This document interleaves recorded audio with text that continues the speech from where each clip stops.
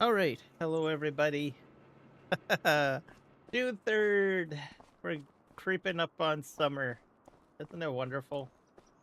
So hopefully everybody is doing fantastic in whichever part of the world you're in. Uh, so we are back on PV Rivers map here. It's in the month of October.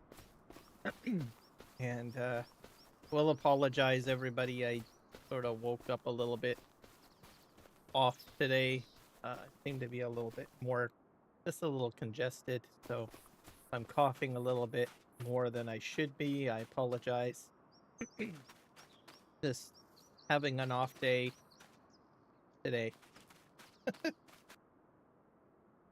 think I've been having a bit of an off week a little bit because I was coughing a little bit yesterday. So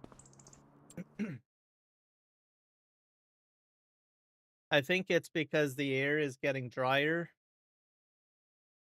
and also there's more stuff in the air. So I am an allergy sufferer. So like pollen and everything like that, dust.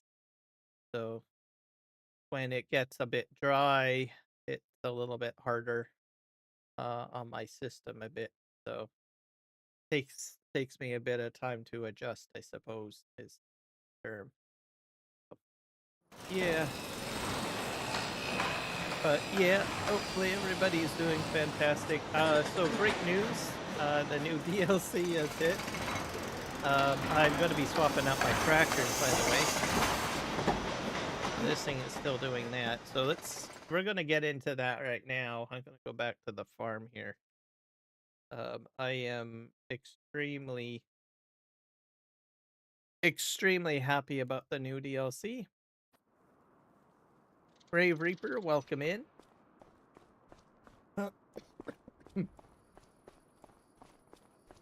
All right, let me just corral up the tractors I've got on this farm. So I have like I think a mixture of Kloss and McCormick. So we're gonna remove this this one. I'll be switching over to a Canadian brand, Versatile. We'll be getting rid of this Kloss. Gonna be basically a Kloss or a Versatile farm. Versatile? Or no, it's Versatile. There we go. I think I got another one floating around here. I don't know where it is. Or did I drive it? Oh, I probably drove it down the road. Is that two of them? So that's what. Well, what about in the sheds? Oh wait, I do have one over here. So this one's a McCormick.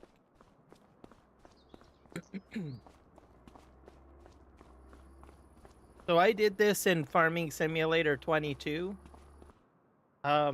Mark Thor, wonderful individual and contributor to the Farming Simulator community.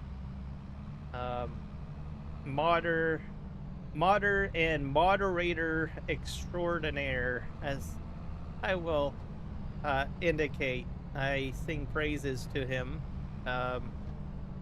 In 22, he gave me early access to his quick bale to test out and give feedback and stuff like that on the Chilliwack map.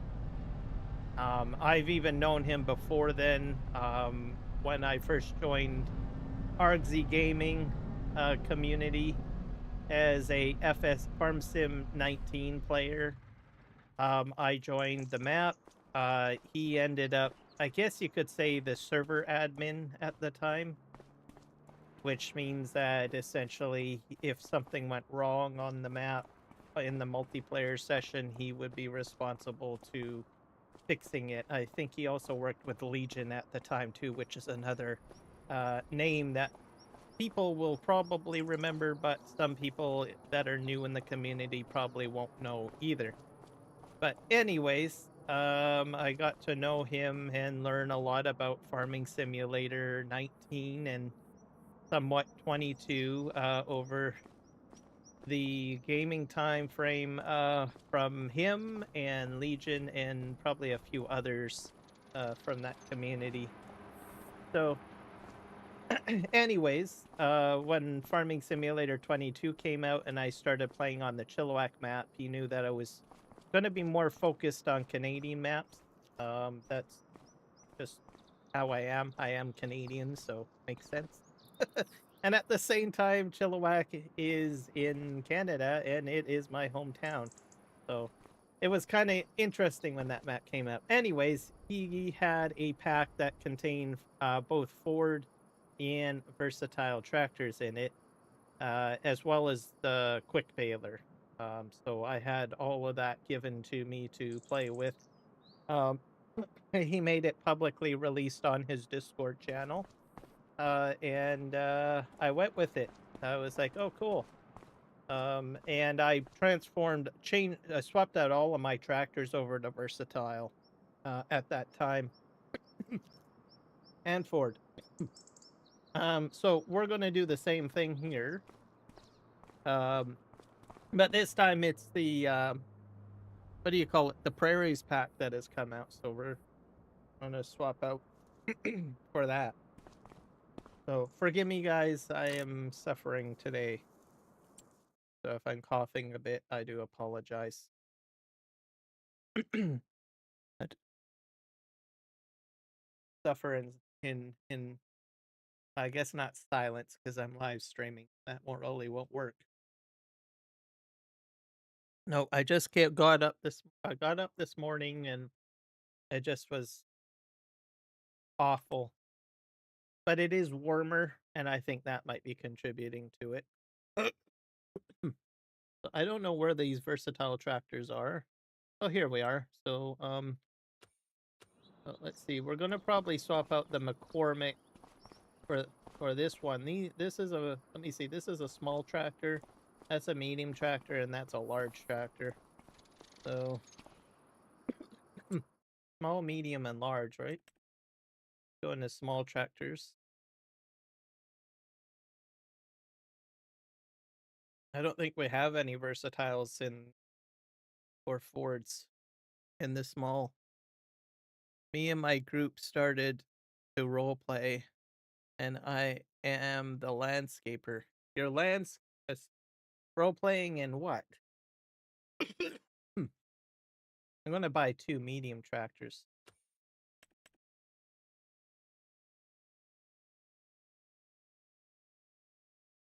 Here we are.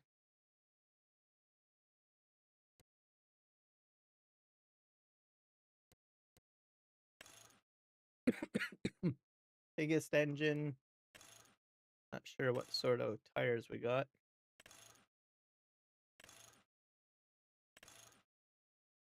Ooh, interesting.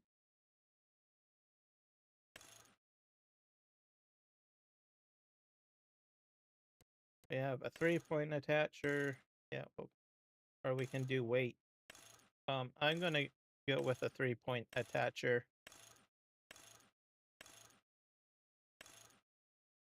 Oh, you know what I forgot to do? I need to bring up my chats. Give me a sec. I got so excited about joining the live stream that I forgot to bring up the chats. I do have a multi-chat window that comes up, but I don't trust it 100% because I have a feeling that sometimes it lies to me.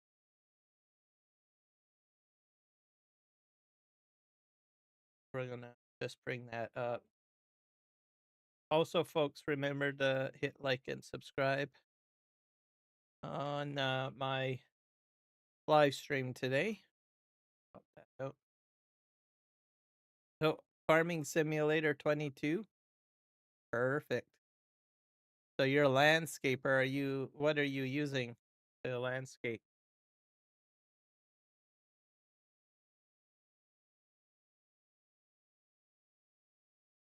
Pop this out.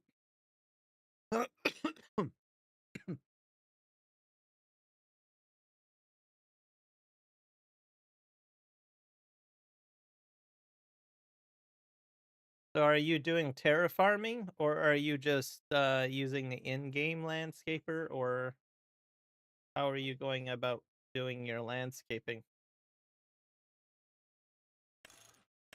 We're gonna go back to 3 point. Front loader attachment. Oh, what the heck? Oh, that's interesting. Yeah. I honestly don't use front loader, so sorry to disappoint people. Let's see what type, but we can do medium tires, we can do wide tires, thin tires. Think here.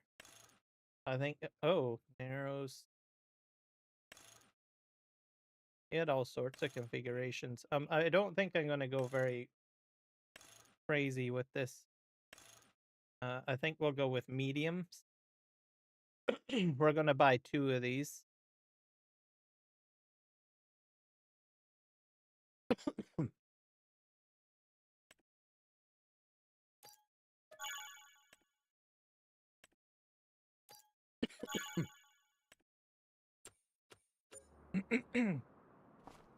There we go.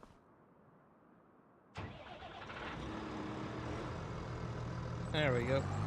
So that's going to replace the McCormick and the smaller cloths. I'm going to put this in here. The sleek little tractor.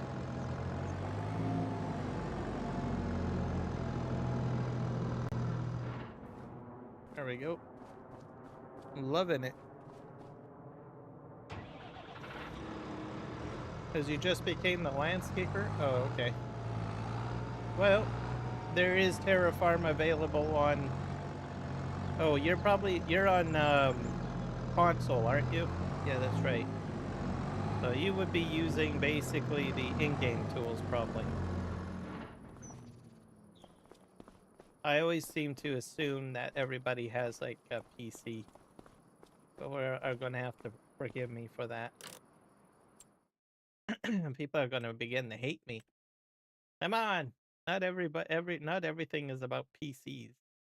With the program. So I'm not really too keen on trying these two just yet. Because my farm isn't really big enough to end up hauling large pieces. We will eventually move up the chain to these and these probably at some point. But for now, when I was playing the Chilliwack map and using Mark Thor's pack, I use this tractor specifically a lot. So this is going to be my my large tractor. This comes with a front weight. I'm not really interested in front weights. I rather have a... I guess I can't do a 3-point on it. All right. Well,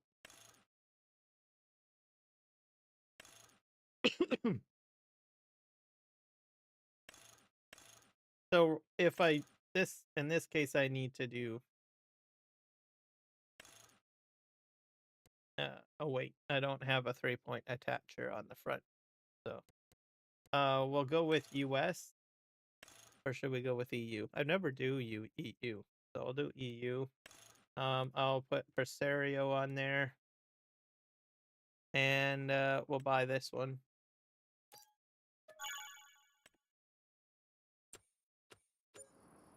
There we go. So that's going to replace the claws. It's probably not going to have the same horsepower, but... Oh, I love that noise.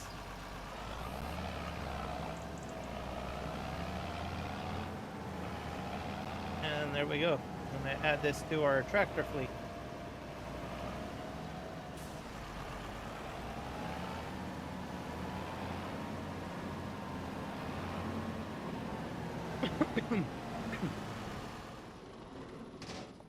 And as for these three, these ones are going to get sold. Xbox in-game tools. Yep, that's probably what you're going to need to do. it's good to do that, especially if you're good at it. Um, Oddly enough, if you get really good at landscaping and stuff like that, and people begin to trust you, who knows, you might end up becoming like a server manager someday.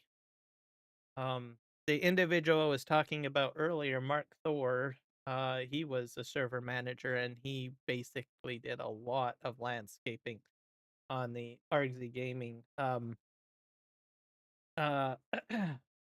servers back in the day.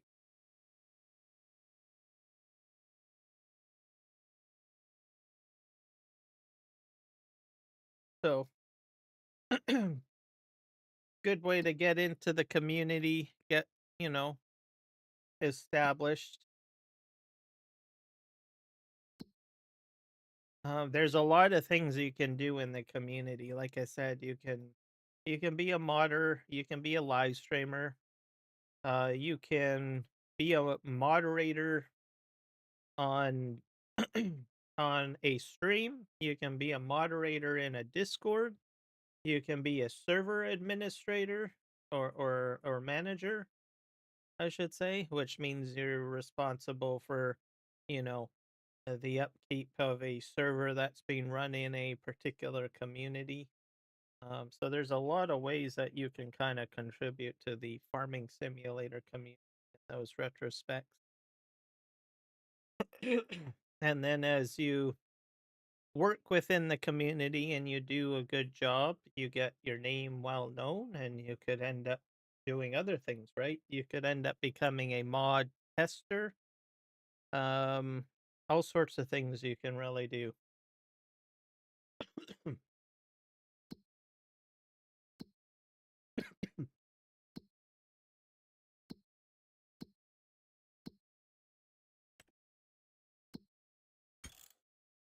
Okay, what was I doing? I got on a tangent. Oh yeah, I was going to sell these tractors.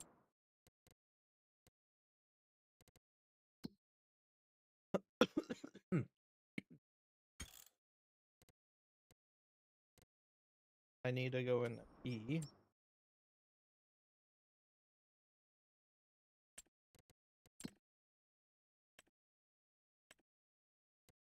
These are probably older equipment. So I'll sort by age. Here's a McCormick. We're going to sell that.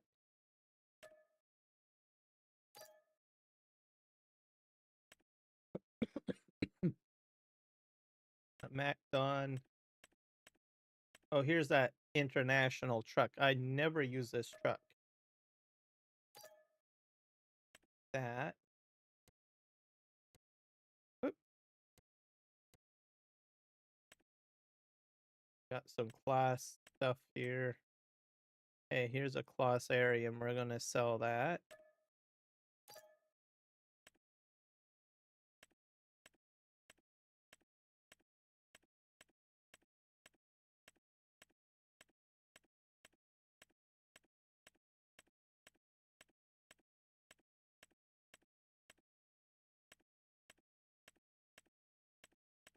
I got one more class in here. Oh, here's a New Holland. I'm using that New Holland at the moment. I'll swap that out later. But there's another class in here. Where it is, though.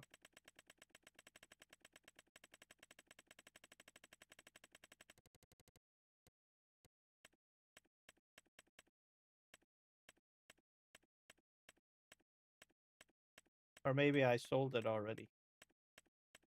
The possibility.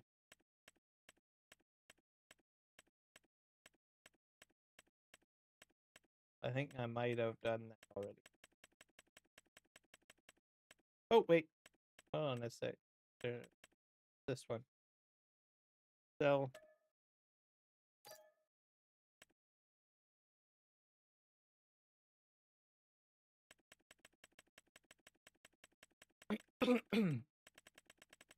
Perfect. There we go. We're all set. Oh, we got our starter fleet of tractors. Where are we right now? Where is this? I am at God. So, yeah. Should be good being a landscaper. It's good. It's fun to do. You can go in and set up a map and landscape and all that stuff.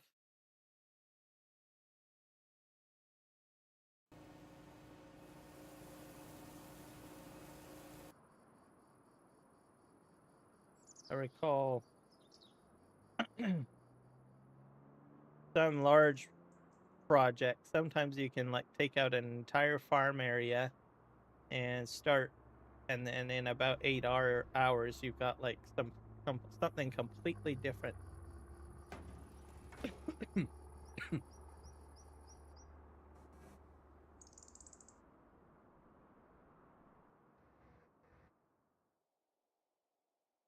Nope. I got a Zader around here. Oh yeah. This is a New Holland.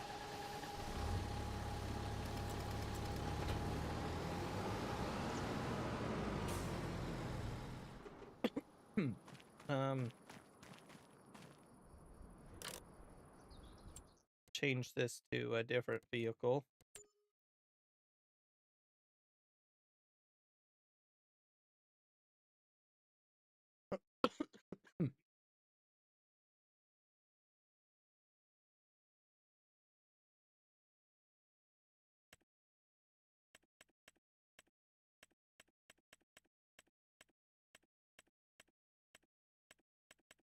New Holland. Nope, not that one.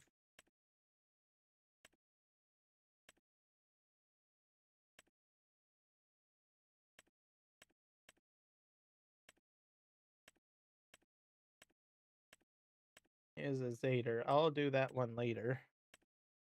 Catch. Valtro. Is this the Valtro? Yeah, that's the Valtra. We will be selling that. Place that with a different tractor. I think that's sure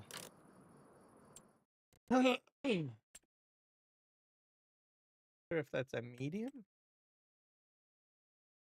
Yeah, it might be a medium. So I would be buying one of these again.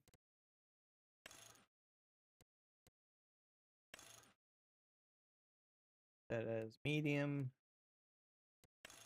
Zero. Ta-da. Let's see what...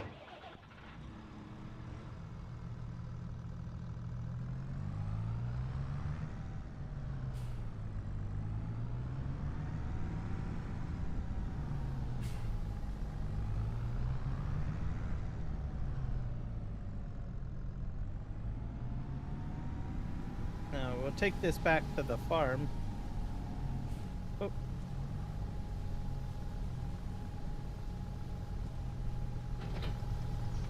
I'll go for a little spin. Is everything strapped down? Yep. This model I like. There's like a sunroof in here.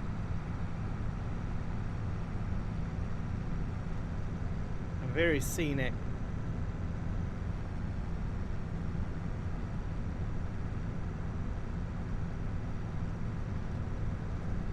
There we go.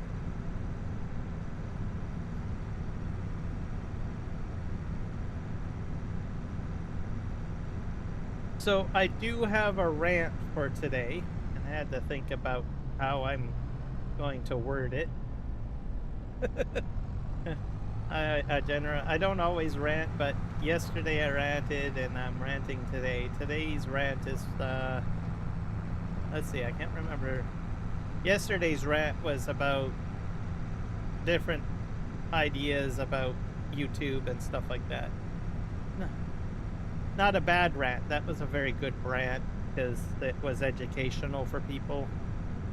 I talked about security of accounts and stuff like that. I talked about some aspects with accounts and how to get into doing content on YouTube at least. And I summarized and mentioned you don't want to use a new account, and I also provided some suggestions of what you need to do if you do have to create a new account to get your, you're never been on YouTube before and you're brand new, so you got to start somewhere, and I mentioned a few tips. So that was yesterday's rant. Today's a little different, a little bit more serious. It's related to the farming sim community. There's a lot of respected moderate mods or people that make mods in the community. And I'm going to just go out and say this, it is not cool to promote your mod with a lie.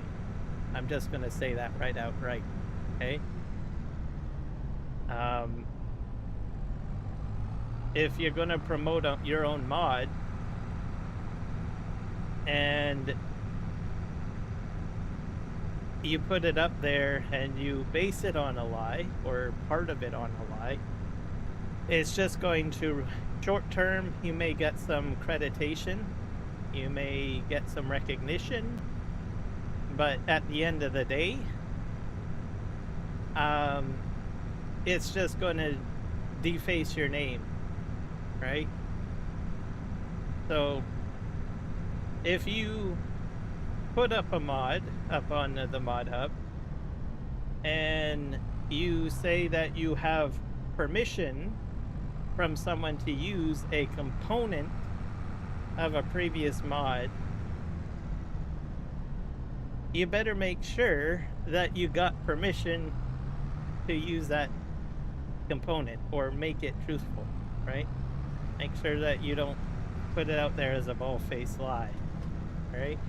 Even if you think that the individual is no longer around, or, not as active, it does not make it okay to say, I've released this mod and I've added a feature to this mod with the permission of blank. So, for one thing, it's just going to make you look ridiculous, and it really damages the community. Really, there's a lot of moderate people that make mods that put a lot of work into building mods for Farming Simulator, and it really diminishes from the community as a core, right? So I'm not going to go into specifics on it or anything like that, because I'm not going to go and say where this is coming from or whatnot, but I'm just putting it out there to not do it. Okay? We have had this problem happen in previous releases of the game, so, and it's just unfortunate. So just keep that in mind whenever you're doing it, because inevitably the truth will come out, and you're just going to look like you're just going to turn out to be a person with egg on your face. You may get like the short-term praises of maybe getting 5 stars on your mod, right, and recognition, but if you put a untruthful statement on the release of that mod, it's just going to make you look bad. So if you want to put other mods out there, guess what? You might end up being blacklisted.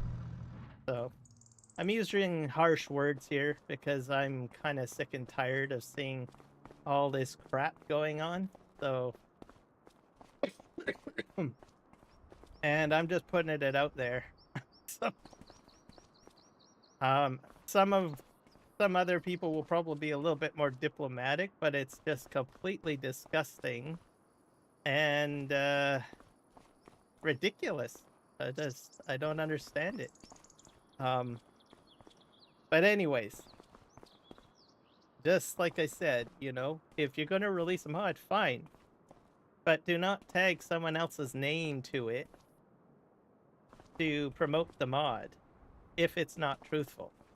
All right? There, I'm just going to put it that way.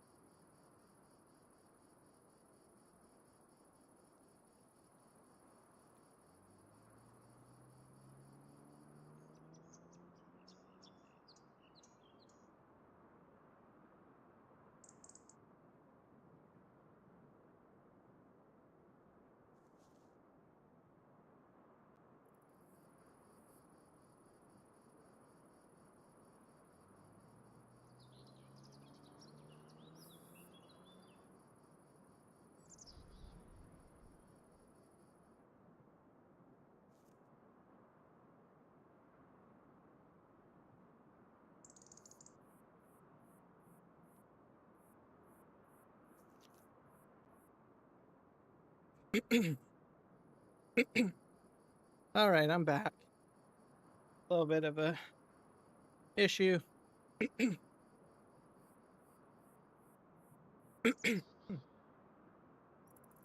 a cough drop.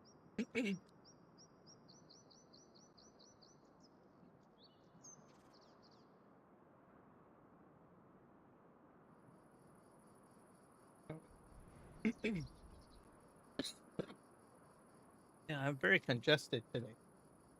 Killing me. All right. I think I'm fine now. I think. All right.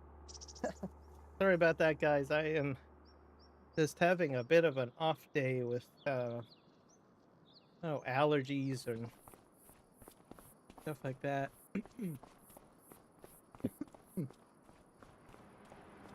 Mainly congestion. So, woke up this morning and it was just warmer. So I guess my body just has to adjust. There we go. I'm feeling better now. I went and took care of things. All right. So yeah, that's basically my rant for today. So, um, honesty is the best thing if you're doing mods. Um, and just because if someone says no to, you know, giving you permission to do something or whatever, well, be mature about it and come up with a different idea. I mean, Farming Simulator is a huge game. I'm pretty sure that you can figure out something else that would be a great addition to the community. And if you can make something more unique, people will love you more for it. This is a very, you know, this community has been built up, I think, even before I even showed up. And there's a lot of respectable people in here that have worked hard to create mods, create maps, create all sorts of interesting things, build YouTube channels, build servers, and they spend a lot of time in it. And just to have someone, you know, try to fast track something is not cool.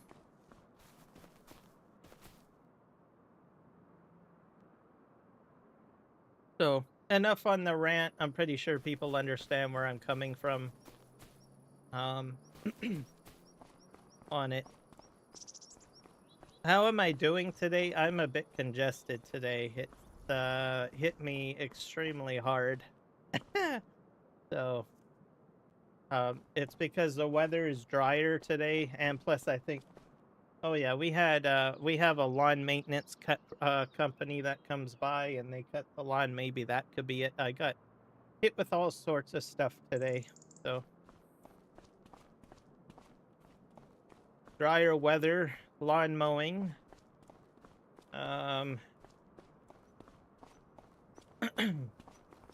Yeah, it's just not fair. I'll go figure.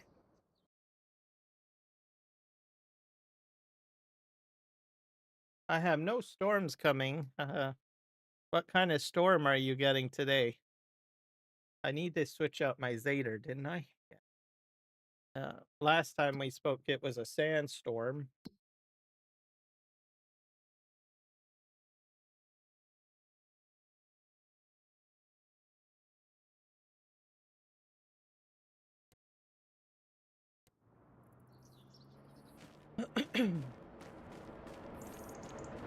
Hey, we're getting rid of the Zader here. Aye, Mr. Zader.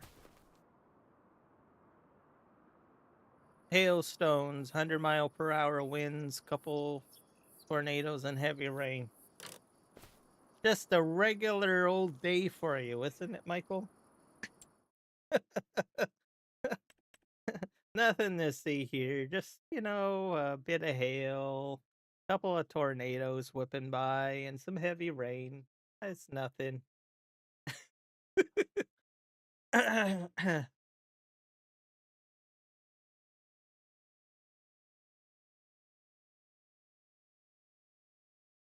Oh.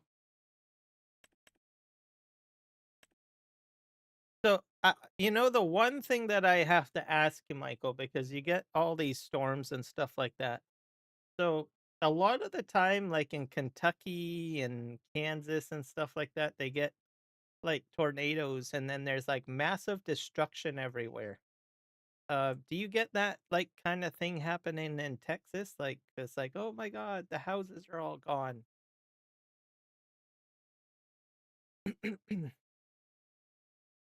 That's kind of an interesting question to ask.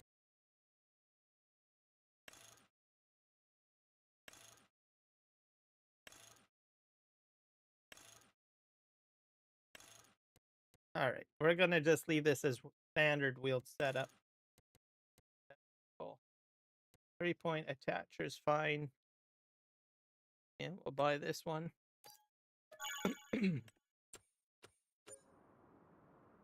to replace this little guy.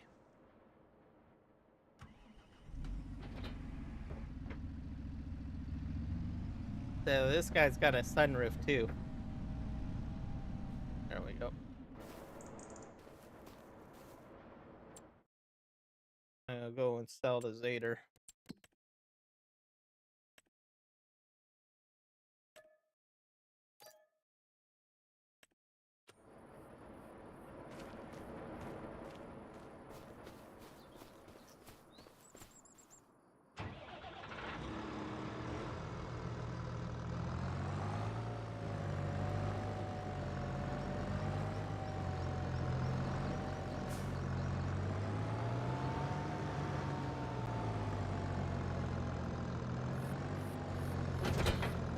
There we go. Perfect. Fine there.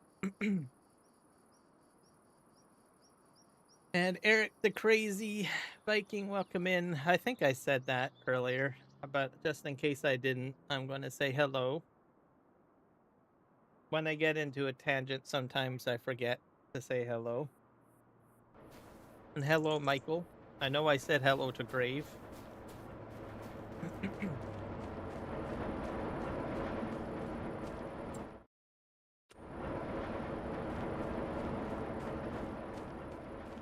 All right. I think that's the last tractor I have to sell. I don't know if I have any more. Oh, wait. I probably have one over by the lumber area. Because it's, I think this is it. Yeah. This one was having problems running the...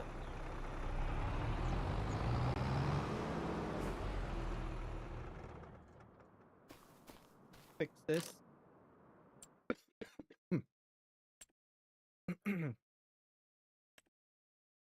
This one's a medium tractor, so we're probably going to go one of these again. Or maybe well, let's just take a look at the large.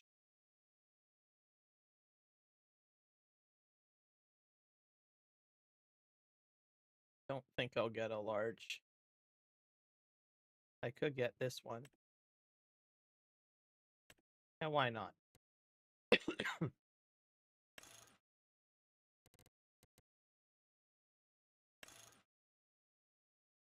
The other one I made US, this one, or I mean EU, this one I'll make US.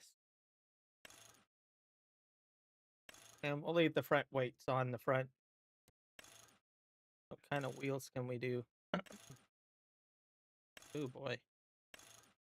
Kind of gnarly.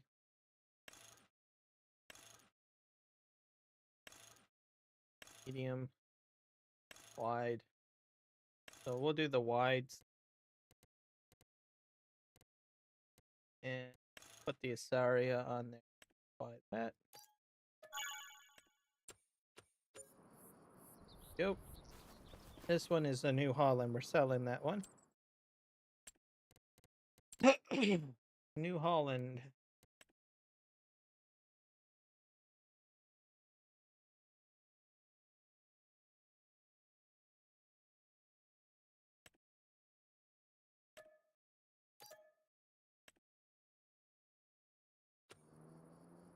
Go. Ooh, I love that noise.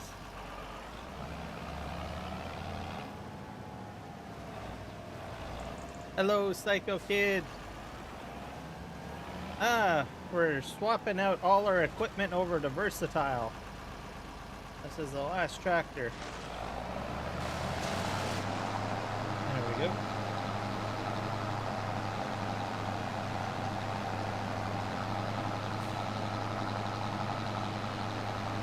And we're going to continue doing the logging, bridge construction, because I got to build my bridge. Did I cut that out? Oh boy, I really cut that out.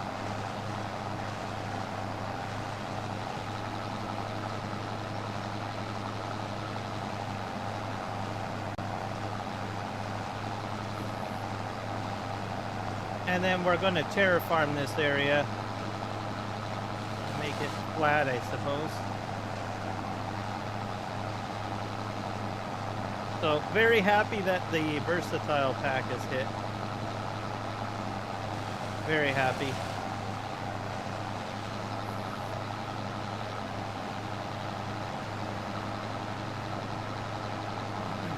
So I haven't put the big Roy in.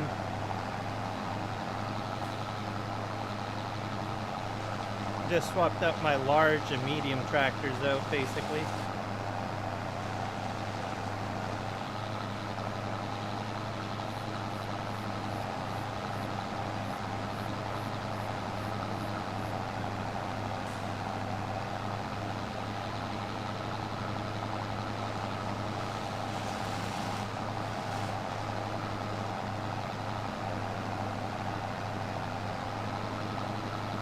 We're going to continue loading trucks today.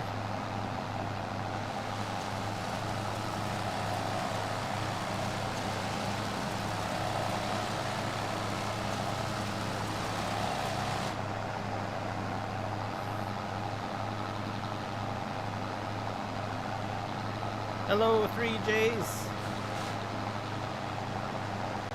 Come on, go forward.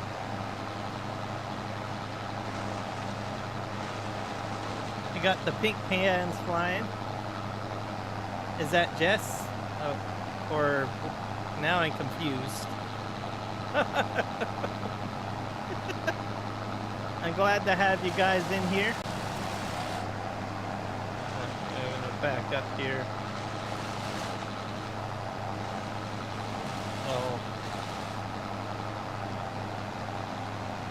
So my entire fleet is now switched over to versatile. Mainly the small and medium tractors only.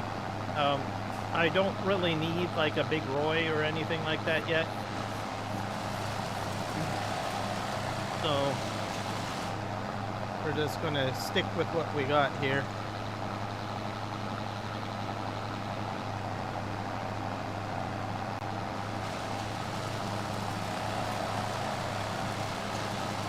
And then we're gonna begin terraforming. Probably maybe on this episode we'll have bridge building done today.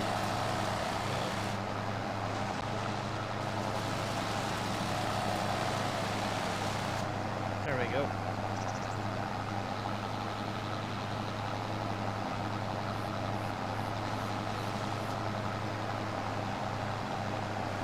I'll put this down. There's something still here. Even if it disappears at the top, I like to just go over it like this just in case, as it might be under the surface of the ground. Now, hopefully I didn't miss any more stumps. FS Miner has updated his pack, by the way, so I got the latest pack. Some of his equipment is now more compatible with Terraform. There's some more bulldozers, as I understand, added.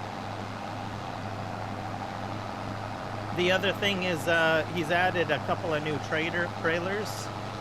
So if the trailers don't work, it's probably because you don't have the interaction mod downloaded. So he has a couple of trailers where you actually have to get out of the cab of the truck, go to the back, and use the interaction mod to open up the back of the trailer. And there's a few other surprises of interaction too on other mods in his pack, like a couple of his buildings, I think. So just be aware of that in case you're using FS Miner's mods and you're not able to dump from a particular trailer. It might be because you need to manually interact with the trailer in some capacity. So he is, I think, moving more into realism with his mods, which makes sense because he is a huge construction simulator fan, and there's a lot of interaction, I think, in the construction sim. I think I played like an older version at one time, and I recall that I had to do a lot of manual stuff, like opening up panels and picking up objects and stuff like that. So Not all of his mods are that way though, but I'm just making you guys aware that a few of them require the interaction mod, and it's on the mod hub. He mentions it in his video, so I'm gonna go ahead and try to get this all chewed up here.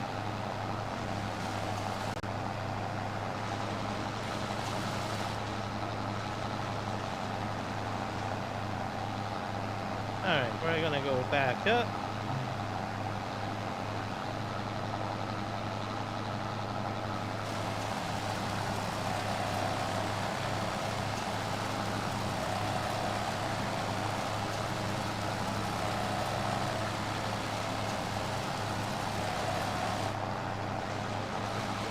That was chopped a little higher than usual.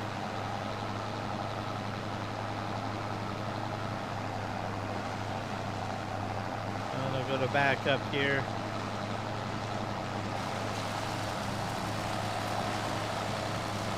So, have any... Oh, this probably is a good idea. I should probably put in a poll. I'm gonna get votes from you guys.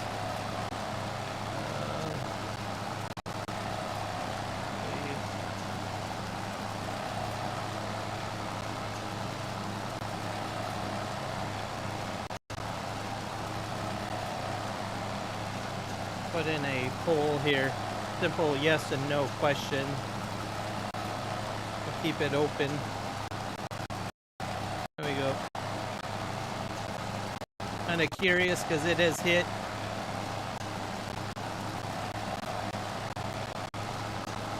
There we go. Myself, I'm excited about the DLC.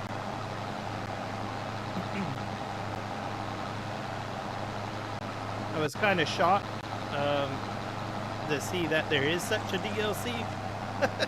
So I was like, oh, right on.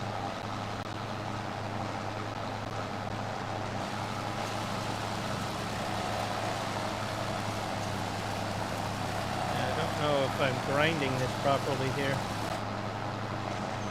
But like I said, I'll explain my history with it. I used basically the Ford and Versatile tractors in FS25 to summarize, and Mark Thor had a very small pack of that, and so I used those. And this exact tractor, in fact, he had a model of it, so I basically plopped out all of my equipment on the Chilliwack map to this, and I think most, not all of my equipment, but most of my equipment on PV Canyon Crossing in FS22 was basically this exact model of tractor in Farming Simulator 22. And Giants decided to make a pack with it, so it's like, oh, right on. So very happy about that. I'm also surprised too, because not many people talk about Versatile or Ford. Well, I guess Ford more because it's a more established name, right? But here we are. Also, I don't know, I watched everybody should watch the introduction from Giants. I think it was posted yesterday. Kind of goes into the history of each of the machines, including EG, which I didn't know was a Canadian brand as well. So I was like, oh, well, that's cool. German and Canadian brand, I think. And then talking on the Big Roy, which was made in Canada, was the very first articulated tractor, which I didn't know ever invented. So the invention of articulation was because of that.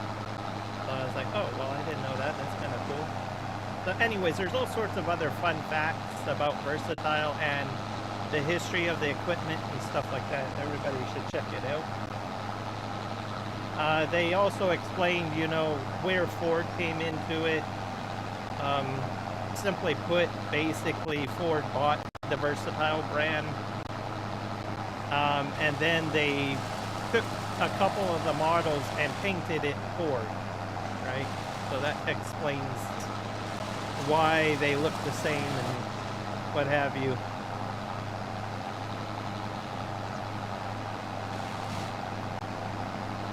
And then, yeah, overall pretty cool pack.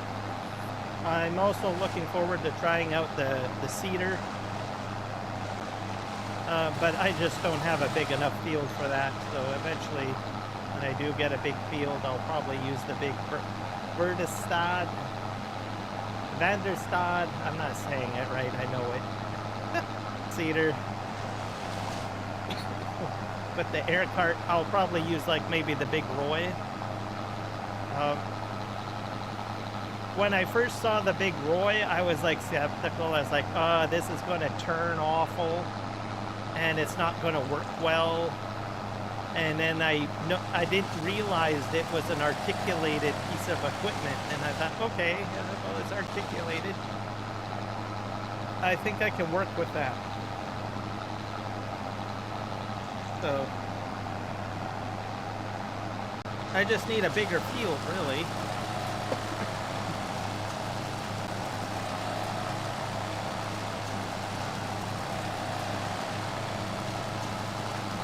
I don't know if this is going to behave itself. Are you going to grind?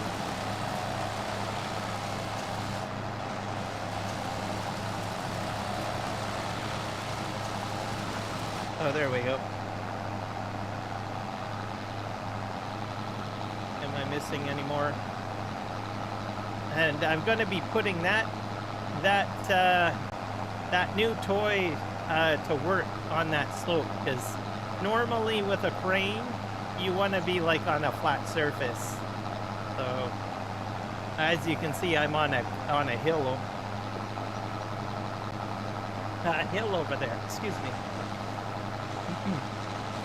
So I'm not sure whether or not it's going to balance itself out or not. We will see.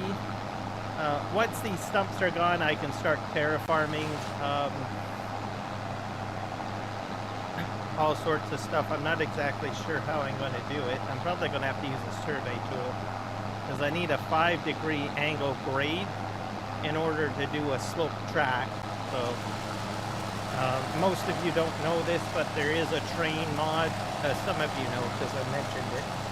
But if you're going to work on a slope, you need a 5-degree slope, or else you're going to have some problems laying the track. So that's why I'm using Terraform, to be a little bit more precise, to maintain a 5-degree angle slope.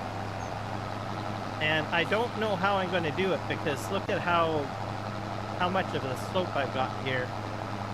Right? That's just kind of crazy. So it's going to require a lot of backfilling, and I'm probably going to make a lot of mistakes.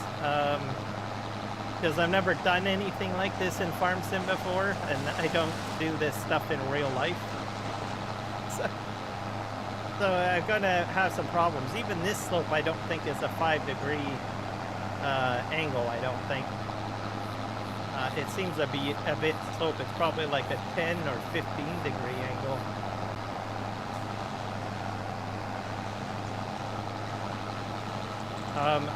Yeah, so it's going to be interesting. I'm not sure if it's going to work out, but I'm excited to give it a try. Okay. I think I got all of these out of here. Okay, let's just move this up here.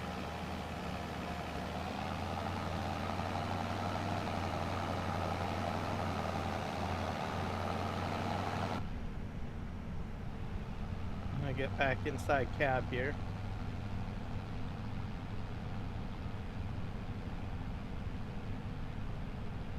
So I'm sorry I didn't have much short videos today, because I think I did sort of the same thing over and over again, so I didn't really have anything of interest to really post. but I did post a few things.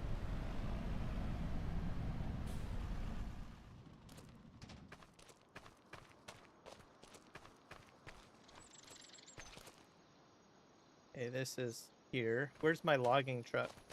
Oh, it's probably back at the mill, isn't it? Yeah. And I have a mod in here that allows me to tab. What machine am I in now? Oh, the MacDon looks so much like a versatile or versatile. Here's one logging truck. I probably could sell this to tell you the truth. While we're here. Oh, it's doing metal now. This bridge, I'm telling you. Oh, that's interesting. That's new. Show you guys. This is so loud, I'm telling you. Brick crew, I'm telling you. So we got these in the middle. So that's new.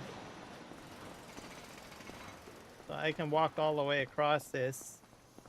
Supposedly this has like a winch system and it'll elevate into the air so that I can bring boats along the waterway. There are boats on this map, by the way, that I can use, that I can go up and down the river. So I thought this bridge would have been done by now, but obviously they're doing the final touches. These little divider thingies in the middle. Slapstick. So coming along nicely. And I've got other bridges that I have to build on the map too. This isn't the only one. Oh, it's going well.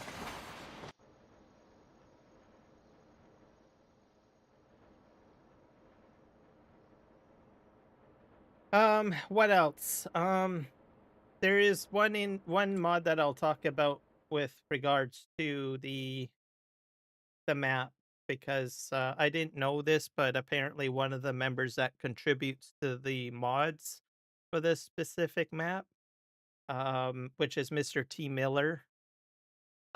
He serves in the U.S. Navy, I think it was, in one of the armed forces in the U.S. And he was overseas in the Philippines for the longest while, and he was doing Twitch streams from over there.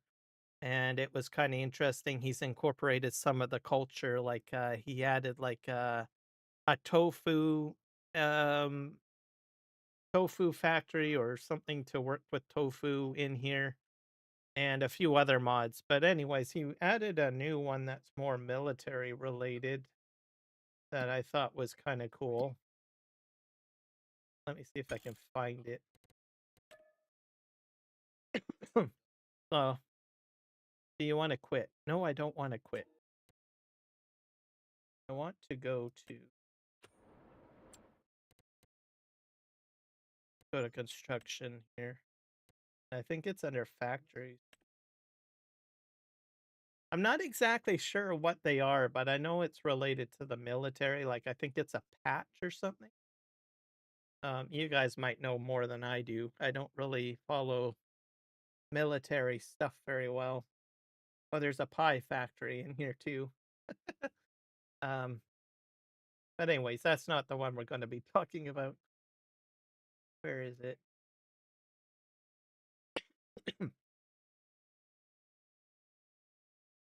Oh yeah, here we go. It is the Revel Model Factory or something. I don't know. I I got the impression it was military related, but I'm not sure. Maybe it's a model planes, maybe, or something like that. Is that what it is? Revel Authentic Kit. Okay, so it's not really military related. I don't know where I got the idea that it was. I suppose it's got. Well, I guess you get model planes, right? That are military related. So maybe that's how I got the idea fixated in my head. But yeah, he made this model kit, I guess, factory. I don't know how I got the idea that it was related to the military. Anyways, I apologize. I got it all mixed up. I guess because it was in the Navy, and then the fact that there's planes, I guess model planes made in this factory. And how it was explained, maybe there was some overlap there. I don't know. But anyways, there's a model plane factory added in. This is the design of it. Nice blue color. It takes paper rolls, salt, glue, and plastic and coal. I make some of that. Like I have, but I don't have glue yet, and I don't have plastic, and I don't have coal yet, or charcoal. But I do have paper roll. So at some point, I'll probably put this down and start producing stuff. But very cool. Never seen anything quite like it before. And it's been added in. It's a nice, I like the blue finish, but I'm a bit biased because I like the color blue. So go figure. Keep your blue out of here, Kiram. You're blue. You're biased. Don't say it's a great color. A rubbish color. Ah, here's my truck. Oh, I'm kind of all over the place, but oh well. I found my truck. That's the main thing. Oh, see? We got blue. Lots of blue.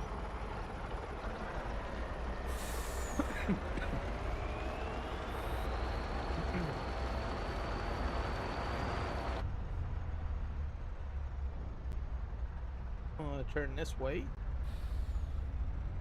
And we'll begin loading the rest of this, and then I might start off with playing with the survey mod, maybe. I'm gonna have to figure it out. I probably should have watched another video before live streaming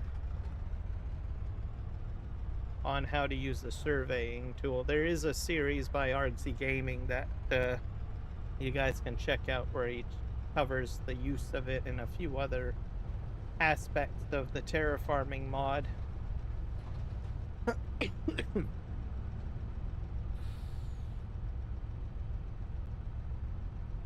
Go this way.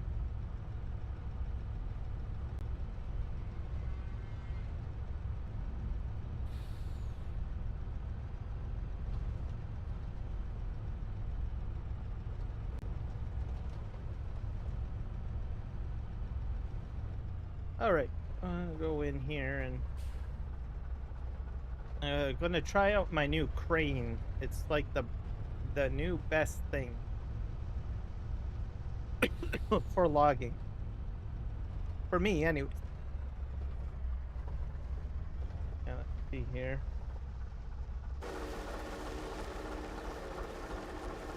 I don't know exactly where the best place is to park. Probably about here. So this is definitely not a 5-degree angled slope. It's going to be a lot of dump truck loads dumping in here. I'm telling you that right now. So what will probably end up happening is I'll be using most of this as backfill. And I don't know what happened here. This is kind of interesting. It's almost like King Kong went in here and just scooped out something or whatnot. I don't know what happened. The other thing that I'm concerned about, which I didn't notice, somewhere down here. Where is it? There's some odd rock formations, which I don't know if I can chip into.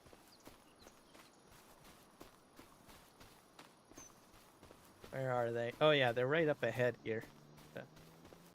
Run in here. Yeah, these things here. So I'm not exactly sure what to expect with these. I have a feeling that they are probably purposely placed here, and they're not part of the landscape. So I have a feeling that I can't just dig into these rocks to be precise. So probably gonna have to go around them. or leave them. I don't know. Might not have to. I got plenty of space here, and this is pretty flat, so this part of the mountain maybe I may not need, but hard to say. What's on the other side of this mountain? Because that's something good to know, because maybe I want to build a slope. Oh boy. Alrighty. That's the temple over there. Eh.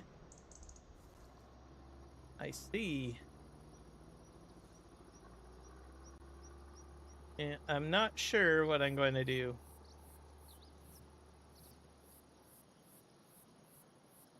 Temple's there, so I don't know. So I'll have to be careful when I start landscaping not to, I don't know, make this too ugly. Plus, this is a much steeper slope. This like drops like right down. It's almost like we're like in a volcano or something. Why anyone would want to put a farm in a volcano beyond me, or a temple for that matter. Maybe there's some spiritual energy in the temple that's keeping the volcano dormant, or something. I don't know. Speculation, right? Here we go. I'm gonna go jump in here.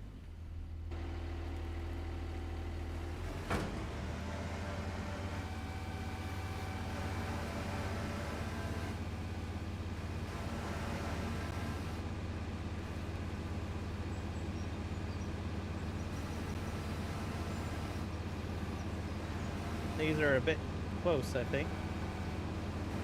Go over here.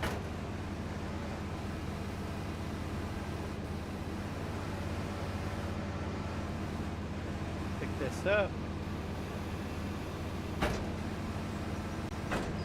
So very easy.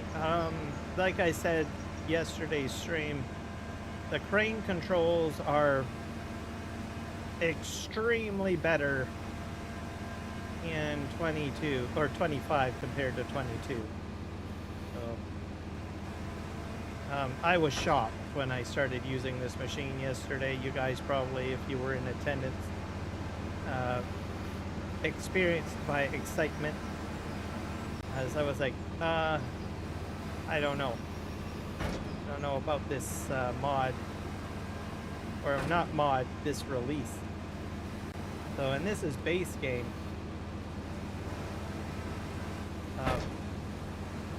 So it basically changes how I'm going to do logging, I guess. In FS22, I had like a whole huge sophisticated setup on PV Canyon Crossing. But I really don't need that. I could probably just use this for loading. It's more enjoyable.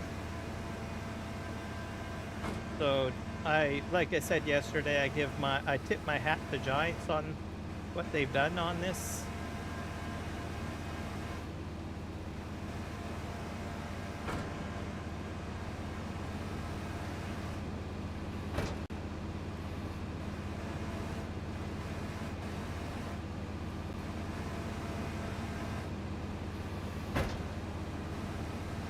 Now, FS Miner does have a crane, but it's a stationary crane. I might consider dabbling with that just out of curiosity to see if its handling is equivalent to this. I mean, it won't be 100% equivalent, but mainly my focus will be on how the seat clamp or the attachment at the end of the crane operates, just to see if it's good.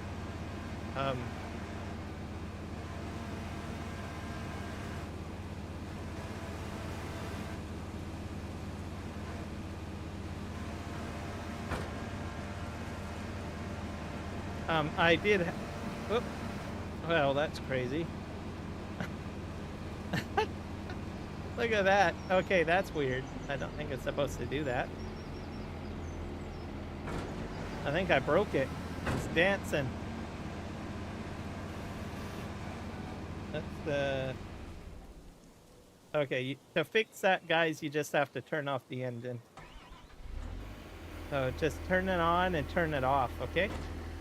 Just like if you're troubleshooting a computer system. We all know that if you turn it on and off, it'll fix it, right?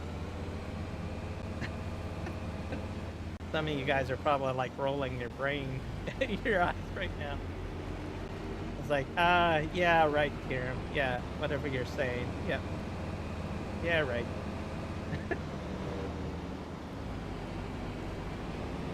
I'm stuck now. Now, the other thing, too, what I like about this mod is the outriggers actually have a purpose. So, if you have the outriggers in, and you lift up a heavy load, you're going to unbalance the machine. So it feels like they've actually put a purpose into the outriggers. So you guys should be proud of me. I remembered the word outrigger today. What did I say yesterday? Outriders or outrooters? I said. Anyways, I got the word wrong yesterday. I was like struggling trying to figure out what is the word I'm looking for. But anyways, outriggers. So you put these out. With them in, you can probably pick up on log. But if you're picking up a heavy load, you're probably going to get tipped over or something. So, very cool.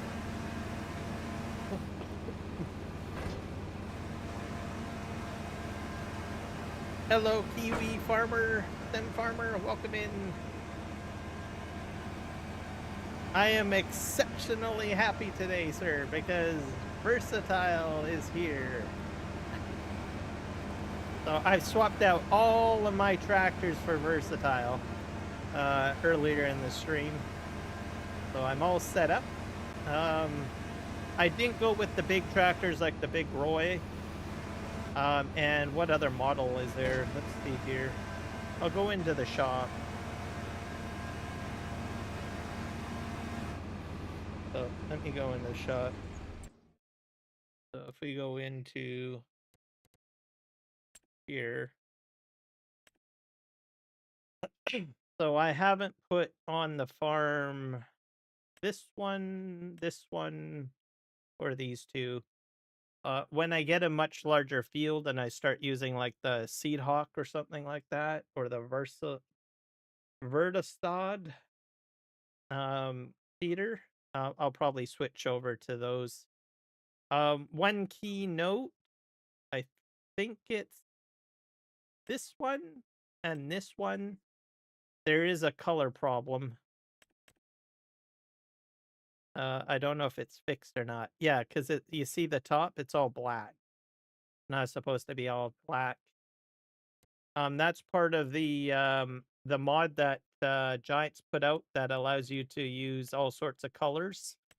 So if you want to still use the tractor, but you want it in the traditional format without it all being black on top, just remove that color mod that they released back in December, I think it was, that allows you to do like the special colors, like custom colors, like metallic and gloss and all of that. Just uncheck that. I imagine that in a future update they will fix that. I left the mod in place because I still use it, and I'm not using these tractors at the moment. So this tractor is affected, and I think this one. Oh. Oh. Okay. This is even worse. It's going to blue. So this is supposed to be the versatile edition. And it's gone completely blue. So that's probably related to the same pack. Just like I said, uncheck it. Or just wait until Giants patches it, or this mod, or this DLC. One of the two. Let's see what happens if we go into Ford. The most of the focus was on these two. They never really talked about the Fords. Yeah, the Fords look fine, I think.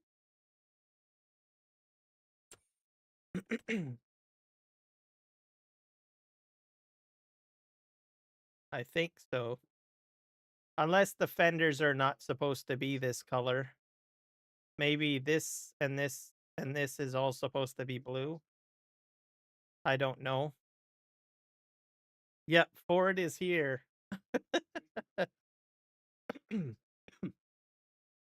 So there might be some issues with the Ford, maybe. This piece, the mud flap, or I don't know what you call these. They go over the tires.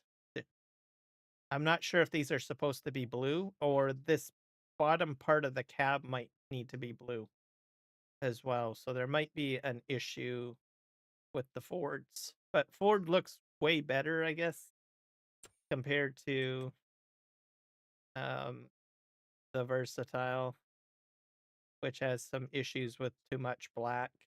So, and this one, well, this one goes, well, completely blue. So, go figure. But I am like I said, I gave you guys the workaround. Just simply uninstall that one mod, or uncheck it, or unselect it, and you'll be fine. The only problem is if I suspect is if you're using it for other mods, like other tractors on your farm, you may have some color problems, perhaps. No one really talked about that. So me, I'm just gonna leave it in and just go with the flow. Okay.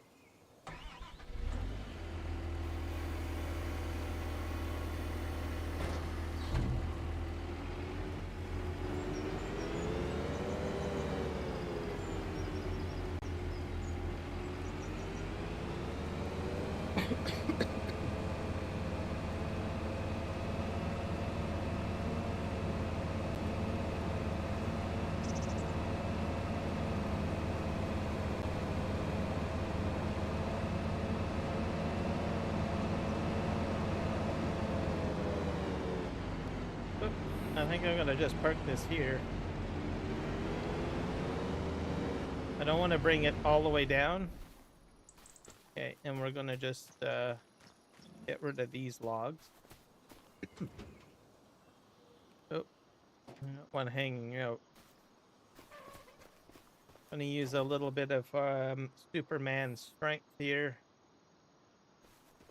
or Popeye's strength.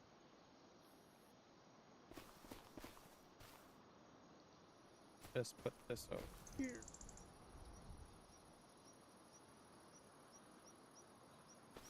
I think I did better using the machine to put it into the into the truck.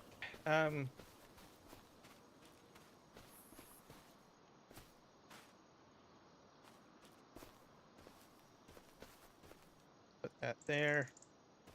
We're gonna run this to the paper mill. This will be the last load because I don't have any more trees. But that crane, to summarize, I'm very impressed with it. I'm not sure how many people use it, but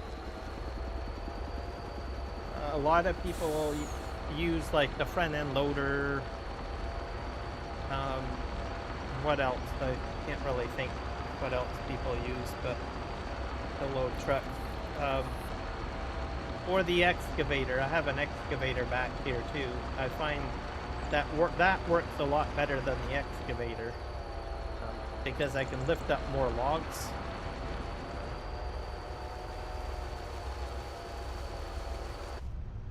We're gonna this way. Whoa! That was crazy. That was exceptionally lucky too. I don't know how I didn't flip over. A load and check. Go.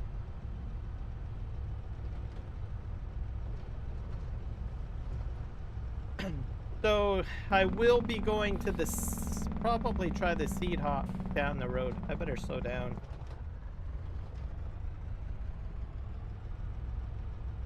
Down the road, but I don't really have, maybe I could use it when I do the grass field. I don't know. I'll have to look at the size of that field. Oh, I've got some Jake brake noises happening here. Oh yeah, I never noticed that audio before. I love it.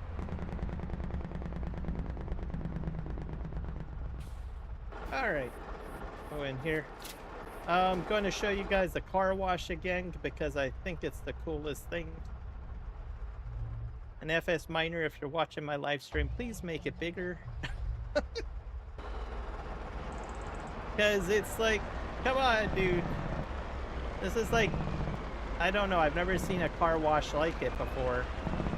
So I'll just demonstrate it. I don't know if I can get through properly though. But how it works is you don't need a spray nozzle at all. All you do is you go into the wrench, it acts like a production, and you activate it. And then you drive your equipment through. You just drive right through and it sprays on it and it cleans it. There's no getting out with a spray nozzle or anything like that. So I'm just going to demonstrate. So you go in here into the production, you click on washer for trucks and you hit activate and it'll wash your truck. You put water in here and then it collects dirt and this is it. And you just drive your truck through it. I'm not sure if I can get in because I'm not sure if I can. This is a bit tight. That's why I would like it larger. You can't do combines. You can't do large equipment. It's just a truck wash. So that's why I said it'd be awesome if we could get a much larger one of these, like maybe have the fencing extended to the sides or something. Let me just sort of drive in here. I got the trailer attached. You really need to go through frontward.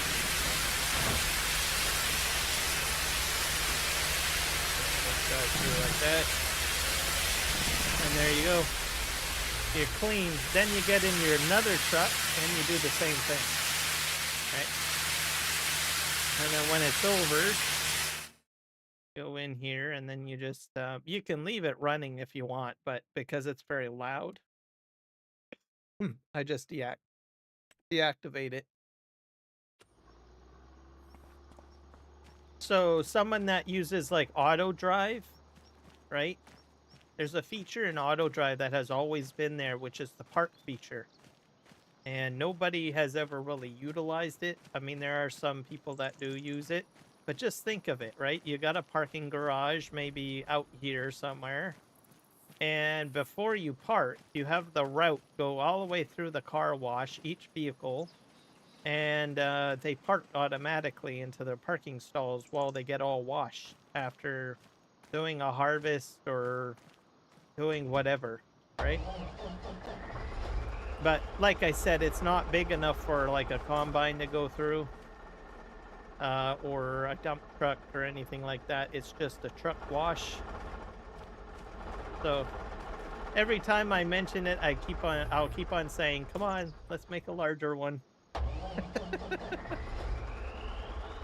Because I would think you would need to do, and I'm not a modder, I don't really want to say that this is easy or anything because I don't have any perception of how hard it is to build something like this. But if it's easy to move this like right here and put in maybe a couple of more of those panels right here, I say why not, right? And then you could drive a combine through here, or you can drive a rock truck through here and just wash it up.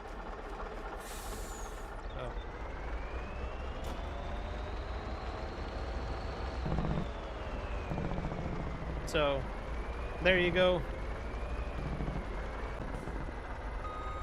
But it would be phenomenal. I've been wanting like a car wash like this for the longest while, where you could just drive into it and just wash and drive out the other end. So I've never seen anything like that, like ever really.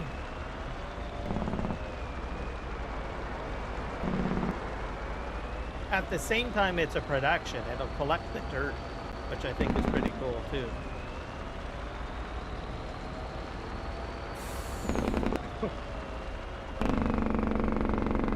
Man, the jig brake is really working today.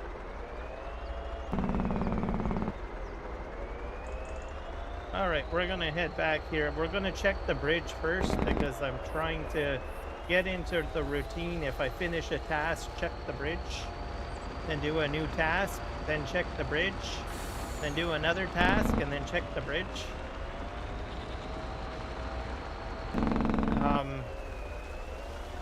So that's what we're going to do. Oh, wow. Yep, jig brake is really working today.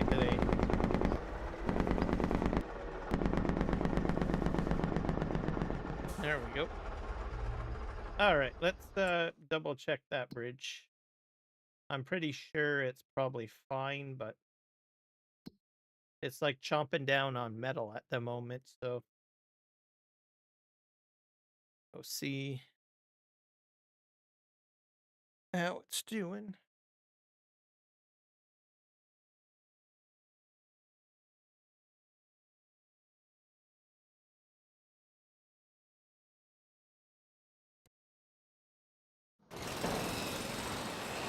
Still working on this.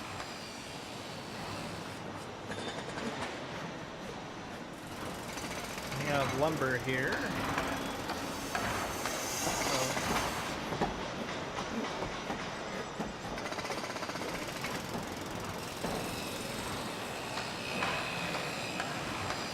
Oh, I need to put metal in it. I gotta read better. I just wasted a bunch of time. Okay. Oh, and grab metal. Might have to restock some supplies down here.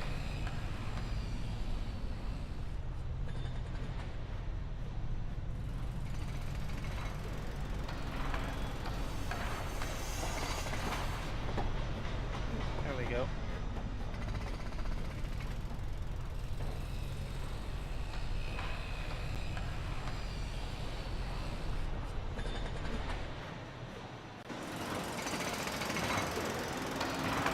Still working.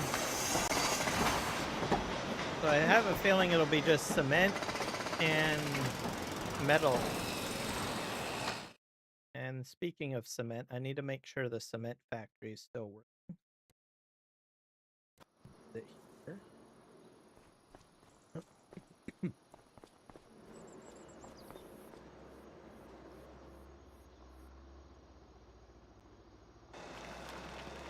Just get more out of there. Okay.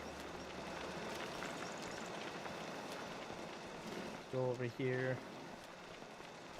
I'll take a look at what we've got lined up here.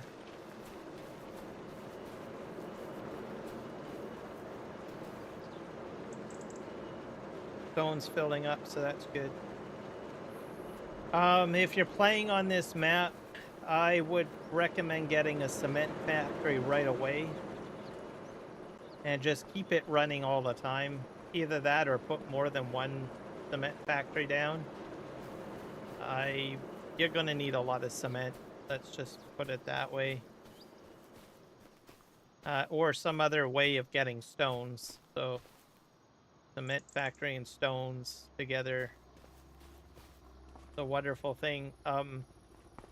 I started off with just one of each, but I think for most of you guys, you probably might want to put down two.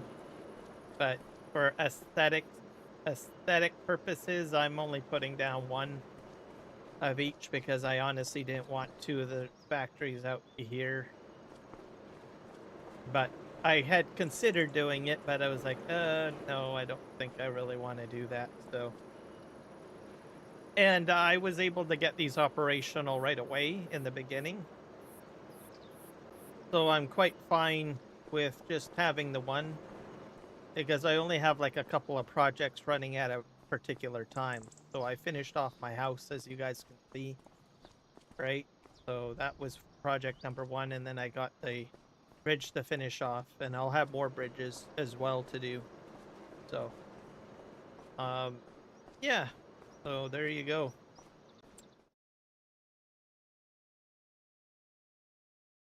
Um, let me see. Oh, I there is a guy part of this that I want to share a video from. Uh it's basically Billy Alpaca. So um I like his approach on things, on how he does things. For one, he works on this map. Okay. Great guy. Same with Dave too. But I've talked about Dave much, but not many people know about Billy Alpaca. But really great guy. I think we both share the same philosophy on certain things, except that he's more experienced in modding and all of that stuff. But presentation wise and stuff like that, I feel that we kind of share a kinship in a way. So for one, um, he works on this map and he works hard on it. But the other philosophy is that he's very open to sharing information, especially on live streaming. And today I was surprised. I checked out one of his earlier live streams, well, a replay of it because he's in the UK and he live streams at a time that I'm not usually up. So, but he goes over OBS and the setup of OBS because he had someone ask him questions about how to get into setting up OBS and stuff like that, and he did that all on the live stream. Um, I'm gonna try to find the live stream and share it out to you guys so you guys can check it out. And let's see if I can find it. Watched it. I was like, oh, this is cool. I knew he would share. He shares a lot of information, but I didn't. He never really talked about like live streaming and how to get set up and do all of that stuff or show OBS. Um, and I tip my hat to him because half of the time I don't really talk too much about OBS simply because it's a hair pulling experience just for me to get set up and my memory is not that great. So when it comes to precisely explaining things, so I usually try to explain what I'm comfortable with explaining, right? But anyways, he has a phenomenal memory. I gotta find his channel. And is better at explaining things. And today's live stream, or the one that he posted this morning, I thought was amazing. So I'm gonna go find his channel. I think it was today's live post. If I can find it. Is it this one? These are videos. Maybe it's under lives. Yeah, I think he's dual streaming. I think this might be it.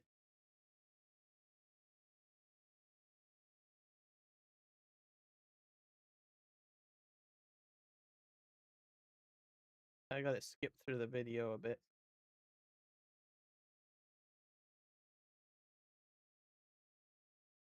But yeah, everything you need to know about the map, he's like one of the top folks.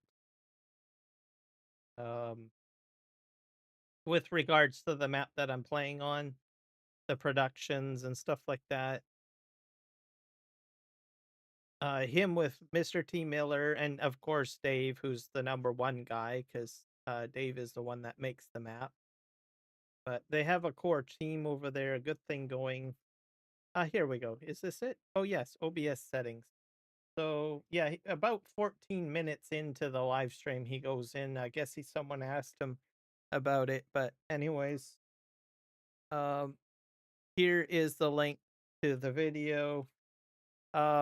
He predominantly live streams on Twitch, but now he seems to be moving over to YouTube and building his community over here. He has about 489 subscribers. If you enjoy this particular map and want to know more about it, I bow to him on these matters. And he's a worth of knowledge. He's been playing Farm Sim long before I have, but like I said, he's in the UK, so he's usually live streaming like super early morning, I think, compared to North America. He might align a little bit more with Australia and New Zealand viewers, because I think there's a little bit more overlap there, perhaps. But yeah, check him out. And if you do pop in and you comment or say hello, just let him know Kiram Gaming sent you. He knows I'm frolicking about in the meta world of YouTube, as the saying goes. Probably not the best word to use. No, probably not. But anyways, I'm in the YouTube verse somewhere. Anyways, yeah. Oh, there we go. My shout out for today. Let me go over here.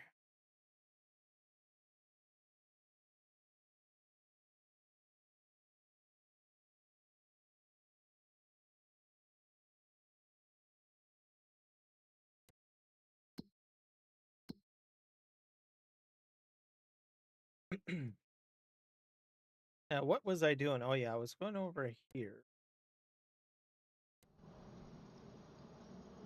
So I think I need to buy the survey tool because I don't know how I'm going to do this. I think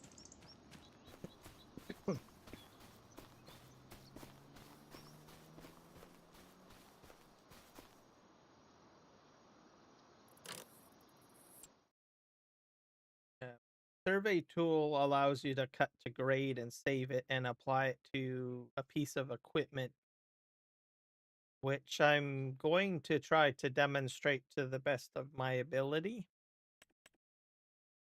And I'm probably going to falter at it. So there we go. RXZ Gaming does a far better tutorial on it. So when it comes to like terraforming, there's a lot of steps involved. And like I said earlier, my memory is not precise at times. We're gonna set. Oh, I don't want blue. We'll leave it as red. I want it to stand out. Oop, that's a dark red. Go lighter red. Lighter red. Let's. Can we set this to like matte or something? There's glossy. Let's do metallic. Yeah, that looks great. Buy that. All right. Leave the legs as is. Oh yeah. So this is what you get. You get this little container. You can pick it up and move it around. I'm not exactly sure how I want to create my slope.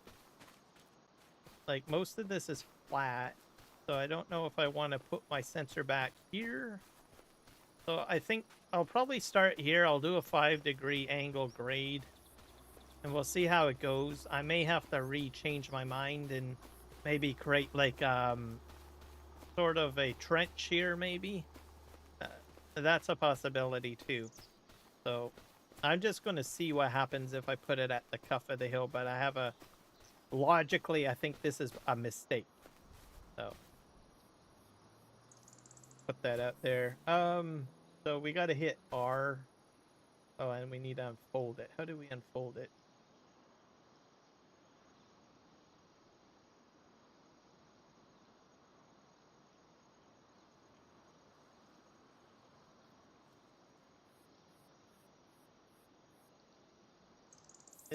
This is embarrassing. I gotta, how do we open this?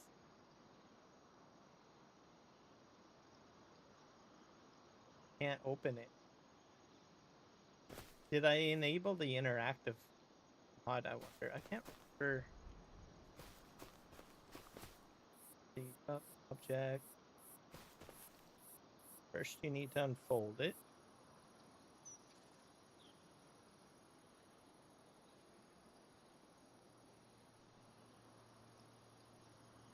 Trying to go over it and see if maybe V, Z, X.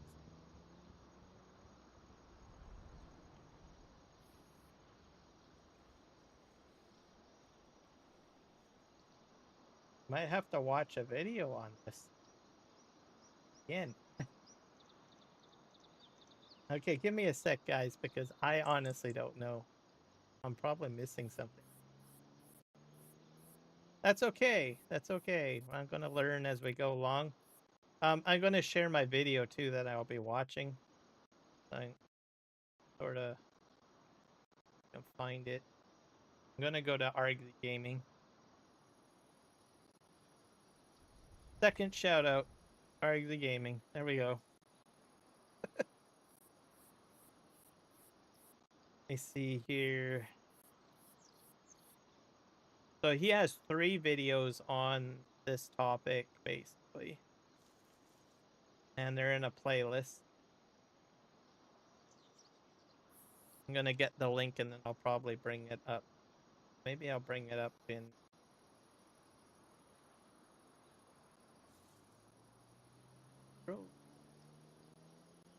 videos. Live? Was it? No, playlist, probably.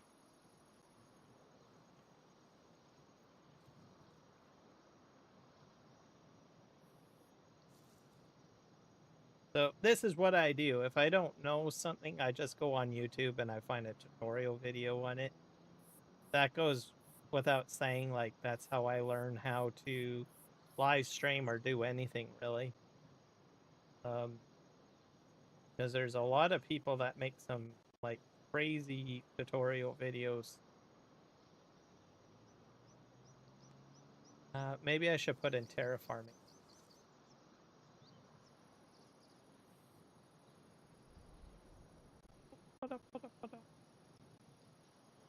Okay. Let's see. Surveying. Yeah, so his second video from 2 weeks. Grab that. I'll dump it into the chat for you guys in case you want to check it out. So, if I can bring this up on over here.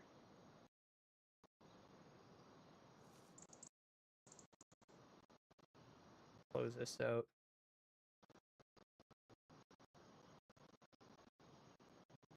Oh, Microsoft Edge has received an update.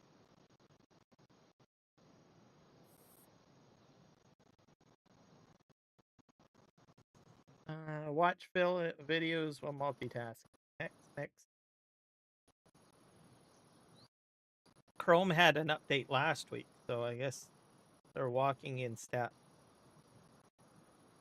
A lot more AI integration by the looks of it.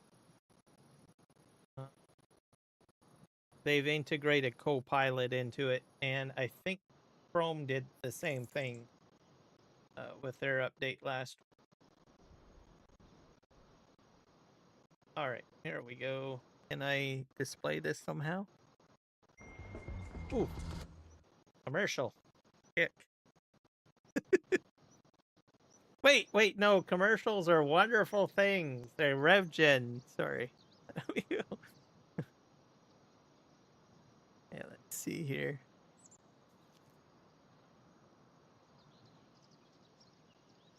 Let's see if we can do this. Yeah, there we go. All right. We're going. I'm going to shut down the volume. We'll play the commercial. I'll add to the ad revenue for the channel. We won't hit skip. I know that skip button is as tempting as, you know, chocolate or something. Oh, great. We got another ad. Well, this one's a little bit more better to watch. Split Gate 2.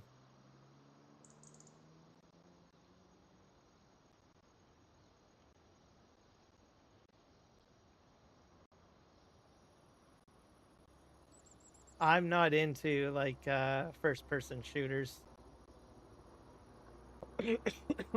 I'm horrible at it. So I do have a nephew that is exceptionally good at it. So sometimes he'll come and visit, and then he'll be like, "Hey, let's try this," and I'm like, "How about you play for me and get my character up or something like that?" So he'll be like, "Sure, no problem." So and he's pretty good at it. He has very good what do you call it? Hand-eye coordination.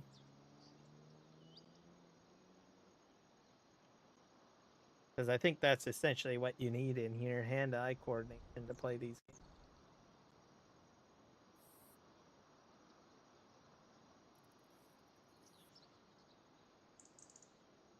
This is a very long commercial. 10 modes.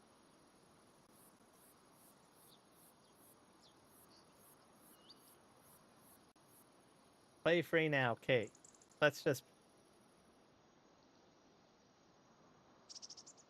Oh, come on. Okay, good.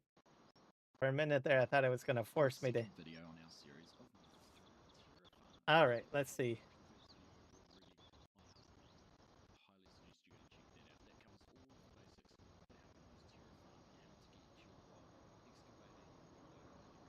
I just need to know how to open up the bot.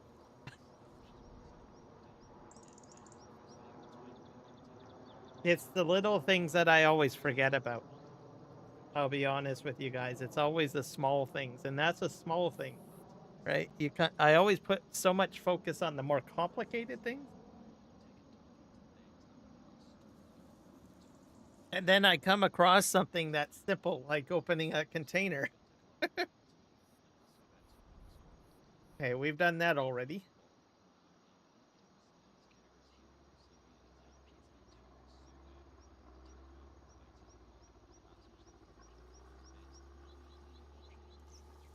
He's gonna choose orange. Oh, he chose blue. I'm shocked. Oh wait. Oh wait. He went back to red on that. He usually goes with orange.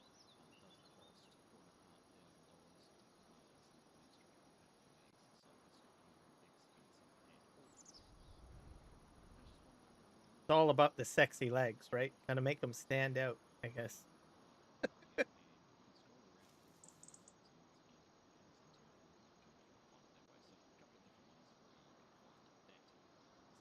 There you go.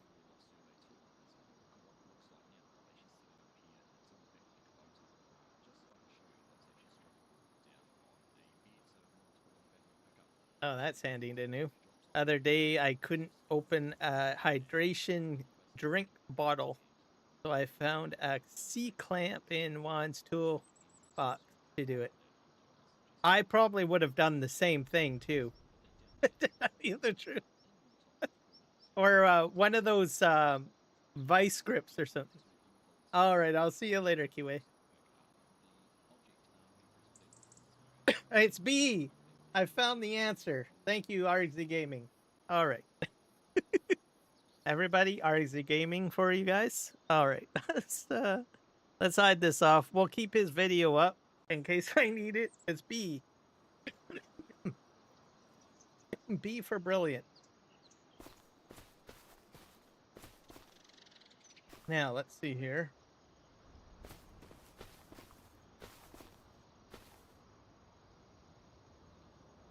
It's not working. Now, what did I do wrong? Hello, Whiskey Creek Farms. Welcome in. I'm hitting B. Oh, maybe I gotta... Why is it not working? Maybe it's not flat. Let's move it over here.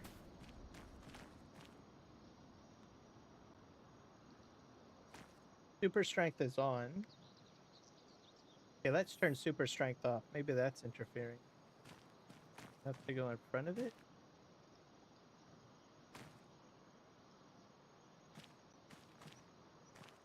Okay, I'm frustrated now. He did say B, didn't he? Say B. Hold on a sec.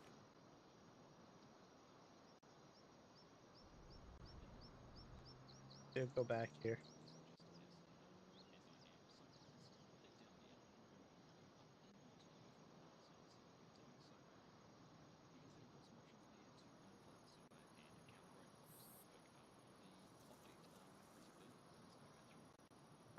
It's B. It's B. It's definitely B. He is a boy.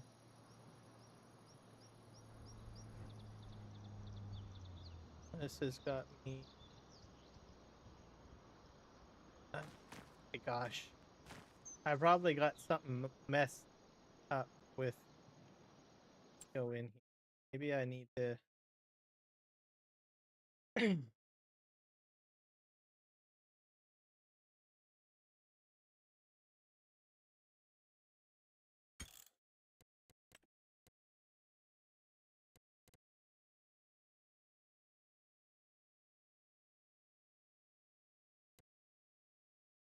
Wonder if it shows up as a separate rotate hand tool. There's interactive.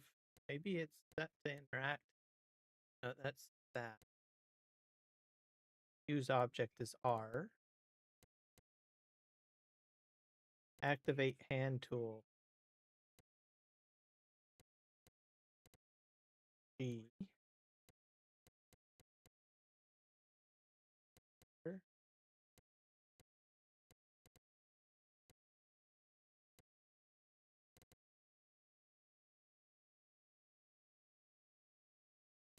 So the problem when you put in like a bunch of mods, you run into these types of problems.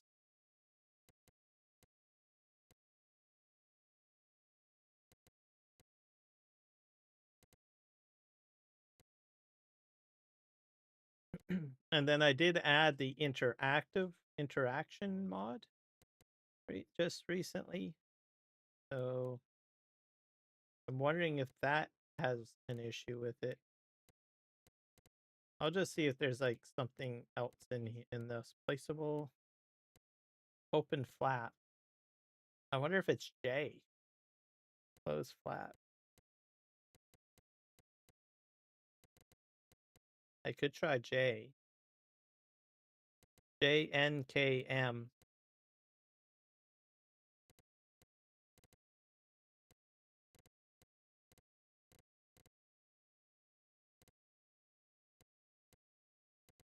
This is a me problem now.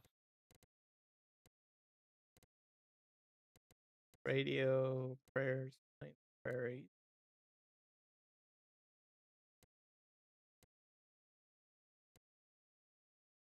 So sometimes, oh, lifting axle. Okay, I got that. Terraform.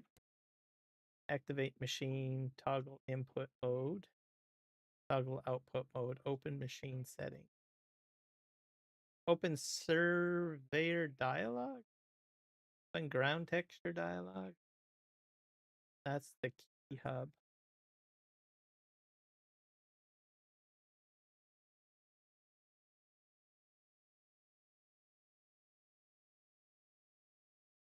Interactive controls. Lumberjack mod, power tool, precision farming. Design kit, universal auto load, dynamic office path. Can't remember what the dynamic office. All right, let's go back up to that list of cool interactions.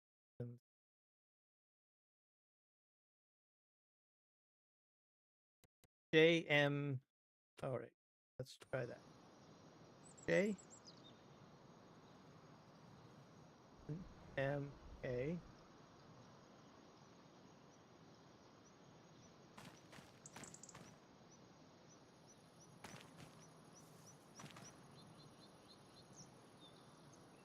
Control F.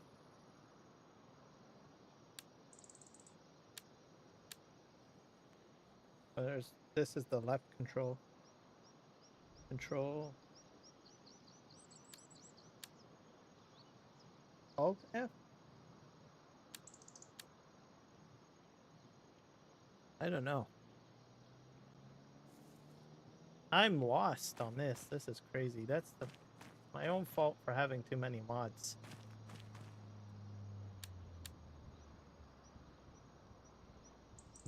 Hmm.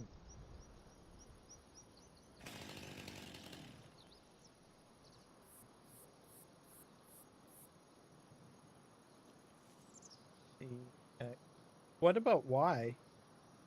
Sometimes Y works, right? Oh, oh, that's interesting. Control Y? Shift Y? Shift B? Wait, open tool menu. Nope.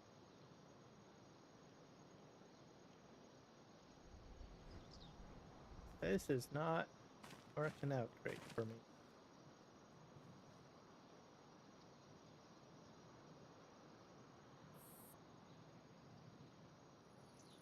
I wonder if I have to turn the knob. Nope.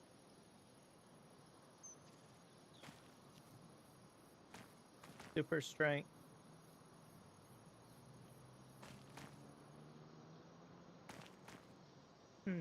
This is interesting.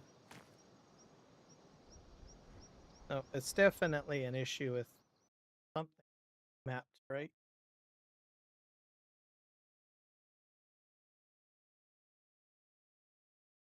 Oh, let's see. Let's go into controls.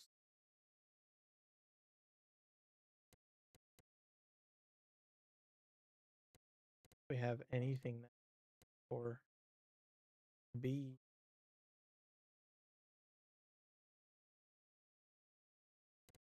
Use object is R. Interact. Maybe I should set this to B.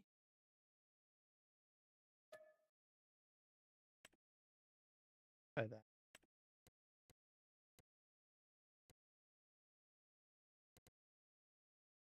Two things set to R. Toggle hand tools. Level pickup object. That's G.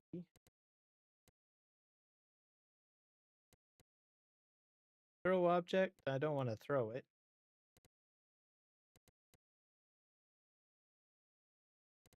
So let's just see what happens if I do that. Save controls.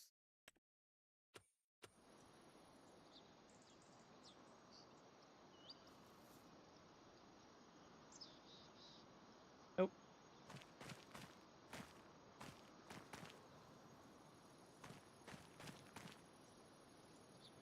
This is not fair. Throw object. Pick up object.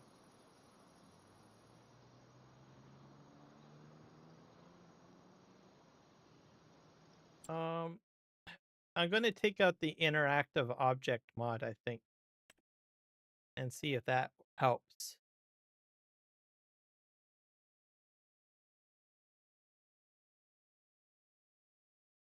Because I added that because it some of FS Miner's mods do require it, but maybe it could be affecting my ability to open the container. It could be something else too. It's gonna hit save and then we'll quit and then we'll just eliminate that one particular mod. And hope that it is a simple fix. But I've never used the survey tool since I installed Terraform, so it could be something else.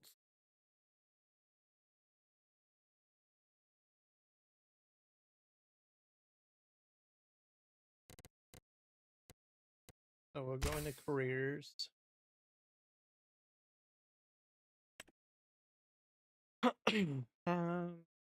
Where is it?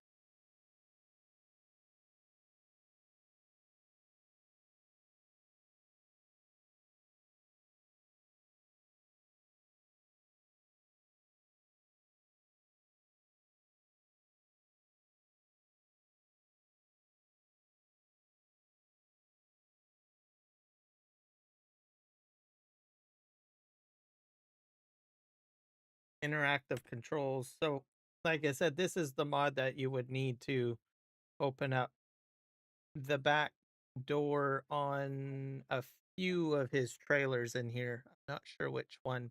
Maybe it's this one, the Midland, or the tube tipper. No, but I'm not using those, but I'm just going to mention it. All right. That is deselected. And we'll just hit start. And it should load a tad faster than earlier because I think it's already sort of in the cache memory. Just kind of a pro tip for you guys in case you guys didn't know. So if you load up the game at least once and you still have the game open, usually the second time you need to open it, it'll load a little bit faster. No guarantee, but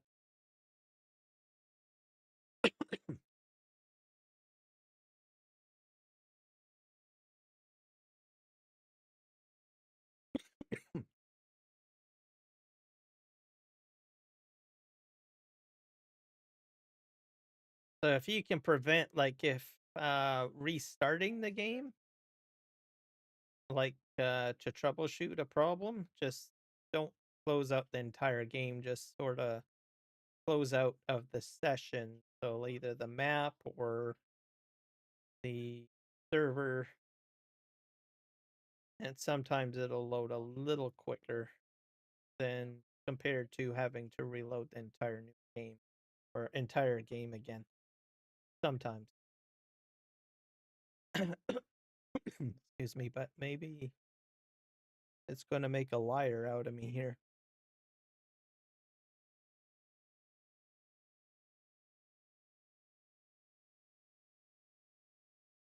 I don't know if I have any other interactive type mods that I'm trying to think of that I might have put in. I don't think so.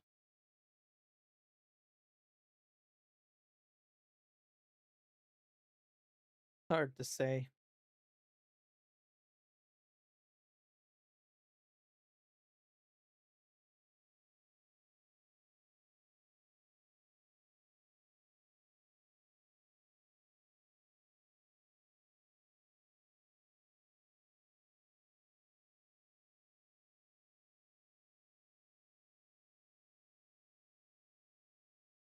%, loading vehicles.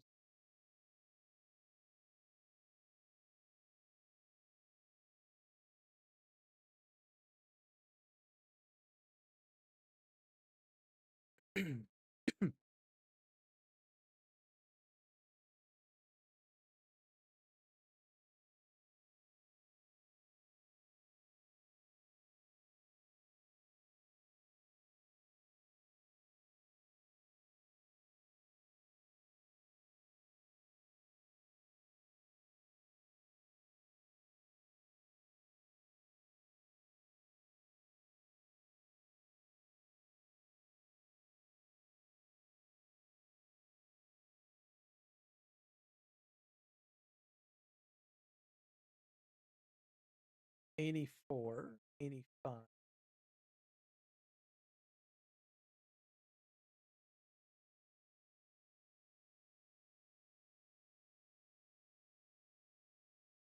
All right, and we're going to compile the shaders.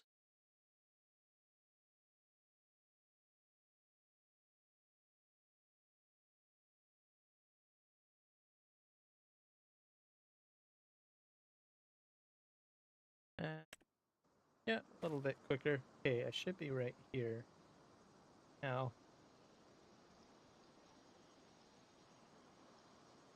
I still have a problem. The power tools thing keeps on showing up, though.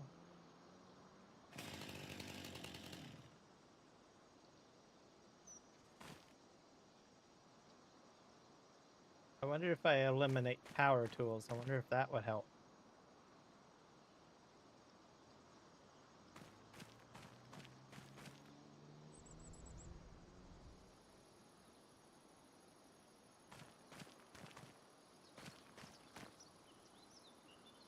the things that we do to try to get into a container, right? Let's see. Let's hit B, C, B, N, period.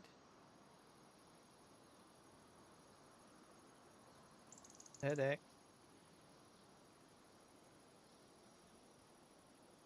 X seems to do something, but sure.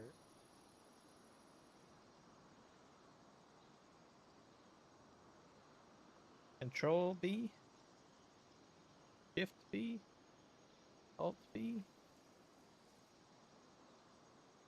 Q, E, R.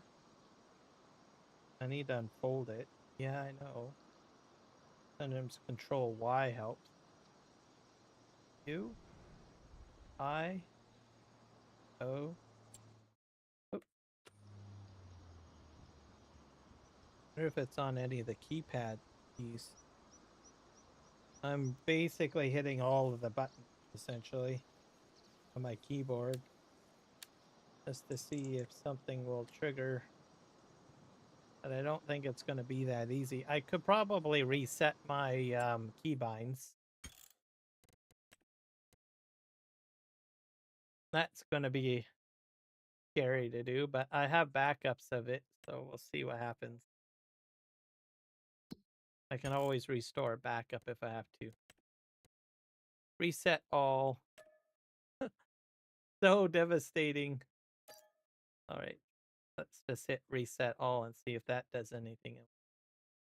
Try to figure it out. Okay. And oh wait. Set all.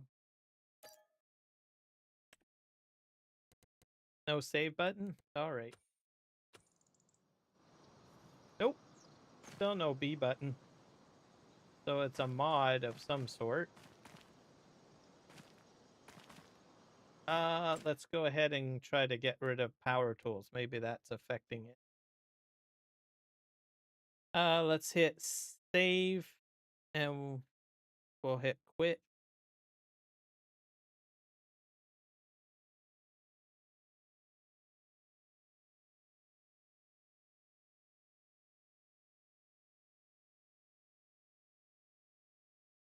We'll hit quit, guys. Say yes.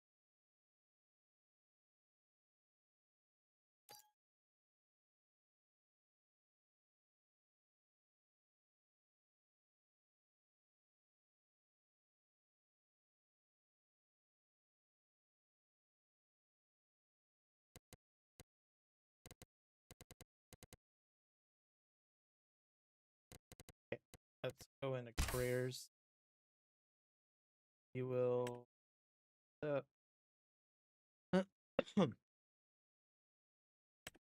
guess we'll uncheck that just for the heck of it, because it seems like we're in experimentation mode, aren't we? Not sure exactly what will happen if I uncheck that.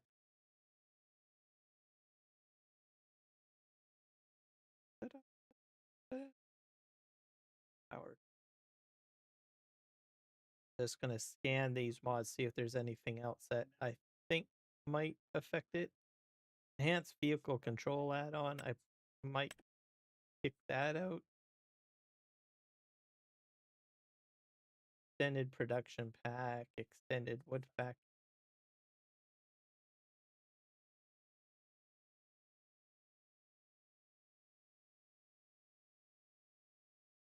Anything that I feel that is going to add like a lot more like button functionality is what I'm eliminating.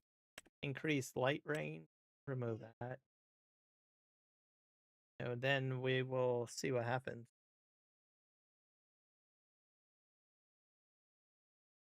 Lumberjack mods 1. For some reason, Lumberjack, I think, interfered with some mods in FS22, so I'm gonna just kick that one out because it's got that interaction, right? You can super strength and pick things up. See here. Pallet, peat moss, peat equipment pack, vinegar. These are all standard mods. Any of them probably could interfere, but I'm only focused on anything that might, like power tools or have super strength or anything like that. So we'll pick that one out. Production, storage, control. Like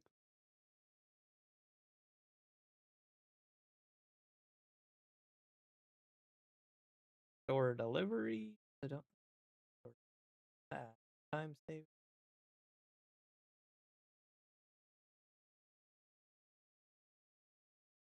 I think that'll do it. So let's just go with that and see it start. I wonder if I'll have to, maybe I should buy a new one. Buy another one of those surveyors and see what happens.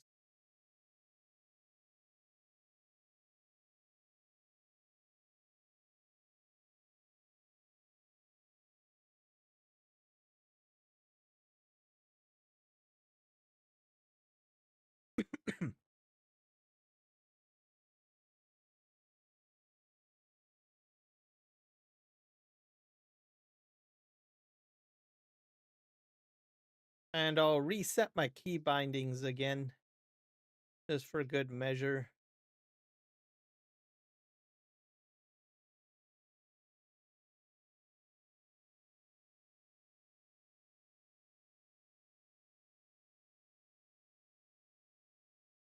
And to be honest, maybe I will not figure out what's going on at all on live stream, but oh well.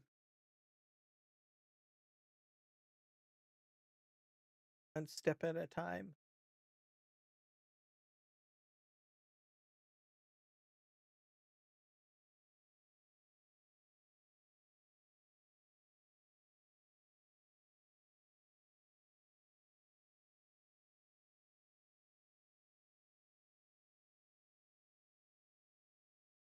Already got 124 hours.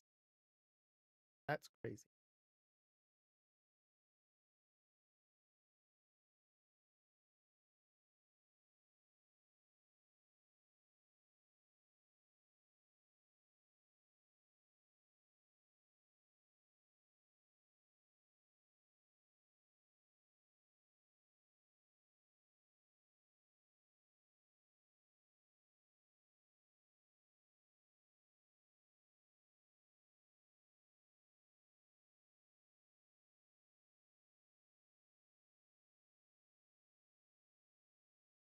Okay, compiling shaders. See what happens. Do do do do do.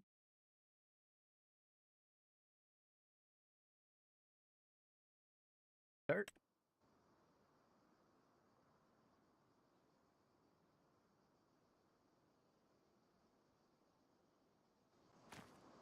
All right, we're back on here. B is available. Okay, we're making progress, people. So,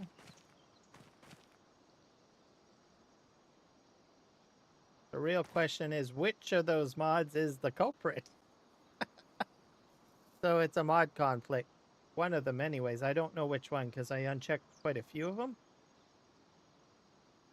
Can I pick this up? My camera keeps on scrolling up. Why is that? I might want to reset something else. Yeah, that's just crazy. Why am I scrolling up?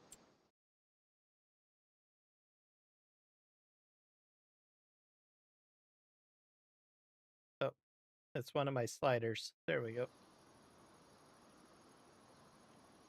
Can I pick this up? Oh, I can.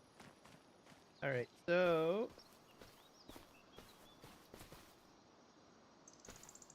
let's go in and calibrate. So we hit R. This is the new information.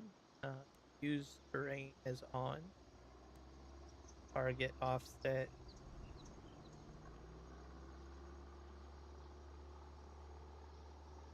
I guess we can name this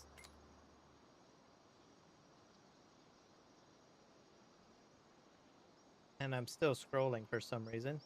Let's call this Hilltop Surveyor.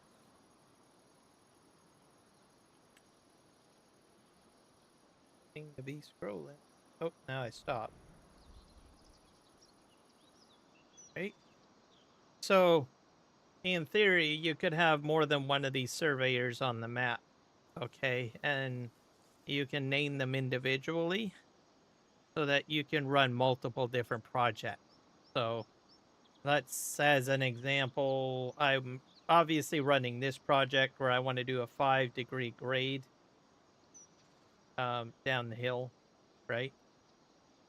So that would be like project 1, but then maybe I want to do another project where I've got maybe 20-degree angle grade down here.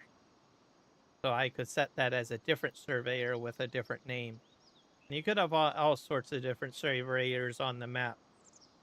From a multiplayer perspective, once you've got this set up per se, and you've got 5 or 6 players on the map, you would just attune each individual piece of equipment to it. So you'd have me basically calibrated to this surveyor, and then I would have, I don't know, Jess on here, and she would be in a bulldozer. She would calibrate to it. And maybe Whiskey Creek Farms in here, he'd be on, I don't know, front end loader, he'd be calibrated to it.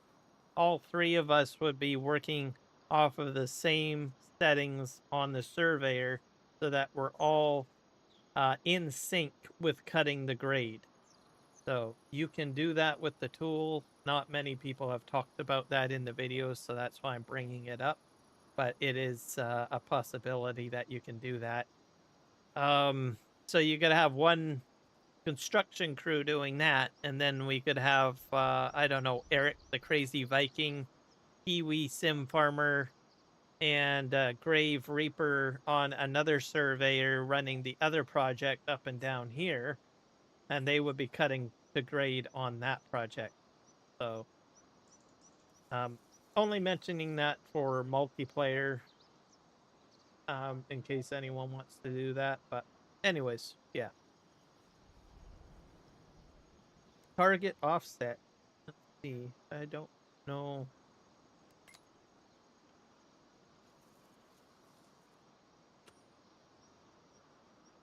Start offset.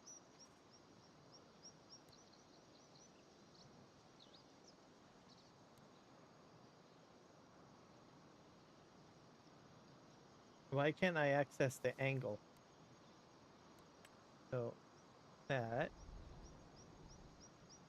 Oh, I know. I have to put this down. So we're gonna head probably about here.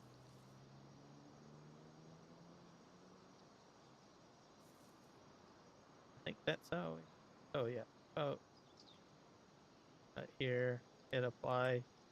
Now I can set my angle. So that's pretty close to what I want. It's at 4.1, but I can set it to 5. So -5, I guess.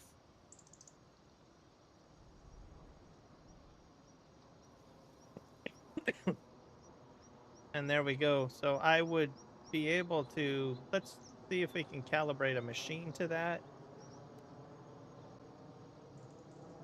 And we'll hit exit, I guess. I'm gonna go get myself a bulldozer.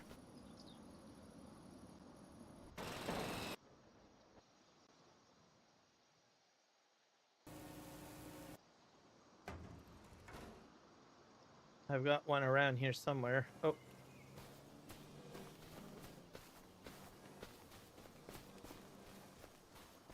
So I'm just playing around with this. It's not gonna be perfect because I'm still sort of, I don't know, learning and teaching at the same time.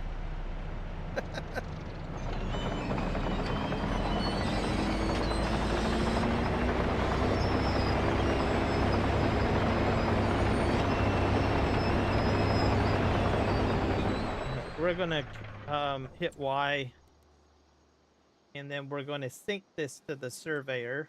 So see. So here's my surveyor. So if I had multiple surveyors, obviously would all show up in the list. But I'm only using this one for this project, which is a -5-degree angle, which is in sync with my railroad track specifications. So in order to do hill slopes with it, and I'll show you guys what I mean and how I know this. So this is calibrated, and we'll hit back. So you guys are like, why are you talking about 5-degree angle or 5-degree slope or 5-degree grade? And I'll show you what I mean.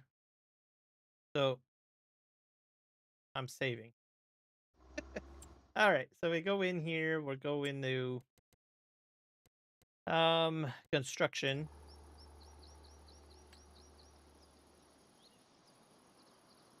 And we're going to, I think it's under here, under the lamppost icon. I think it's in here. Here we go. So we have the different tracks here. I think it's left turn 10 degrees, 30 degrees. Where is the one where it shows you?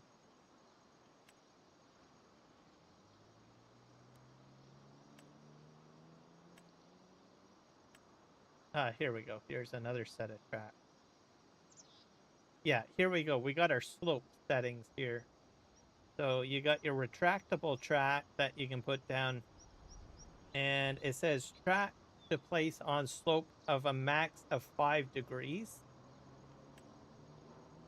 And that goes for both of these tracks, the options for hills. So if you're trying to use this train track mod, you need to have a 5-degree slope. Or grade is what I'm trying to do. So that's why I'm trying to cut to grade. If you don't do that, well, you're going to have some problems. So, just to let you guys know, because your train won't run on the track very well. So most of this area will probably have to be flattened out. I've got uneven terrain here. So I probably will end up with backfill back here.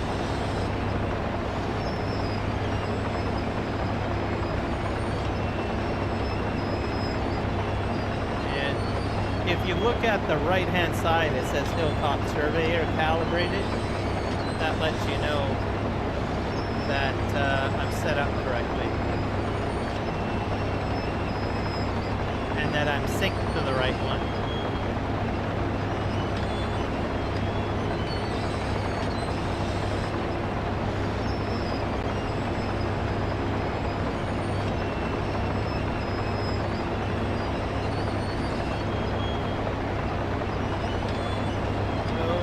There's my circle. So that's a 5-degree angle slope.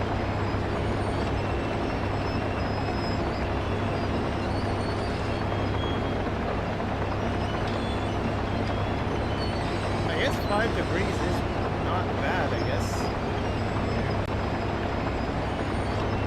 Okay, let's, are we gonna do...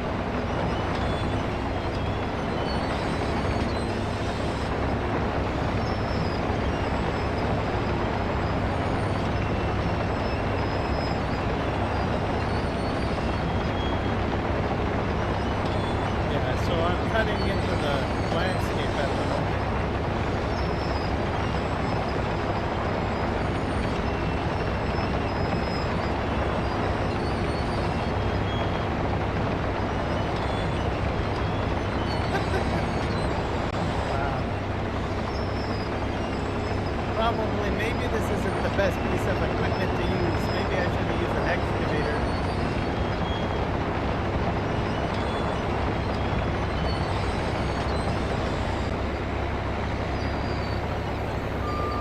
That was an attempt and a half. I might switch to excavator. I'm gonna try that.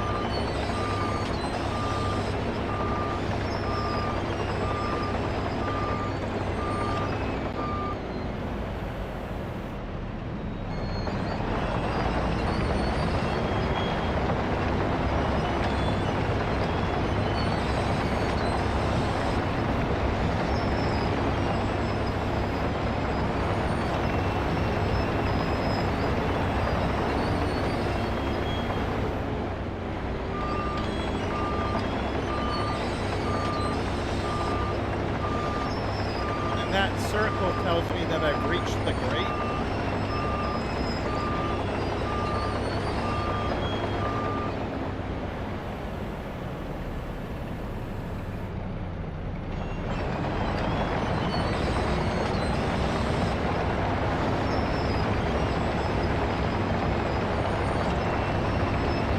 I'm doing all right. I think it's working.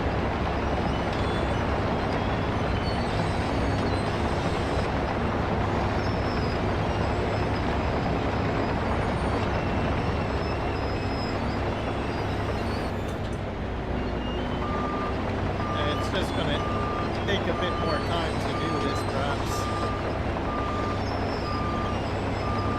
We'll go back right up to the sensor here. I'm gonna smooth this out.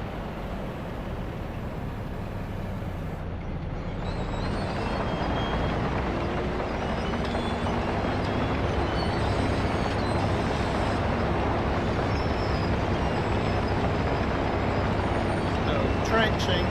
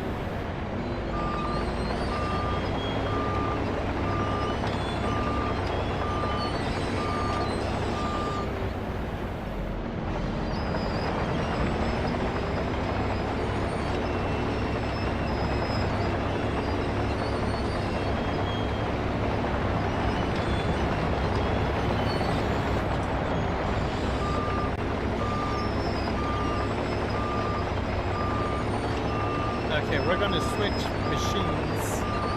I'm not sure if this is going to be the most effective machine I want to use. Let's just try an excavator. I've never tried an excavator before. There we go. It might be a little quieter too. So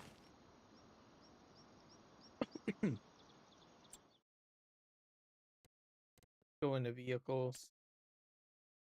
And we're going to have to find an excavator that has Terraform enabled, and I'll show you how to tell that.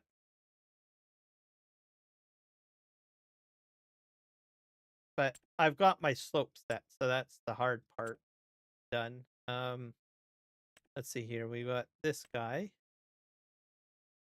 Arkin. I don't know if it comes. Yeah, so right here it says, you see this icon here to the far right? It says machine. That lets you know it's capable of doing Terraform. If you don't see this icon on the mod or piece of equipment you're using, it won't work with Terraform. So, Ackerman, let's customize this. You know what I did? I kicked out all of my. I kicked out my vehicle settings. I might have to restore that. See here.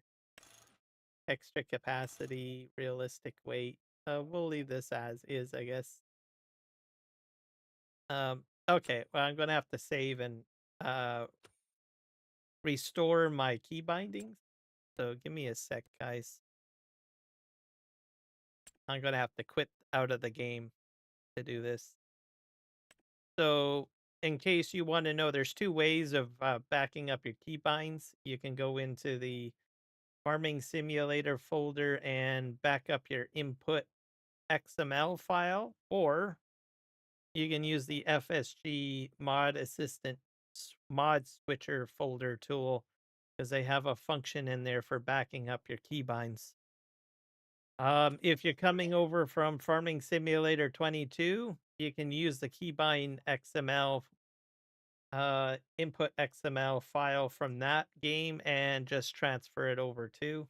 So Giants was brilliant to make it not so complicated. So just keep that in mind. What was I doing? I was gonna save. Oh, saving already.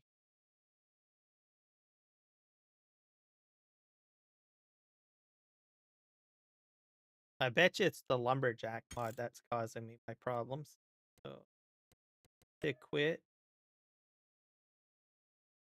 And then I'll quickly load. I've already got a backup in the FSG tool. So I'm just going to reload that. And then we'll be back in business.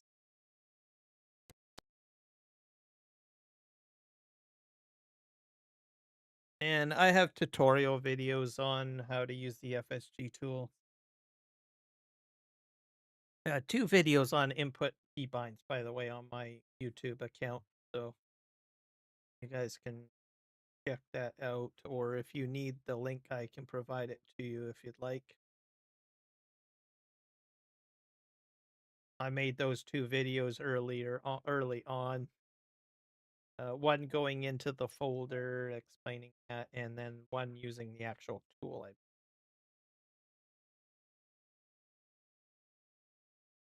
All right, let's open up FSG mod. I think it's the mod. Yeah, FS Mod Assistant tool. Very handy for PC owners because then you don't have to have all your mods and all your maps into one folder, which is the default folder. You can create separate folders for each mod, or sorry, each map or game save if you want. Very handy tool. Main reason why you would want to do that is it helps, get rid of the possibility of a mod conflict. And I'm not sure if it's still relevantly true. Some of you guys can say yes, it is, or no, it's not. But I know back in previous games, it was suggested that having 2 maps in one mod folder would cause some confliction. I don't know if that's still true or not, but I know that that was one of the main reasons why a lot of people would create separate folders for new game saves and keeping the map mods apart, essentially. Okay, let's restore a backup.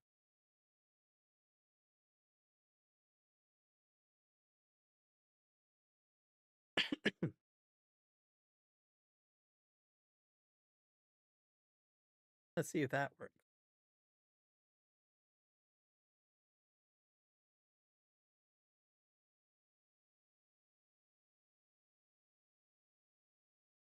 And we'll launch the game.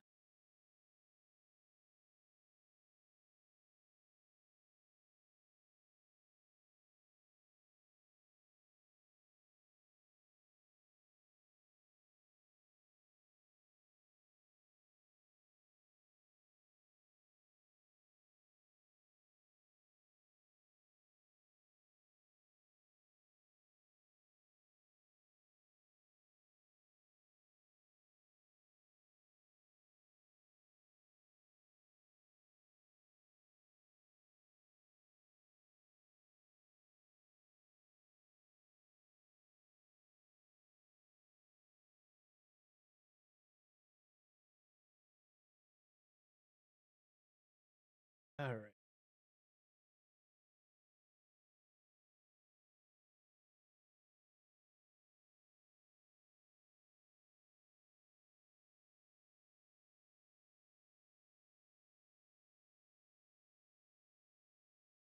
Loading. Where is it loading?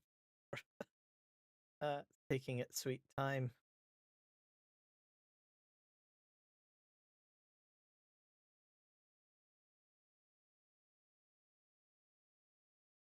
There we go.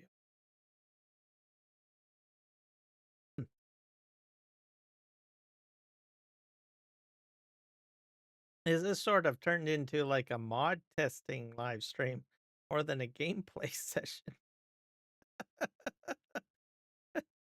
uh, so apologize if you guys just wanted straight gameplay, but uh, it wasn't intended to go this way. But I am learning this mod at the same time, or trying to what do you call it, where you've gotten training on something but then recursive training, isn't it the terminology, where you know something but then they give you the same training on the same material like a couple of months later to make sure that you know what you're doing, right? So I think that's what it is, recursive training on this mod, or an updated training session. The same post. uh But hey, I go through it. You guys learn a little bit, I suppose, as we go along. I'm hoping that all of those mods are still deselected. Yeah, so they are. Um, I'm going to leave them off. I'm not going to bother trying to figure out which one is causing it. I'll spare you guys the the painstaking process of me loading one mod at a time and determining which mod is the actual conflict. So with the surveying tool.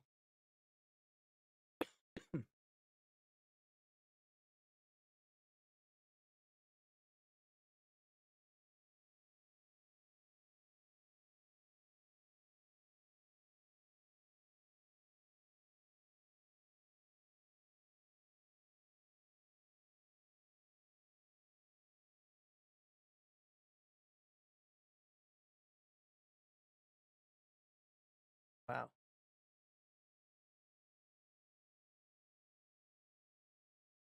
So I'm starting to feel a bit better, not as congested. So that's good. So whatever I did like a few moments ago seems to help.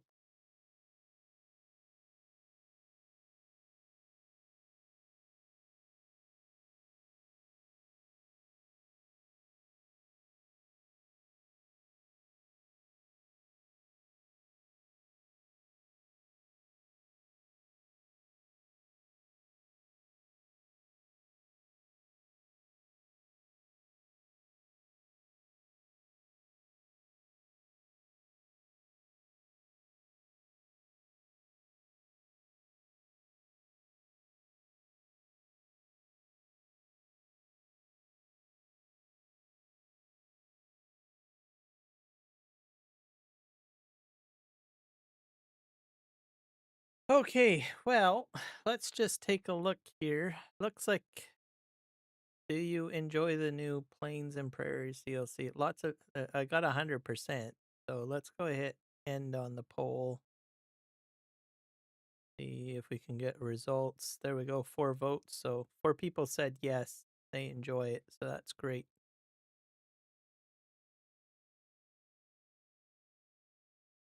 So I think it's a great addition. Now I don't usually use the seed hop stuff.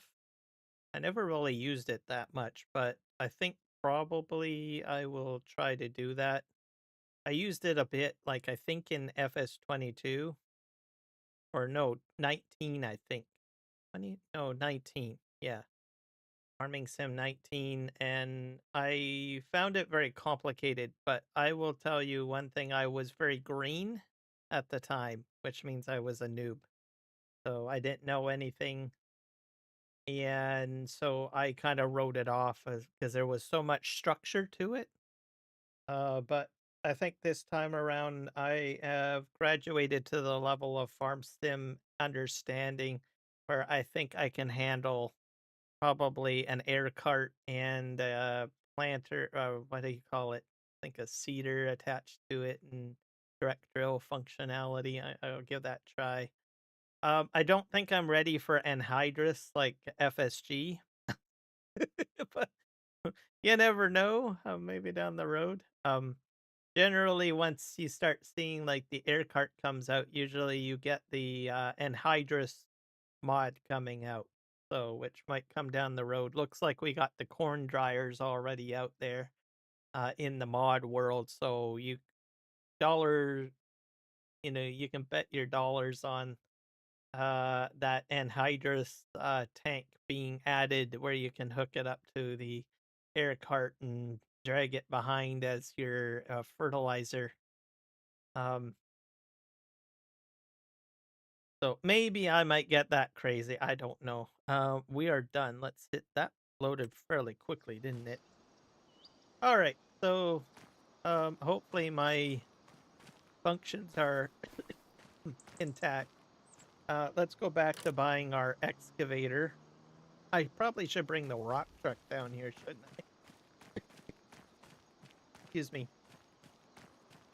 I got a rock truck, so we'll fill the rock truck and see what happens, and we'll cut the grade, and this might go a little smoother, maybe. Or maybe not. I don't know.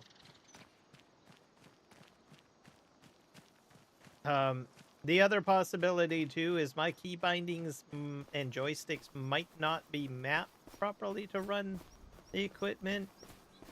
I noticed that FS Miner has a mod or a review video on joystick configuration, so it might be different. I don't know. I'm just going to kind of wing it and see what happens.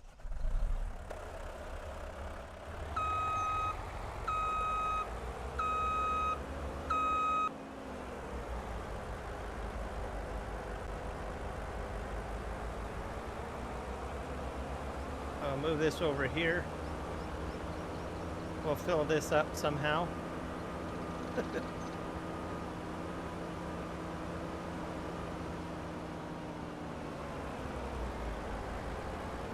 Looking from up here,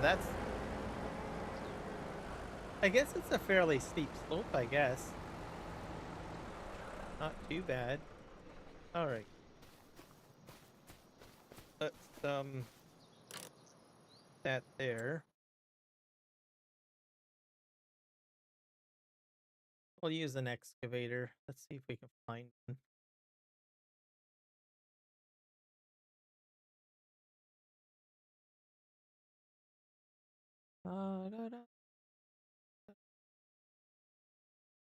It just showed up in the list earlier.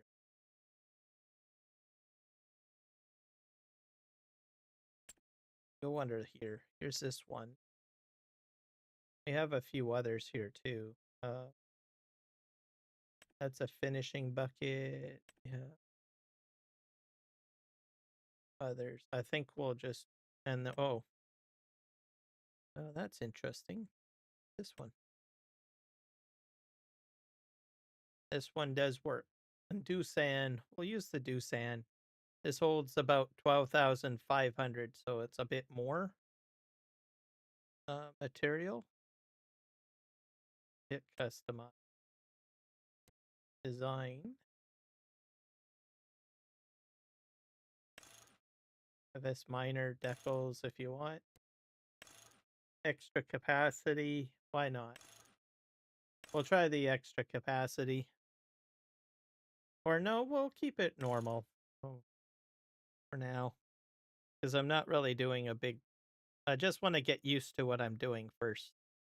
Without going too crazy. But there is an unrealistic feature which gets you up to 12,500 liters of material if you want to do that. So, but today I'm just going to take it a little easy till I figure out and get my bearings straight here. Oh, it's getting dark in here. I'm going to turn my lamp light on here. My desk. Did it come out? Oh, there it is. All right. Let's Ooh, boy. Let's see here. I don't do a lot of excavating. It seems to be functioning the way I normally use one of these, so... Alright. First things first, we need to go into vehicle configuration, so I think that's hit Y. We're gonna go to the survey icon, last one to the on the left-hand side of icons, and we'll hit calibrate. And we're gonna apply the hilltop surveyor, and we should be good to go there. We'll probably set... We want to do discharging of stones, I think. See here. Foliage clear, that's all fine.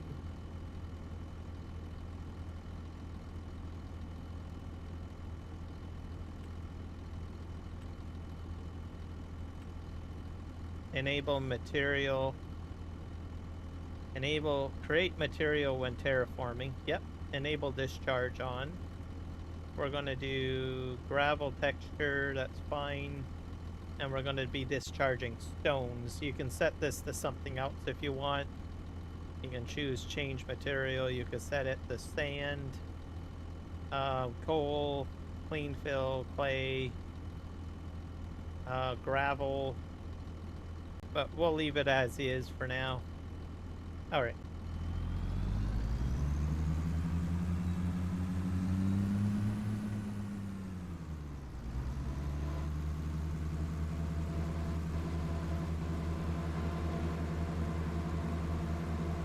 See if this works. I don't know if it's going to work. Oh, I forgot. I need to change it to grade. Oh. I think is I. Oh. One of these buttons here are. Oh.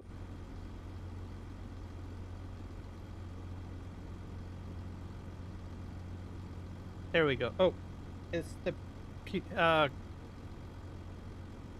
comma key. All right, we're set the... Oh, great.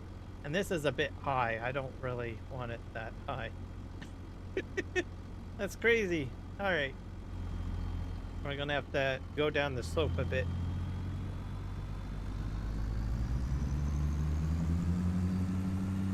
Because it's continuing the 5-degree angle past the sensor, which really isn't what we want. I think we're about here. So let's just bring our dump truck down here, or I could probably make a pile and then reload the truck later. I think that'll be a better idea, right? Alright. Okay, let's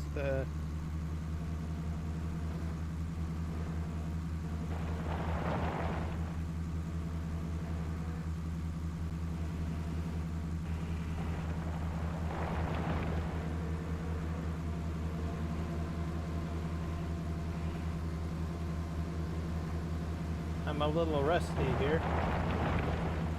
Oh.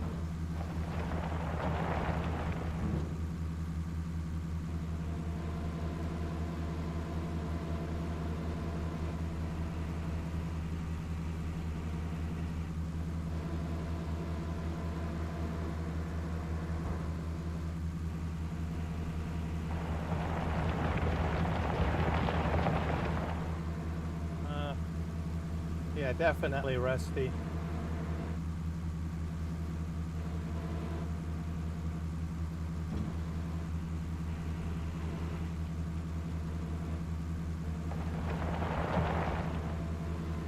I think the strength on it is a bit harsh, I think.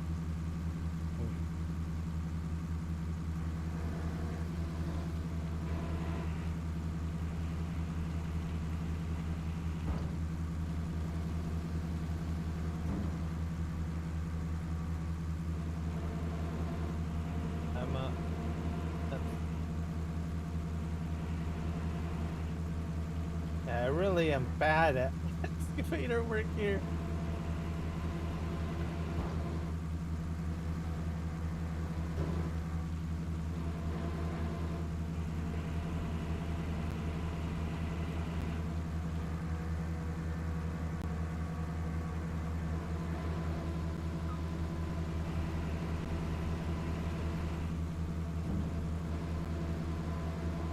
There we go. Might have to do some more configuration, perhaps.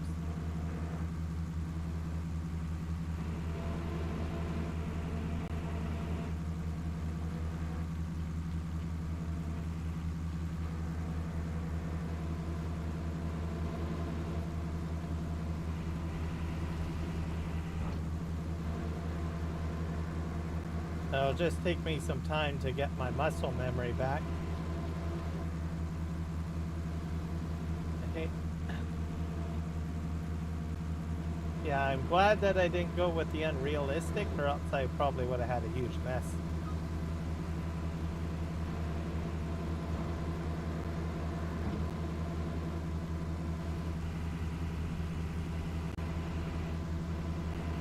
I wonder if I should turn off the discharge. Let's see here. Allows discharging material on to the ground. Yeah, let's see what that does.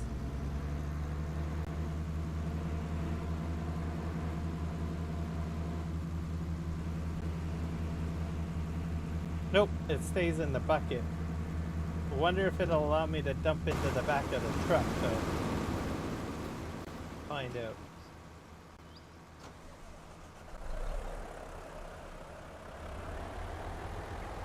Park the truck on this side. A good measure.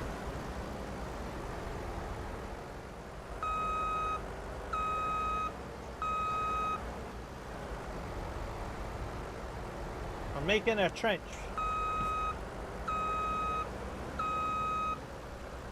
There you go.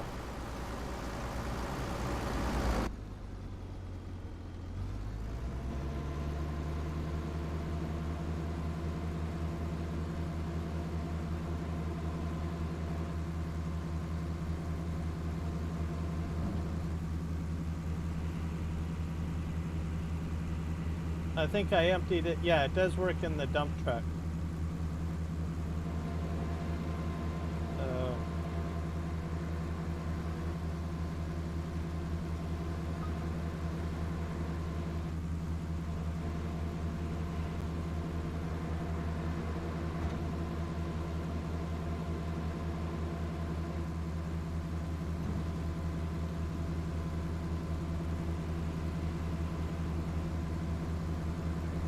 Oh boy.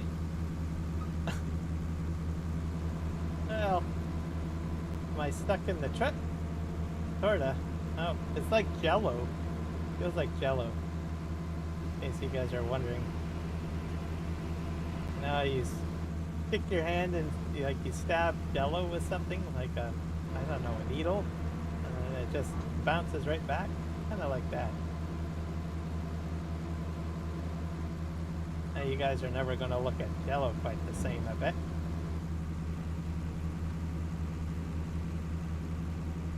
Alright, let's lower up that. Alright, let's turn on that.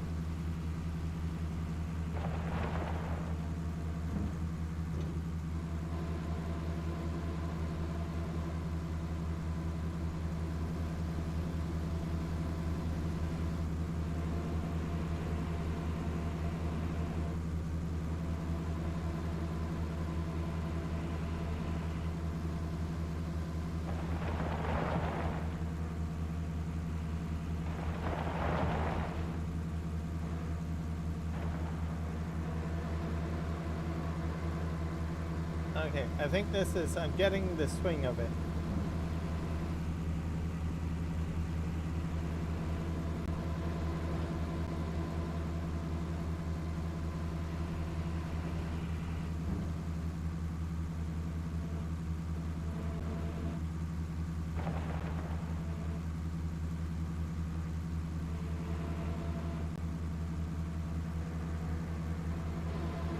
I have to move a little bit forward, I think.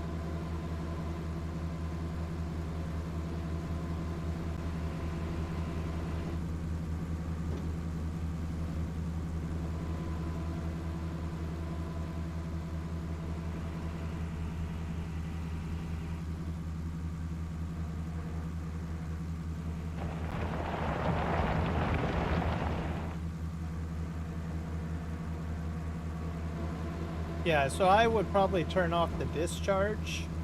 That way it kind of stays in the bucket a bit easier. Just as a pro tip.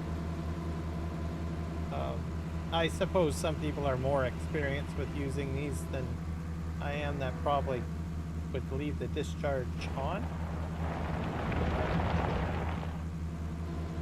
But for me, I just want it into the bucket. And to stay in there as a newbie.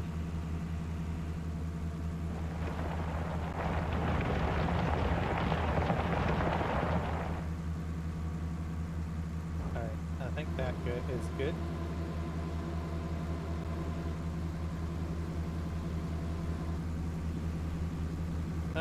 Jello moment again. Sorry.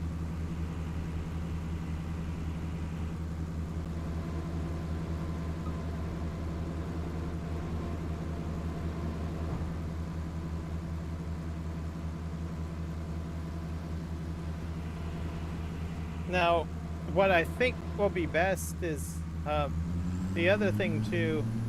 There we go. Let's do that. Does my parking brake work? Nope, I don't. Because I disabled that. Enhanced vehicle control add-on has a brake button. That helps quite a bit. So that your tracks are disabled if you're going to be staying in a stationary area quite a bit. I think we can somehow... Oh dear.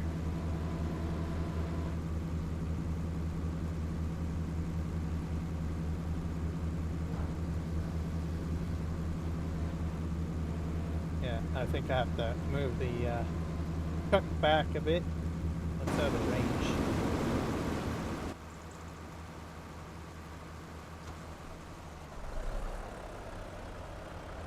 This construction project is going to be very interesting, to say the least.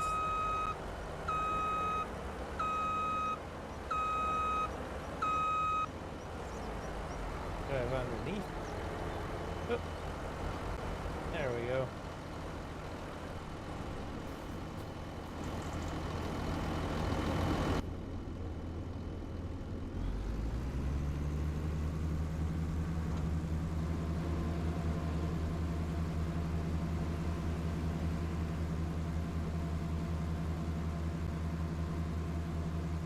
Alright, well, I'm feeling a little bit more confident with what the heck I'm doing, so that's good. Oh, did I turn this off?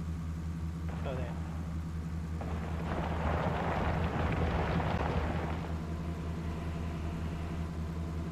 A little bit more stones, that's the better dig. I'm at 71% full now.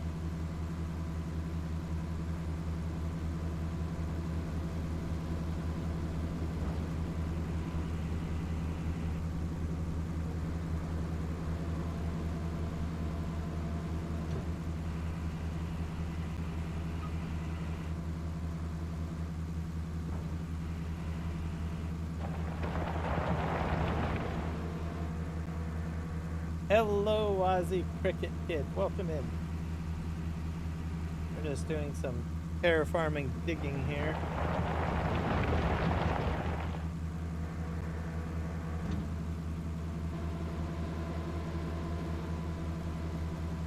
I'm going to back up here. Welcome in, Rocket.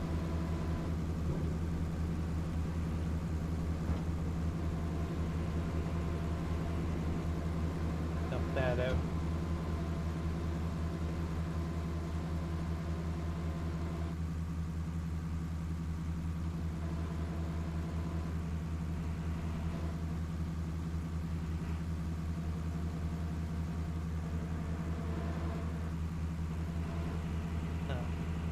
I'm not scooping anything. Let's go over here. I'm going to try to make this fairly wide. It's going to be a trench, I think, at the end of it.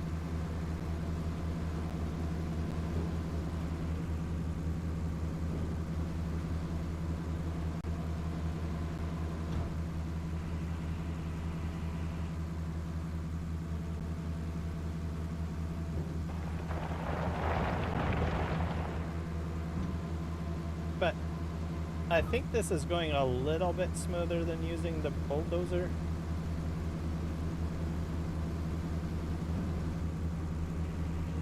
I might go over it in good time with the bulldozer later once I get like the generic trench built.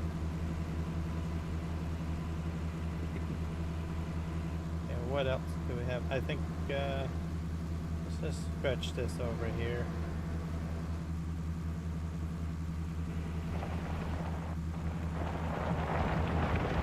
That's a much better dig.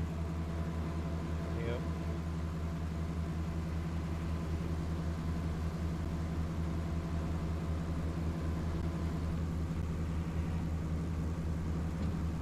And I'm gonna make it as wide as basically my dump truck, essentially, or my rock truck.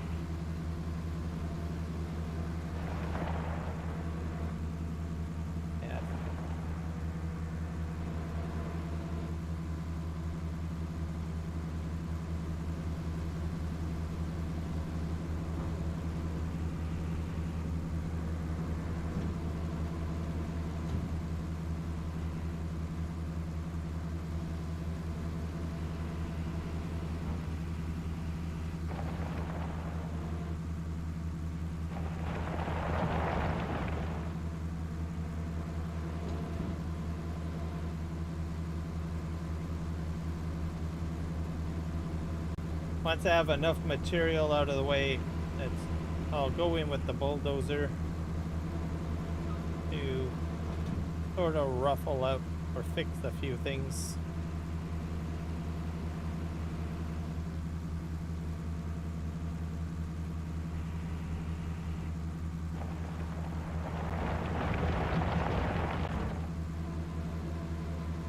That's 52% full.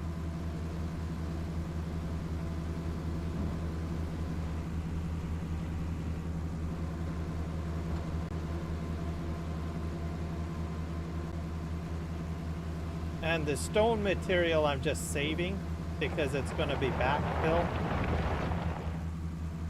Because down the slope a bit, it's a little steeper. But for the most part, I'm going to try to start laying some track down to get a rough idea of how I want this to materialize. That's just how it is. I don't face reveal. Sorry, Ozzy.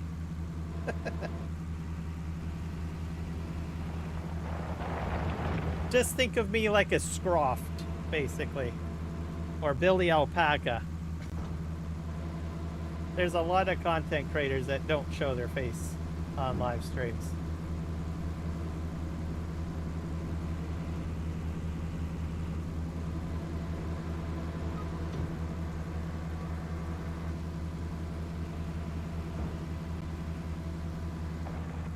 Alright, I'll talk about that.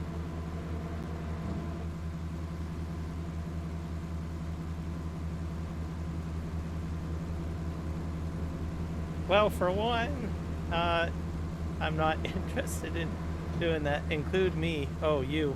Yeah.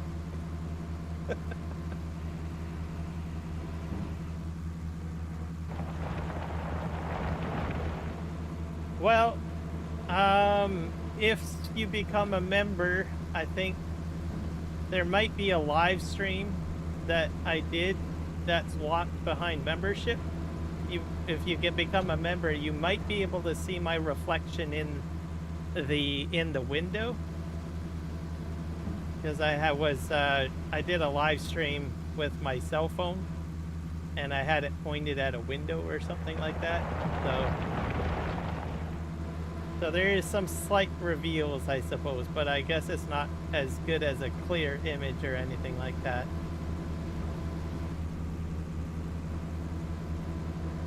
I think Whiskey Creek called that out, I think, during my live stream. It's like, oh, I can kind of sort of make out your face in the reflection in the window. So I was like, oh, okay, well, good for you.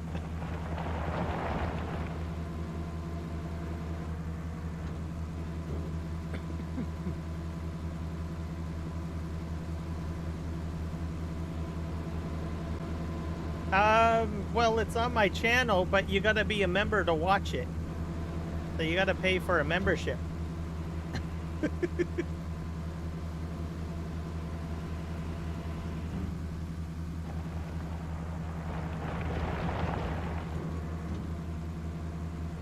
Yeah, you can share your link if you want.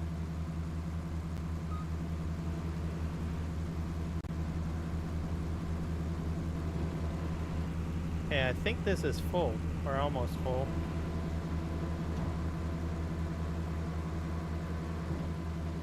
Let me...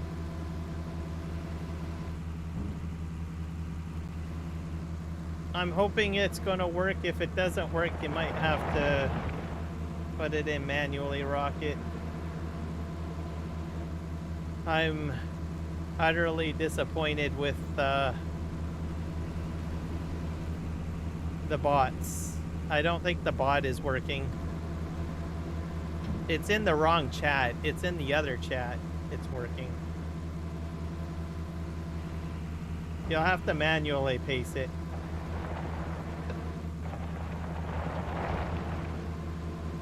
Yeah, there you go. I'll eventually get the frickin' bot fixed one of these days. I just need a bit of a break from botness because I've spent, I don't know, a few days on it. Okay, that's full. Okay, I'm gonna turn down, make sure you turn off your terraform before you put the ground out your bucket. Just a pro tip. Or else you'll start digging. See how our hole is coming along here. Coming along sort of alright. Got one load.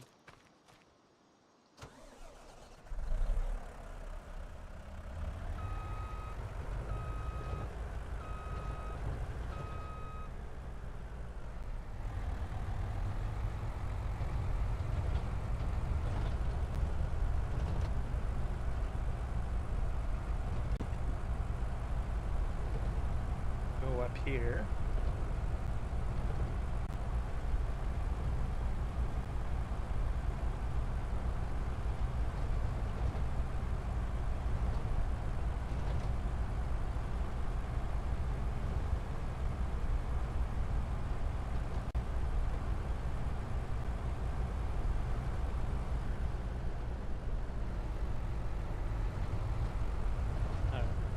I need to fix that. That's a bit bumpy. Empty this out. So this is my rock storage or stone storage. Because I'm going to need backfill material at some point. Alright. Drive forward.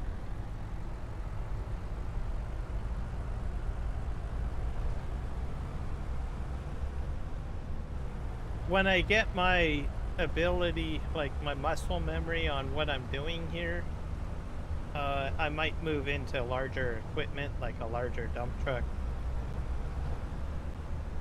and a larger excavator, but for now I'm just going to train myself, calibrate my hands. I think we'll just park right here, I guess. Not sure if this is a... No, I better park the way I was before.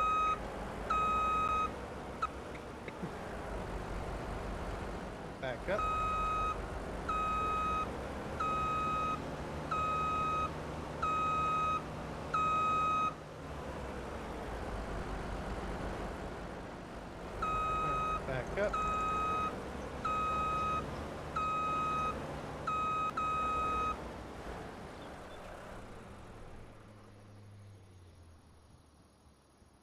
I usually recommend 4. Are you talking about hashtags or YouTube tags? Those are 2 different things.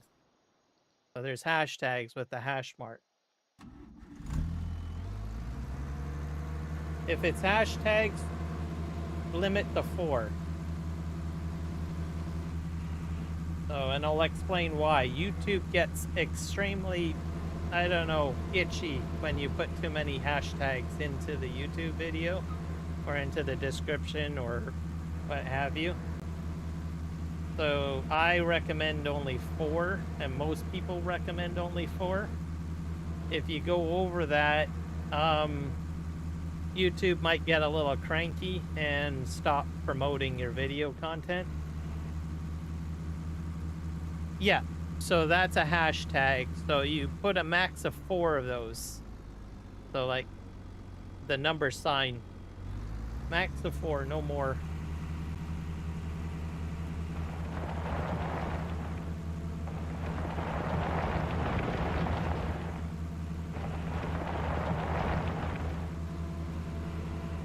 If that rule changes, I'll mention it. But for now, that's just how it is.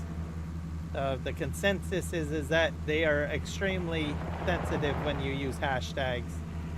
So to be forgiving, you can do a max of 4 without having your content get demonetized or not demonetized, but removed out of the algorithm, essentially.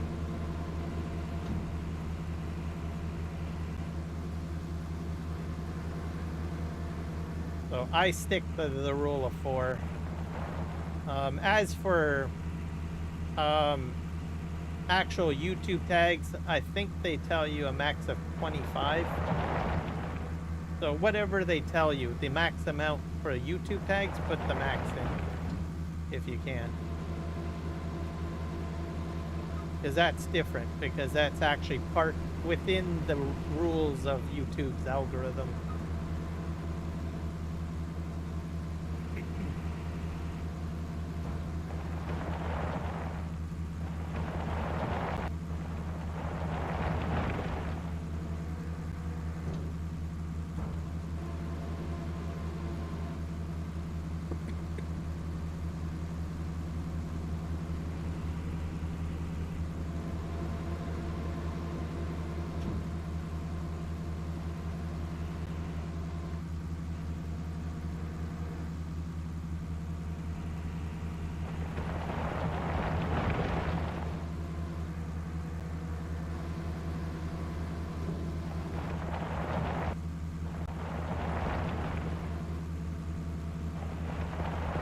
This is as flat as I can get it. I'm gonna try to cut into here a little bit. I'd be a bit careful though, because I don't want it to be too wide.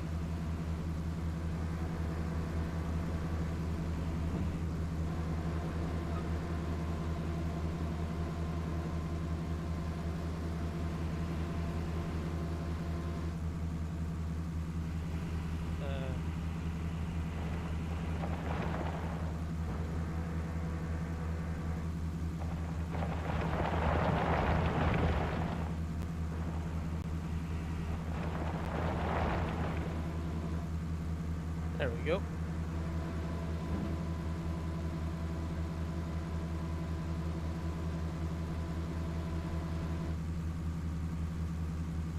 For the description for the stream and video. Or video. Yeah.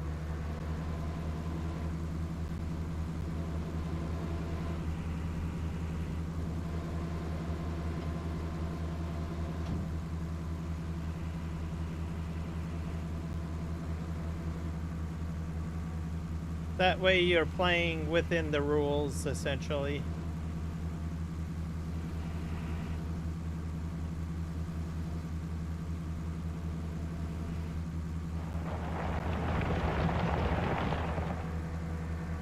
Now the reason why, the reason why you want to put hashtags in is that content can be discovered by other means. So as an example, through a search engine, some people use AI for searching for videos. I know it sounds weird, but yep. AI will access your videos. So, as an example, if you're using ChatGPT and you ask it a question and you say, I'm looking for how do I terraform in Farming Simulator 25? It could potentially use hashtag searches as an example. In your case, maybe someone is looking for ChatGPT or Copilot or, I don't know, Google Gemini or whatever AI. They go in and they say, hey, I need to know how to play Arma. And it could potentially do a hashtag search for Arma, right? And your video, your content may be accessed that way.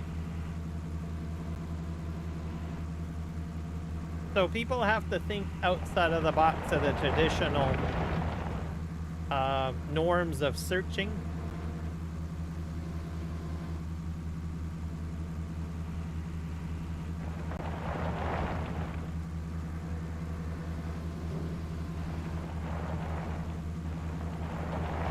And a lot more searches will be done that way now. Most people, most of the time, a lot of people will go to a AI source. So computer systems are coming with Copilot. People use ChatGPT. People that are very big on, I don't know, trying to think here.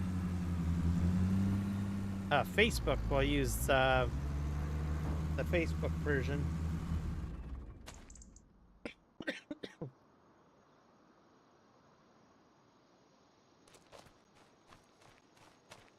Yep, and you can put that in. If you're doing farm sim content, put that in.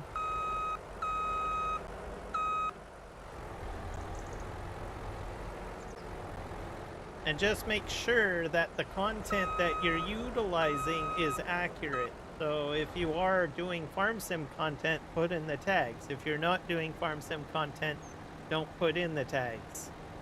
So just to give you an idea, the analytics for YouTube checks the viewership, right? So if by chance someone watches for about 5 seconds of the video and you've got Arma placed inside a Facebook inside a farm sim video, and that you've got Arma tag in there, right? And someone is going in to watch the video and they only watch 5 seconds and they say, oh darn, this is a farm sim video and not an Arma video. It will give you a lower score on your video and YouTube will go ahead and stop promoting that video. Because it'll say, well, how come people are only watching 5 seconds of it, right? So make sure that your tags align appropriately. So don't make one thing about it, right? Oh. I am doing well, Nick Kelly. Welcome in. We're doing some terraforming here. Oh darn, I forgot to turn on this.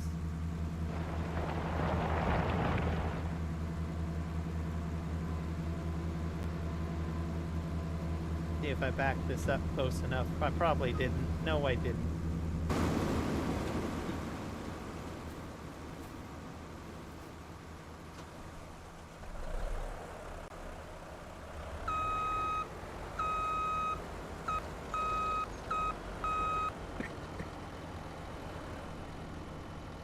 There we go.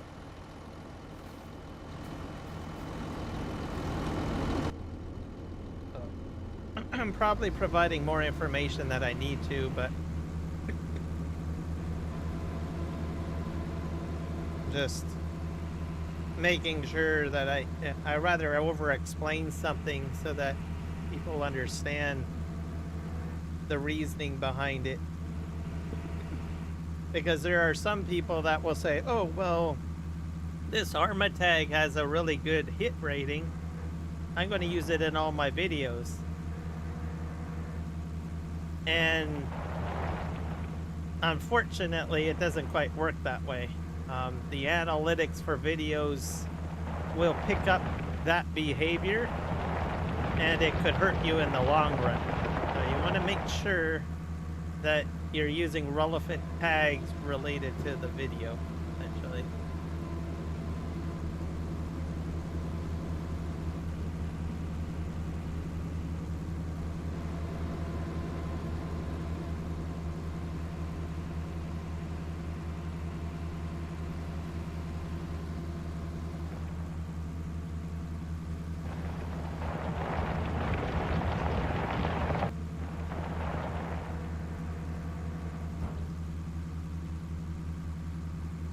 Yep, pretty much.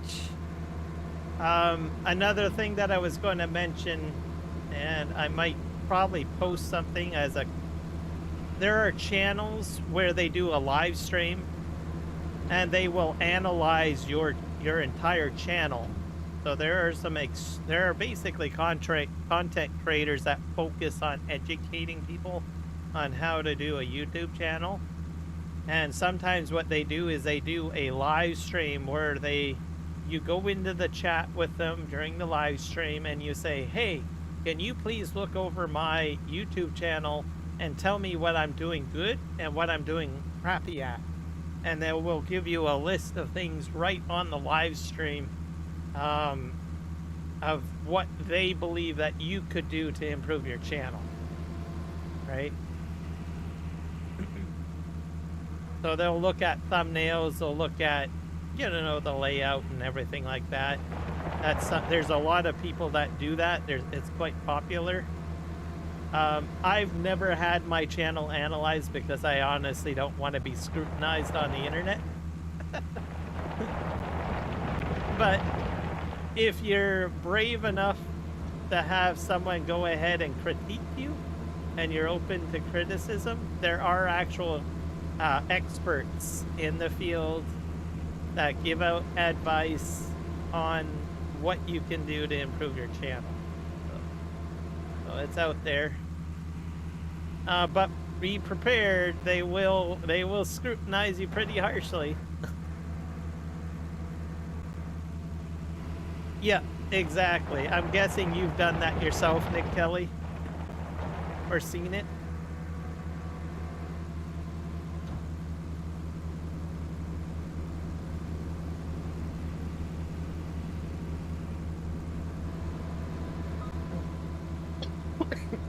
But even if you don't want to actually have your channel scrutinized, it's good to watch the live stream because you'll watch other people get scrutinized, right? And you will see, oh, well, I'm making the same mistake.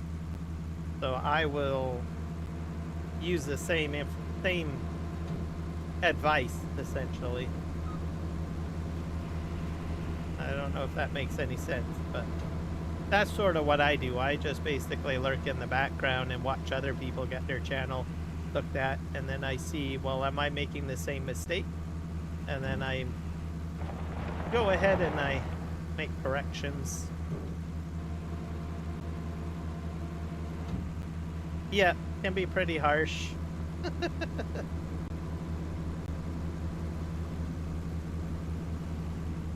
Okay, I'm full here. I'm gonna turn off Terraform. But it's a good way to learn. And these are the experts, literally. They're the ones that I go to get advice and learn. And oddly enough, these are people that have been doing live streams for, like, I don't know, since the inception of YouTube. And they started off with a gaming channel or a small hobby channel, live streaming or doing videos. And then at some point they somehow transformed their channels into giving out advice on how to live stream and stuff like that. So it's good to have those channels in your repertoire if you are a content creator. And if you want to stay, decently important with whatever niche you are doing, because the whole industry is rapidly changing. So if you get into a comfort zone and you don't stay competitive, you might find yourself, you know, no longer relevant, really.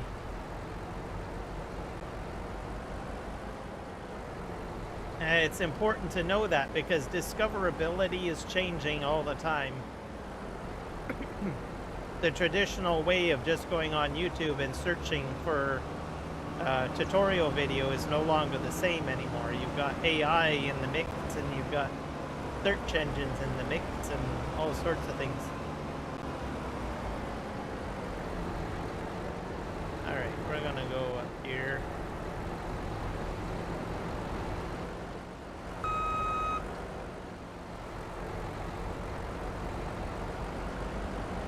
I'm gonna back up down the road here.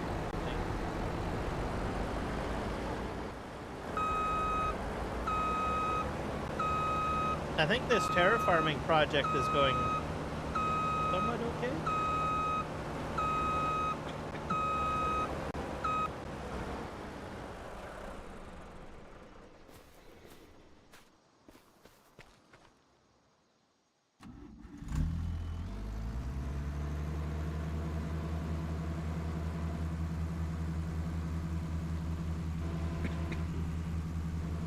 Yep.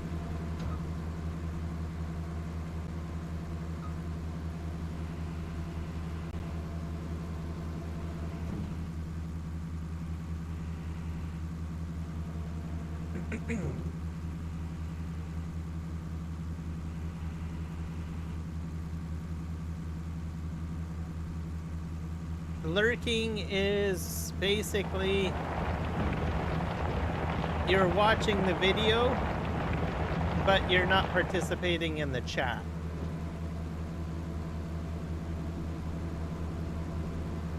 So a lot of people will say that in an instance like this, especially if they want to let people know, hey, I'm here if you need me, but I'm not going to be engaging in the chat. So there's actually a lot of people that usually lurk.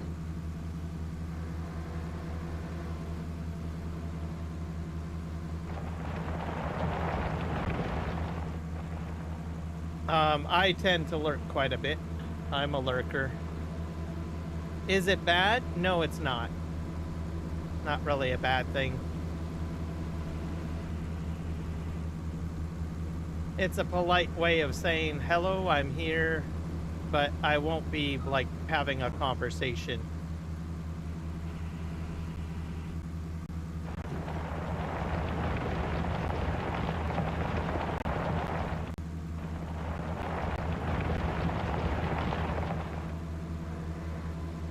So I tend to do that quite often. I think probably most of my audience does that quite often.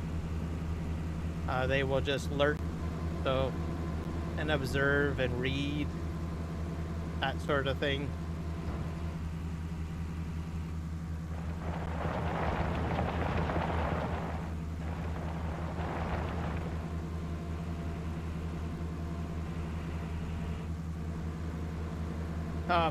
Most of the time what I do when I'm lurking is that I'm playing a video game on one monitor, and then I'm watching the live stream or listening to the live stream on the other monitor. That's usually what I end up doing.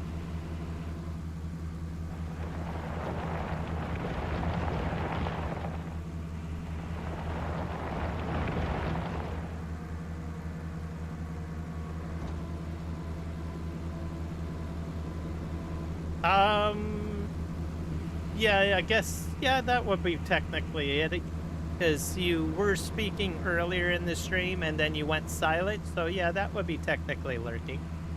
Yeah.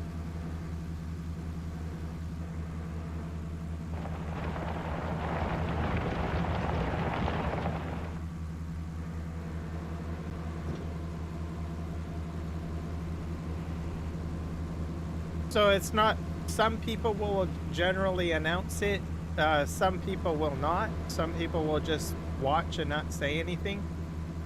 People that generally announce it may be relevant, if that makes sense. So they might be a moderator, or maybe they are a best friend, or someone that is a close acquaintance, they might go ahead and say, hey, I'm lurking here, just as a way to let the streamer know that they are there in case they are needed. So usually have a stream in background. I might be playing games depending on the time, but I only have one monitor on a second though, and I may chat if I feel like. That's a good example there. Exactly what Rocket said.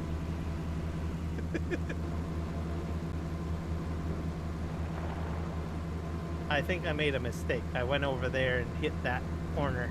Darn it. I'll have to fix that later, I think.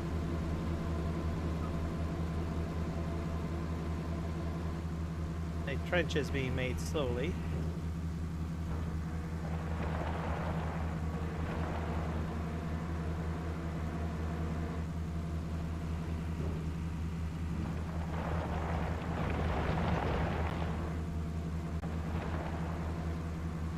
At least this will be a nice area for my track, I guess.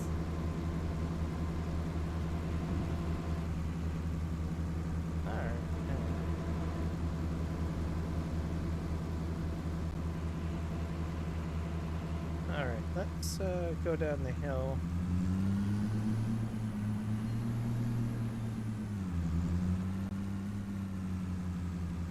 I'm gonna back up my truck though a bit.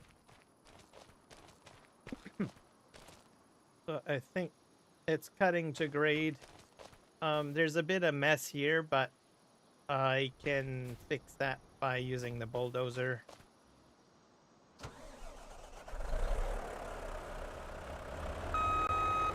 And this is about 76% full. Back up about there.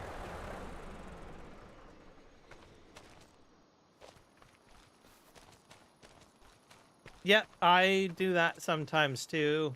And that's another example of lurking, of what Nick Kelly just said.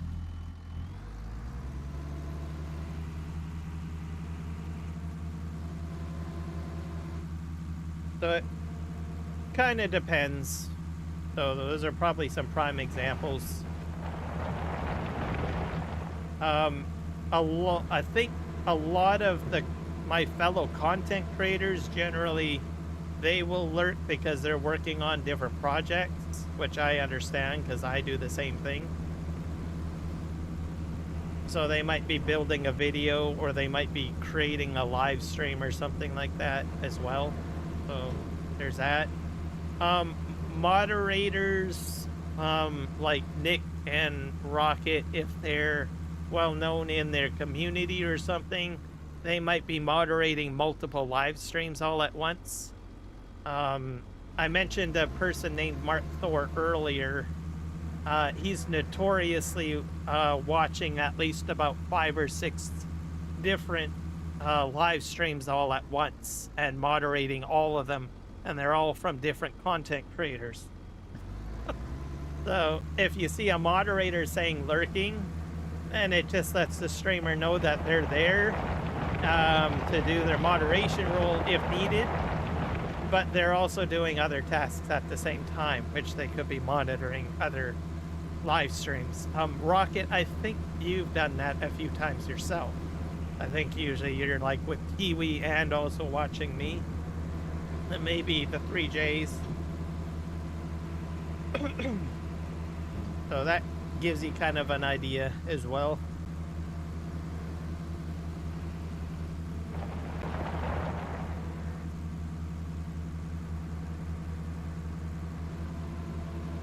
So for me, I only add moderators as needed. So I don't need a lot of moderators. As you can see, I've got already Rocket in here. I've got Nick. So I give it out based on need and the people that I know and trust, essentially. So it's not something that you willy-nilly give out on channels. It's just not how it is. I know it sounds cool to be a moderator and have a title and everything like that, but the purpose of a moderator is not just to have a title. They have an actual role and responsibility, right? So just like if I was to run a company, I expect my employees to behave and be professional in the live chat. So I generally will select people that I feel that have proven themselves to be mature, right? And I will put them in the role. Now, I may not necessarily choose everyone because I also base it on need. So if I have only like a small chat with small people, I don't need like 50 to 60 moderators to do the job. So just like a company, I run my live stream efficiently.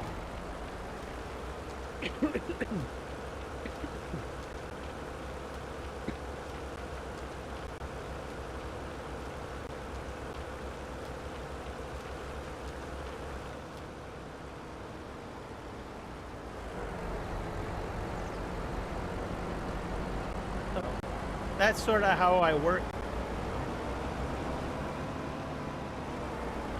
You never know. Maybe one day. You never know.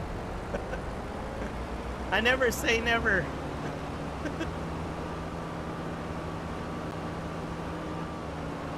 But at the same time, I don't make any promises. So.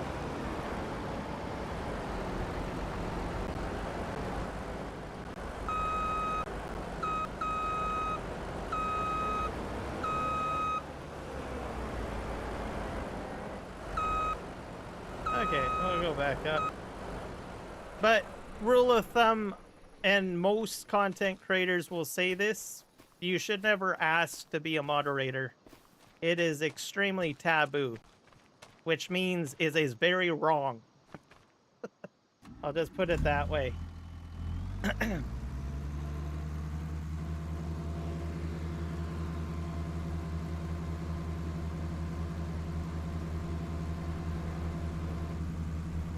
So, for one thing, you keep on asking to be a moderator, so that's a red flag to me.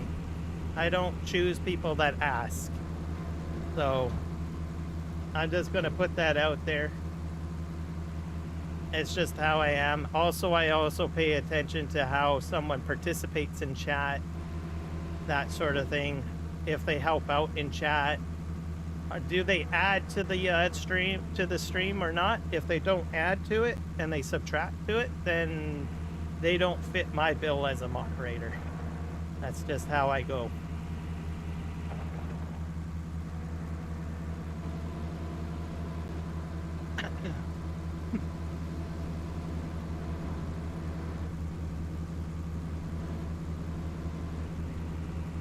I think this trench is coming along fairly nicely.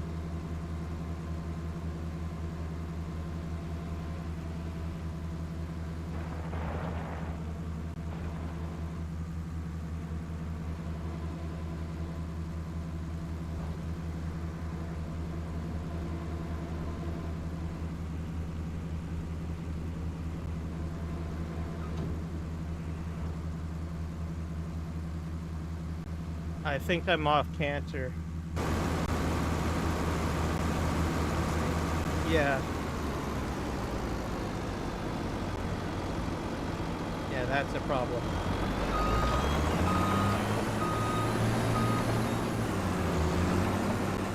I want to have the machine flat. There we go. I'll have to get my mod back in here to put my brake on.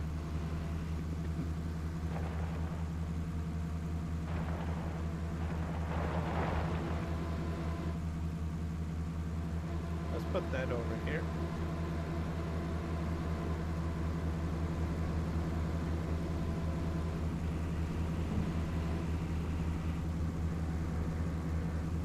Jello.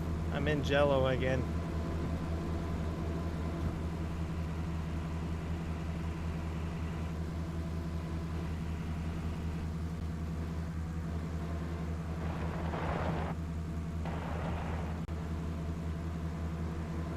Okay, I think I'm getting better at this. I got 100% that load.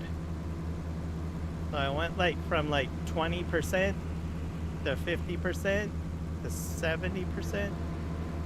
So the muscle memory is kicking in. I'm getting better.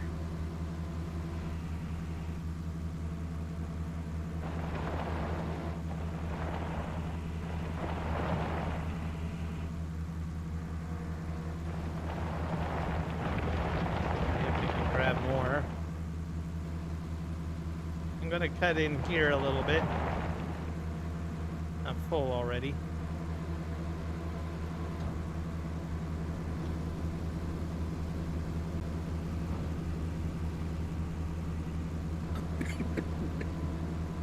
Excuse me.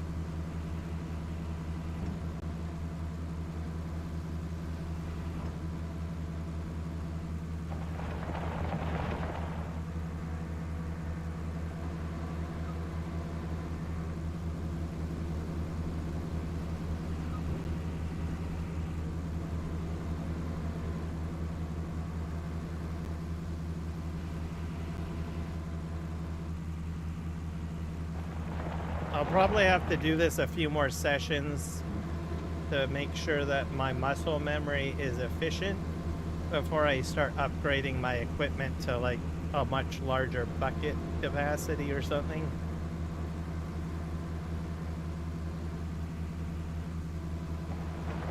But I think for this type of work, I think I'm doing okay.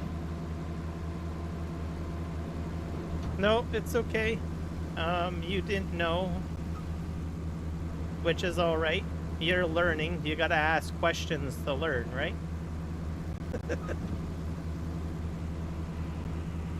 But like I said, key thing, be very helpful in a live stream. You know, like if someone asks the question and you know the answer to the question, you know, you can help out. Those are certain things that usually live streamers will look for when it comes to a moderator. They want people that essentially add to the experience of the live stream, right? So, yep, I understand. You're only 16. But, you know, you can observe, you know, watch Rocket, watch Nick, watch, I don't know, any other live streams you're on there. Watch how other moderators do their job, right?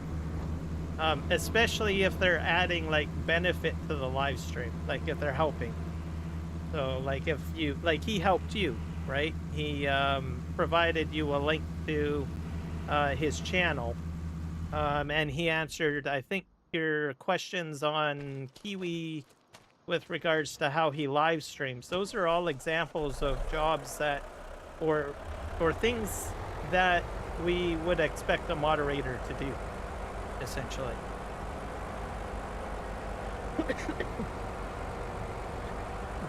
Excuse me.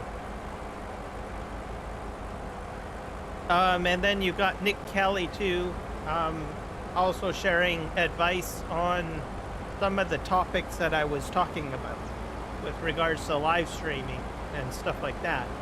And, you know, backing up some of my statements and everything like that. That is also another example now of how to do it. Now, granted, some of these examples are pretty high up there. And you're like, well, I'm just 16, right? It'll take time. Just observe the live streams, you know. Eventually you learn, right? You learn how other moderators behave and how they conduct the business during the live stream.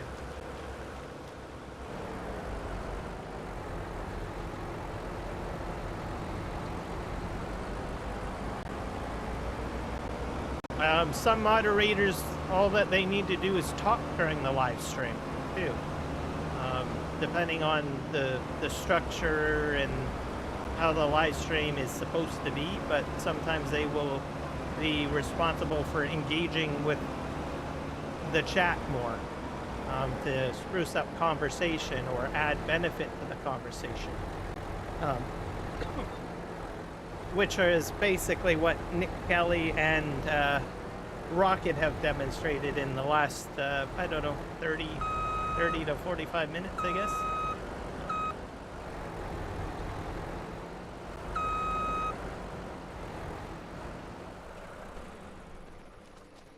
So it's not always just like setting down the rules and banning people and all of that stuff. Some of it is other aspects to it, right?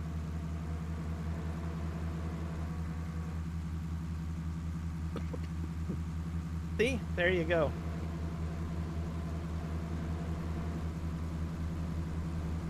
So even Nick Kelly, he engages in his live chats. Oh, I need to move that truck back more. Excuse me.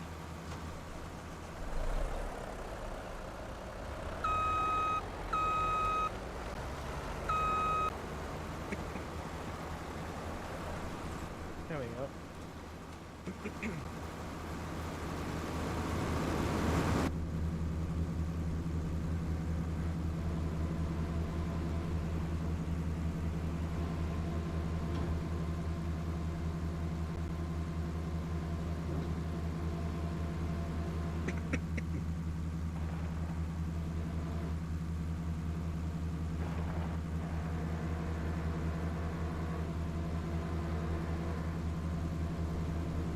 Who knows, maybe one day you might be the greatest moderator yet, Aussie Cricket Kid. You never know.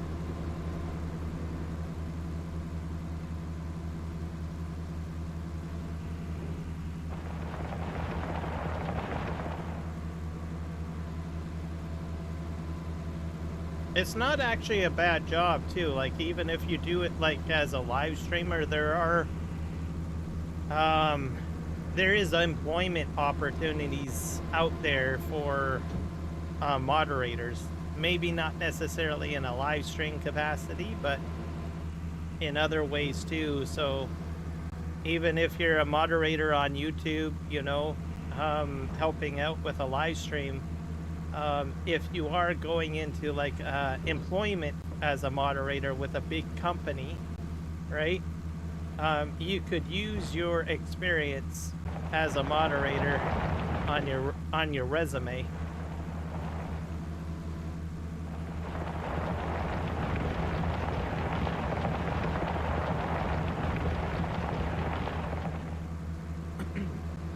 So as an example, they might do like an expo or something like that, a big company like E3 or Blizzard or Activision.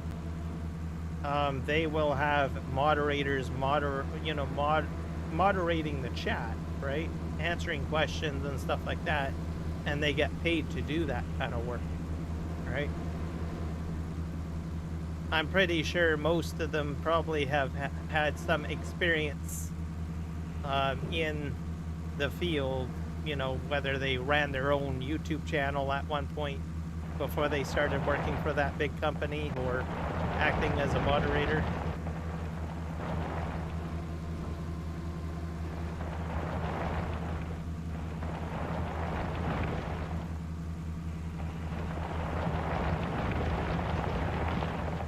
So when I set up my channel, I think in the along the same way. So as I choose moderators and stuff like that, I'll usually choose people that I feel that will align with that thought process, essentially.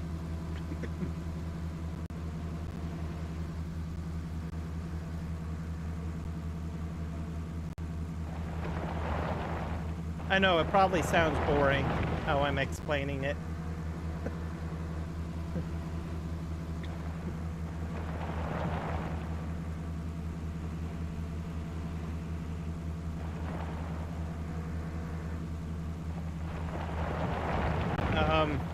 Oddly enough, I don't know, I had an experience. I tried VR one time, and I was given like a meta quest to try, and I went into like an app called Horizon Worlds, and I went into like kind of a I don't know, a world that was built by someone, right?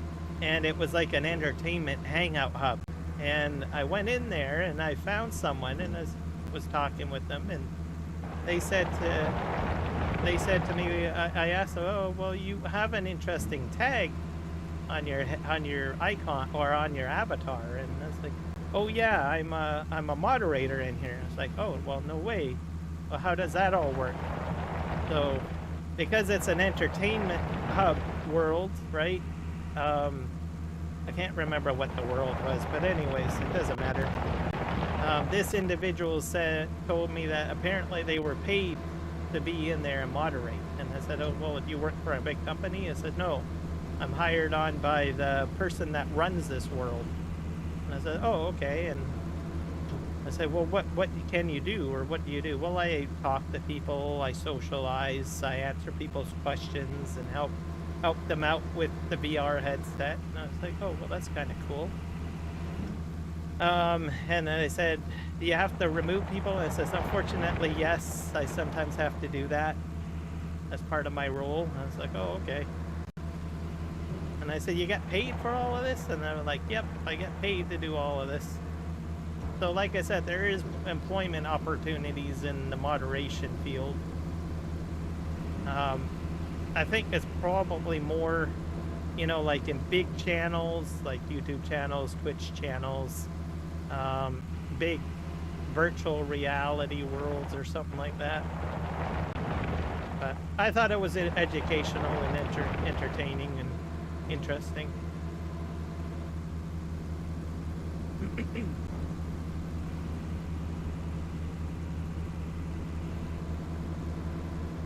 I didn't stay in there very long because it gets a little disorientating when you're using a virtual headset. So you get kind of like a seasickness or something like that.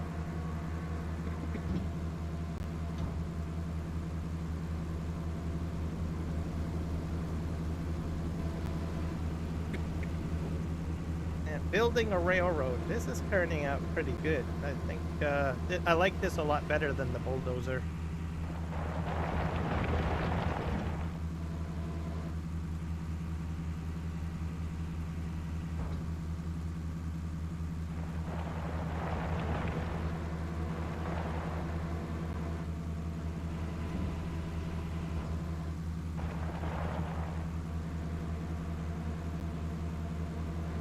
Full.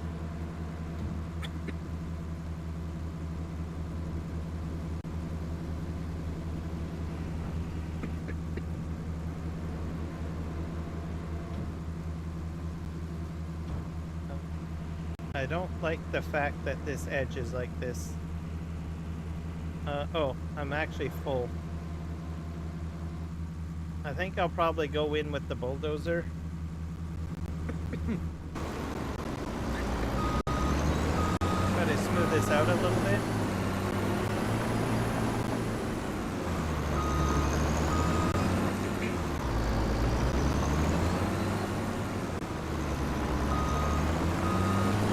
I don't know how I'm going to do a 5-degree grade down the hill. We'll find out.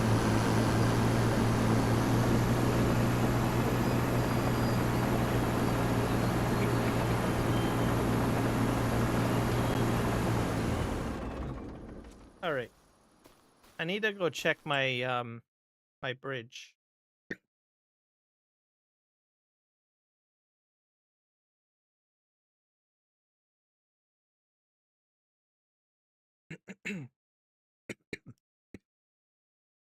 Take another cough. Maybe I'm coming down with something. Oh, I do feel a little bit better than I did before.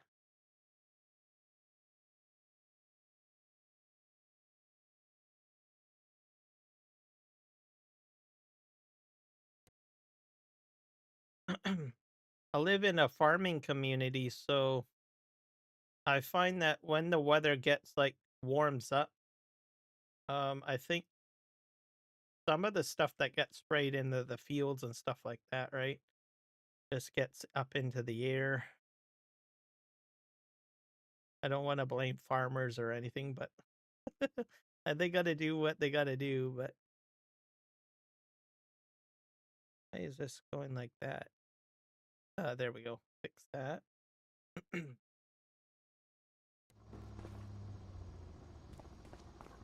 Let's see if my building is happening.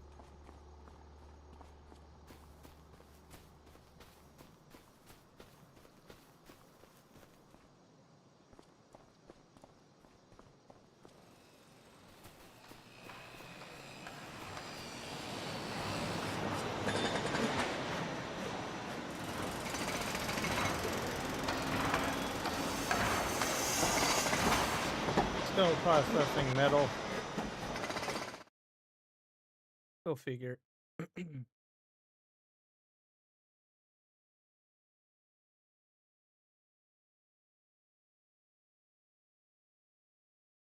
Okay, where's my truck? There we go. Let's enter that.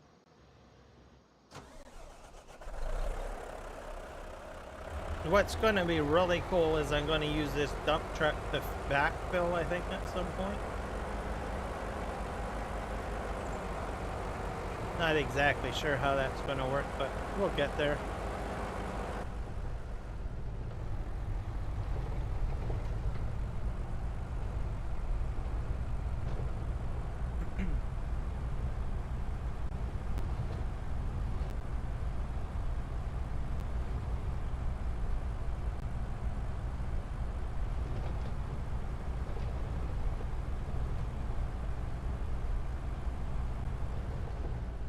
Alright, we're gonna go in here.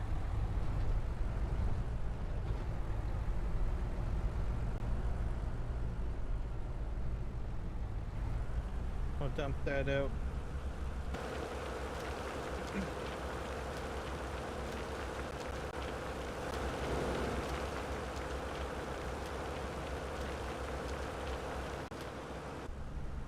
Perfect.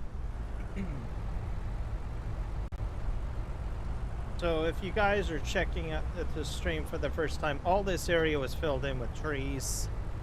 So even right where I just dumped these rocks, that was all trees too. And all along the left-hand side here was all trees. So I logged it all out. Now we're getting into like the terraforming part here. Now I'm gonna smooth this out with the bulldozer. Getting in here and chiseling this out with the bulldozer is a bit of a challenge, though. But I can fine-tune everything. But this, because I did all of the hard work with the excavator.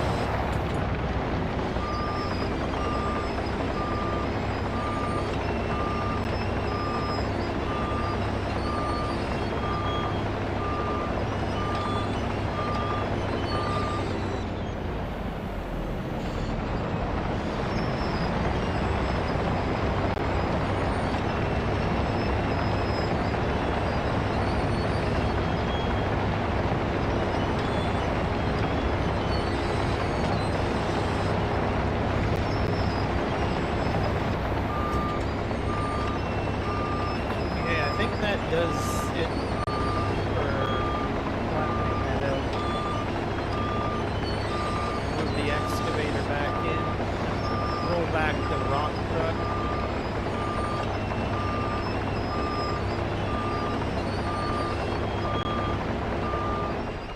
I totally forgot how noisy that machine is.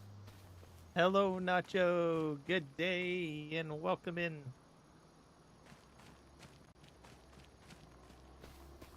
You're looking very green with that lovely maple leaf next to your name.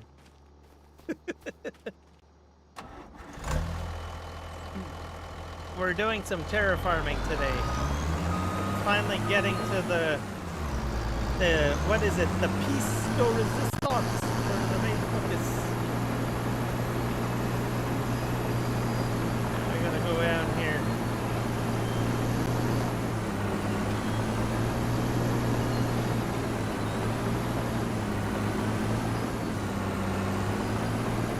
Have we gotten your channel to 50 yet, Nacho?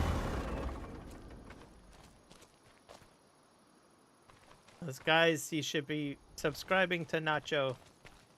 Gotta get him to 50. I'm not sure if you've gotten any more subs, or if you've hit the 50 yet. It was a certain plan. Oh, come on now.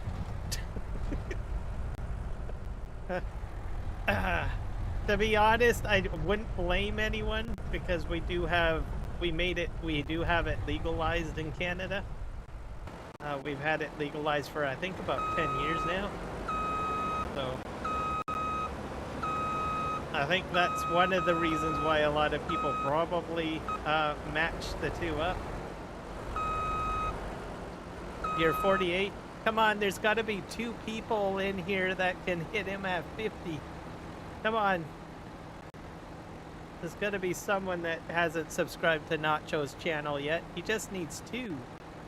Two subscriptions. Well, preferably maybe a few more. Like maybe try to get him to 55 at least. Just for good measure. Here's his channel, everybody. He just needs like 2 more. I'd be happy if he gets like 2 more. That's it. Just 2 more. There. That's the link to his channel. You are like so close. Yeah.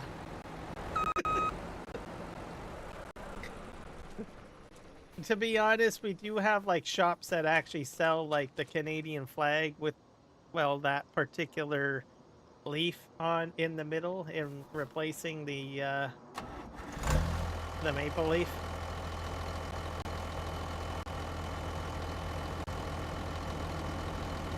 Hey, you're just doing fine. You are being present and being you. That's all that I ask. Alright. So hopefully maybe that shout out will get you to 50. Hopefully. I'm not sure how many people are watching my live stream, but I dumped it into both chats, so we'll go and roll the dice and who knows, maybe magic will happen and you'll hit your target of 50.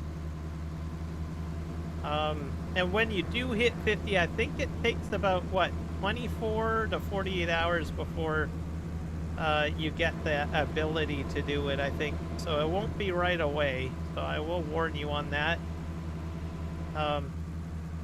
After you hit 50, it'll just take a bit of, like, a few days or whatever. If I am not mistaken.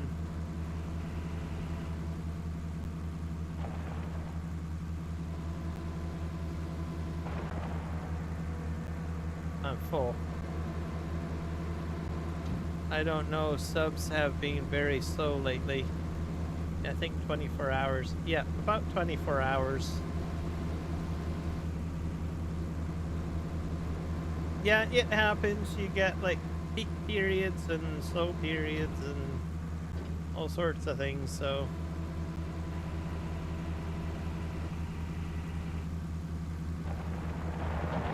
But you'll be rocking and a rolling in no time, and you'll have real life farming live streams.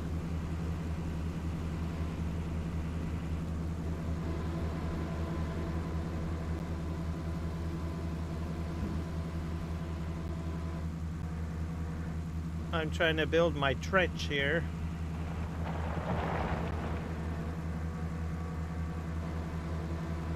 Might have to back this excavator up a bit, but that's fine.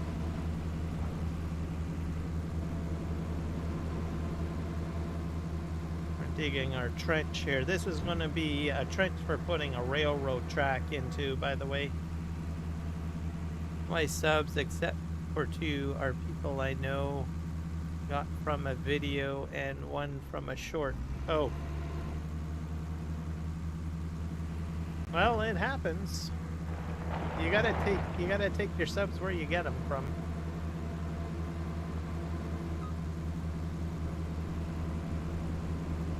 Maybe not from Subway, maybe, depending on how your local Subway is. Just a bit of a joke. Now someone out there is gonna say, I live by the Subway diet. That was a thing, by the way. Subway diet. I had co-workers that said, all I eat is subs, and that's my diet. Okay.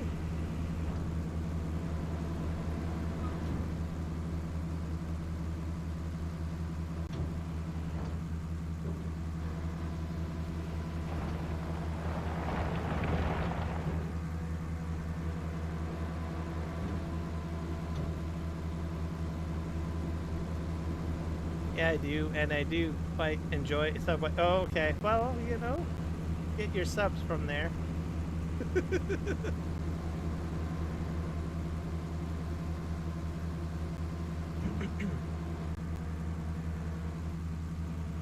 I have to be a bit picky. We have like quite a few different Subways where I live. And there are a few locations that don't do very well. So I have like one particular location that I go to all the time if I want a Subway sandwich usually.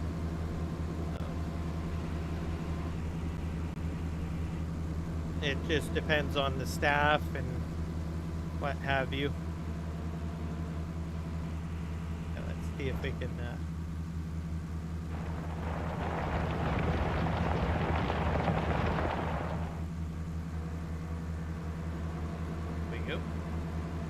I'm probably going to have to back the excavator up a bit. Oh, we're full. Alrighty. So turn off my terraform and we'll ground out our bucket.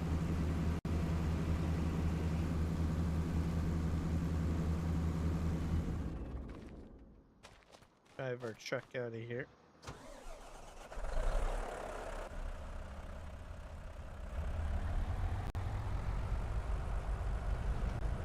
I leveled up. What does that mean?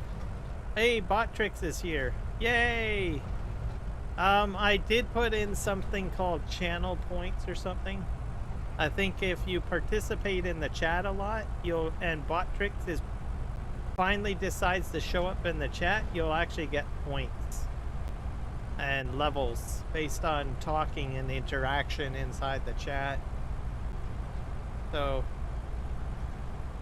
I've engaged that. So now I guess you're at level 1 now. Congratulations!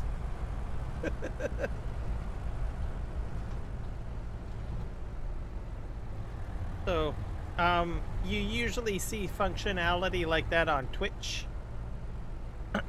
Just generate engagement and stuff like that inside the chat. It's bragging rights to show that you've been part of the community for X amount of time and you've contributed to the chat quite a bit. And helped out the stream. Exactly. Woohoo, level 1. You'll see it sometimes in Discord as well. You'll get like level 1 or level 2 sometimes. It's particularly more important, I think, on Twitch. That's why they created that function. Because chat engagement is part of the algorithm for Twitch, meaning you need to keep people engaged and talking. So it's not so much a lurking platform. I think Kick is the same way too. Yeah, but it is definitely bragging rights, so you can say, well, I'm at level 1. Oh, woohoo. Or you might be level 10 in a year or something like that, right? So it's just all based on how much you talk in the chat or converse and stuff like that.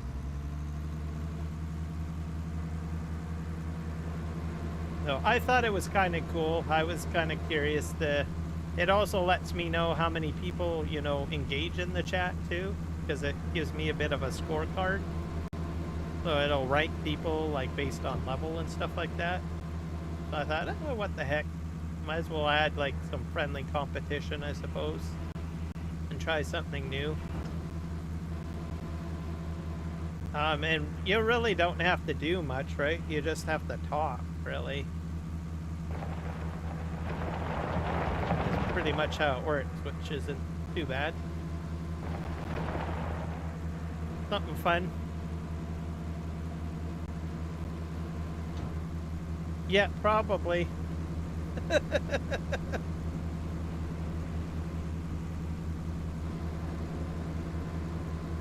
So it's all part of bot tricks, so I'm, like I said, there's other functions too that can cause engagement. Apparently I can create games or something. Just gotta chat away, exactly. If I can get bot tricks to be a little bit more stable, I might incorporate some interactive games in it. We'll see.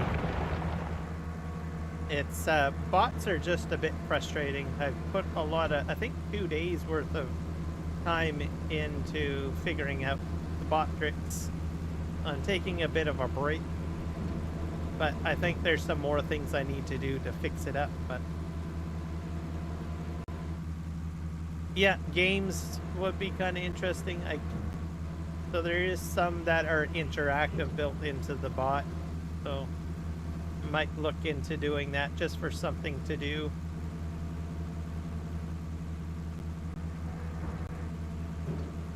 We'll get there one day. Setting up some of this stuff takes quite a bit of time, so I usually, if I get bored and I want like a project to just kind of lose myself in, I'll start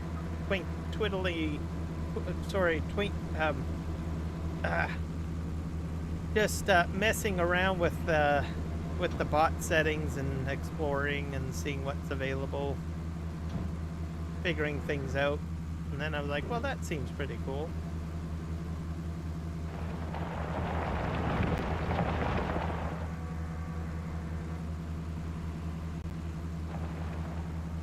There, I think I'm a full bucket now.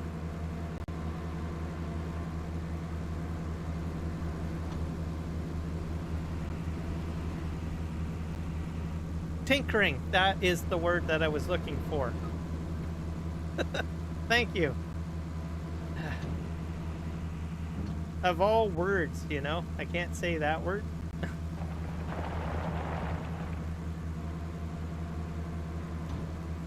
I am so glad that I'm not like a speechwriter or a public speaker. I guess live streaming is a kind of a form of public speaking, but I don't know, not in a very professional, and not in a professional aspect anyways, like politicians or people do large speeches. I would not want to have to do speeches every day. That would probably just kill me. There we go. This is turning out all right. I think probably go and cut in here.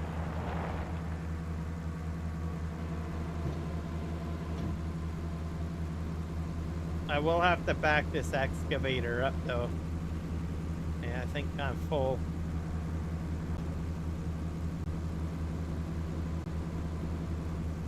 So we're at about 12:30 here. I'm gonna go till 1 o'clock or 1 p.m. 1 a.m. my time for the live stream. Doo-doo.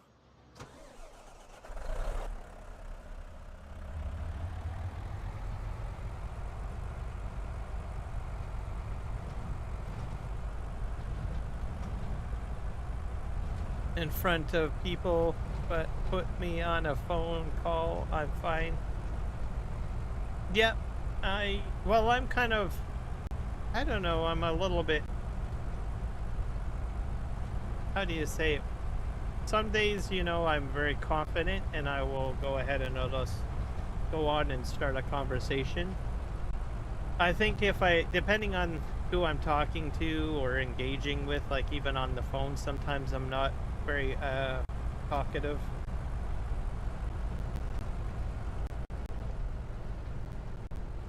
Actually, yeah, I'm not really a phone person.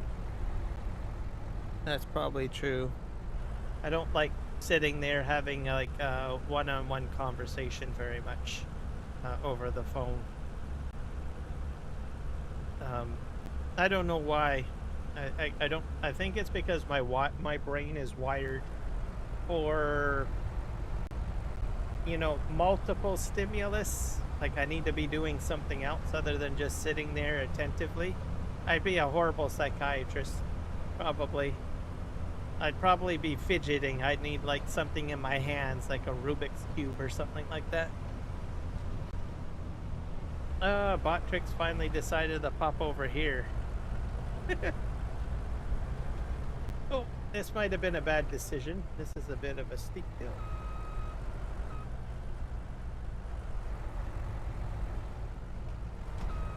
I'm gonna pull the excavator forward a bit. Ugh, that was probably a bad decision.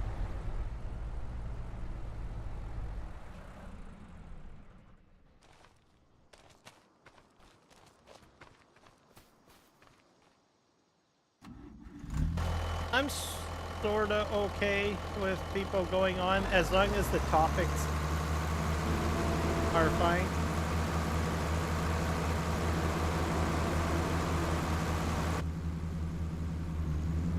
Like in real life, usually most of my friends are the dominant talker, and I'm more of the listener, and then I'll just contribute. That's usually my role. I know it sounds kind of weird, but sometimes, depending on the situation, I will just jump into a very talkative mood. Like right now, right? I can engage in conversation. But to be honest, I'm a very introverted personality type. But not completely. I'm kind of like I don't know, in between. I don't know how to explain it. Because I have come across introverted people that are more introverted than myself.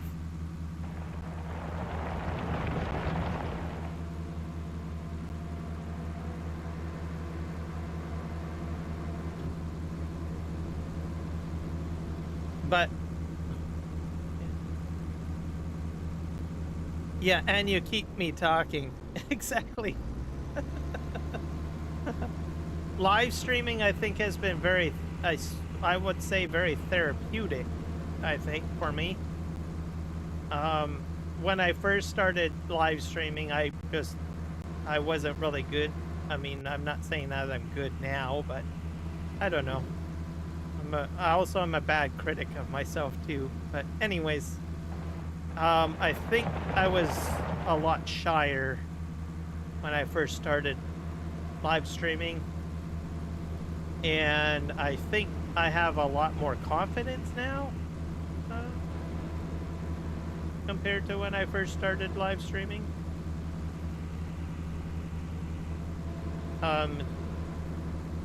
And I think I try to just be myself. I think when I'm live streaming as best that I can.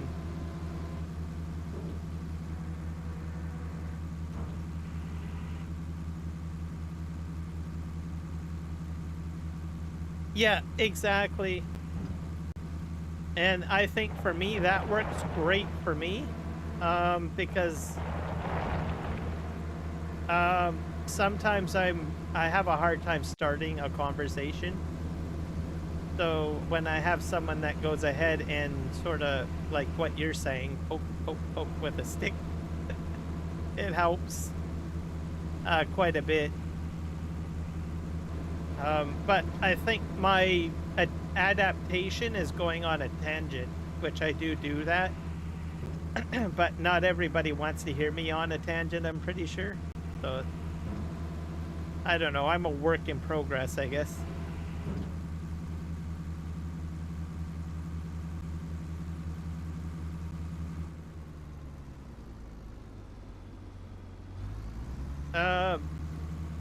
Well, that's a good point. You have to learn to feel comfortable talking to yourself, literally.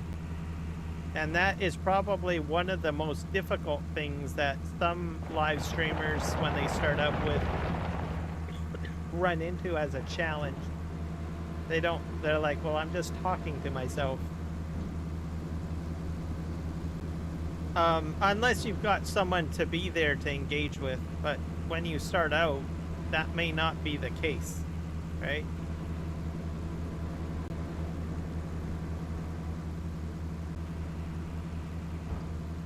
So, yeah, just sort of how it is. But I eventually got there, and when I start my live stream, I just start talking or figure out something, even if nobody's in my chat.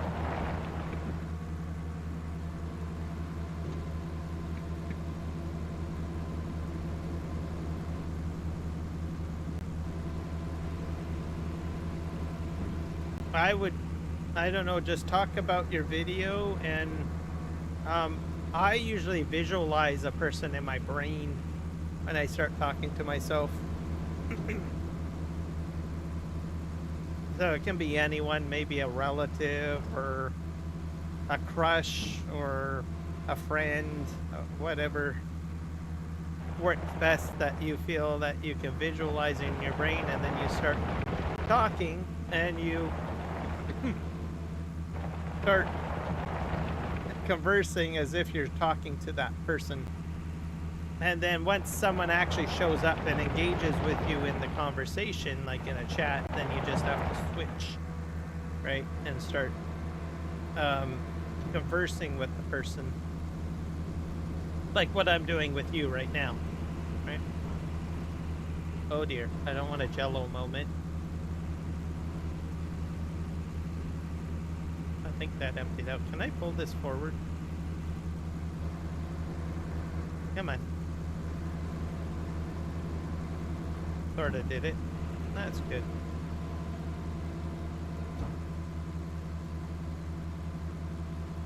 Yep, just try that. You're probably going to be doing live streams with,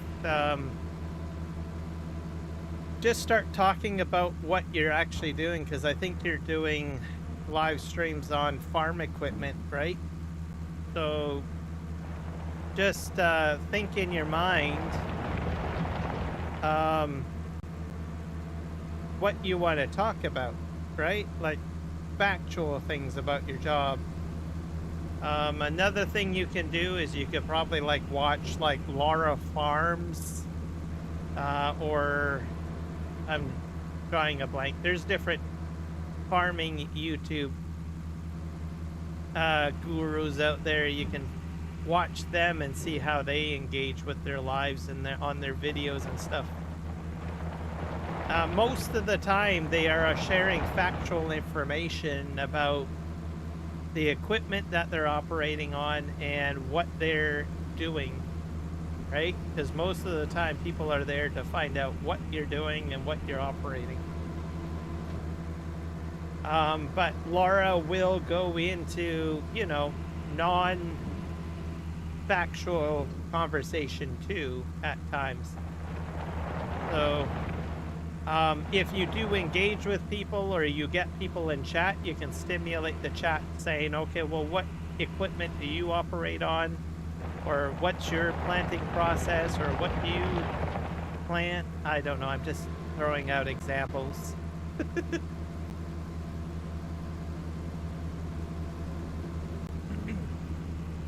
So, and that's how it'll start out. But then you'll get regular people in, you know, the people that usually show up all the time. And then you'll be able to build some sort of relationship with people. And you'll just have other topics to discuss, right?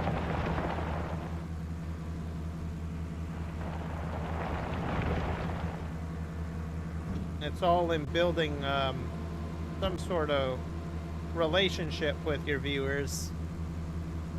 And then it's constantly going back and forth between those processes, right? Talking about factual information when the conversation dies low, or moving back into conversations with individuals or getting to know people. So getting to know people, you jump into your questions. And then for people you know, well, then you just start talking about the regular things. So remembering the previous conversations and stuff like that, right?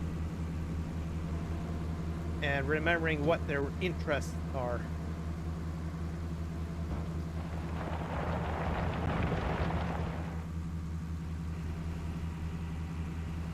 And if it doesn't go smoothly the first time, it's fine. Don't set your expectations for perfection. Set your expectations for your first stream to be crappy, and then hope that the next one will be a little better. And sometimes what you can do is have like a short, like 1 hour live stream or 30-minute live stream, then rewatch it and think about how you can improve it.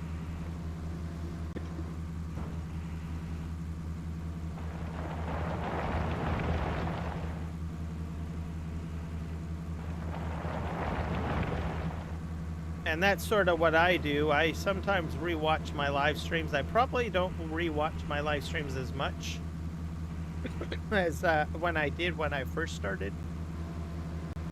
That goes for my videos too. I need another cough drop or something. Starting to cough. My throat's getting dried out.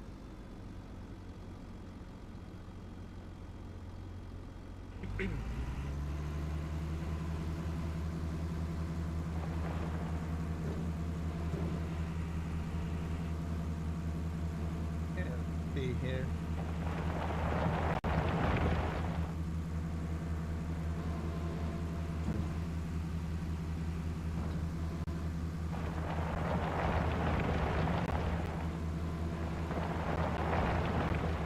Perfect. All right.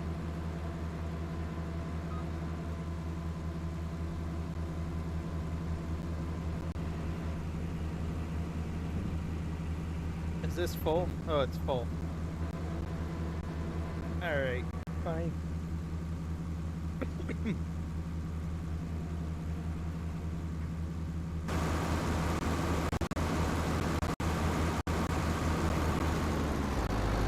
gonna move down the hill a bit more.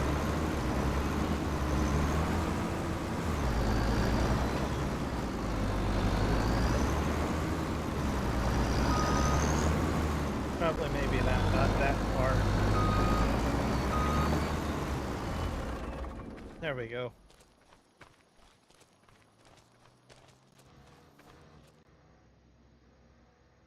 Oh, well, thank you.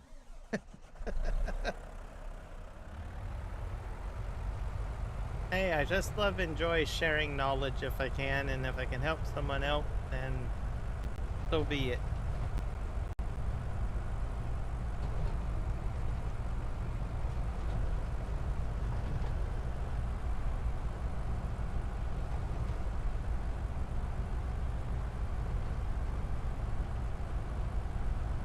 got 48,000 liters of stone here. I think we're doing fairly well on this terraforming project. This area here is all going to get graded flat, I think. So it's probably going to be a lot of bulldozer work, perhaps. We'll see how it goes.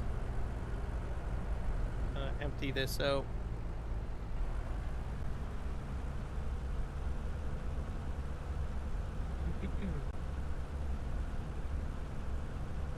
I think these days, like, almost everybody should at least, you know, try getting a YouTube channel going or something.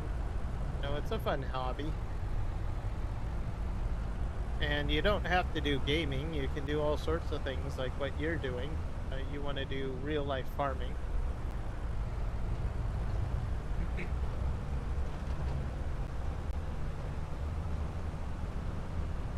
And people will watch that.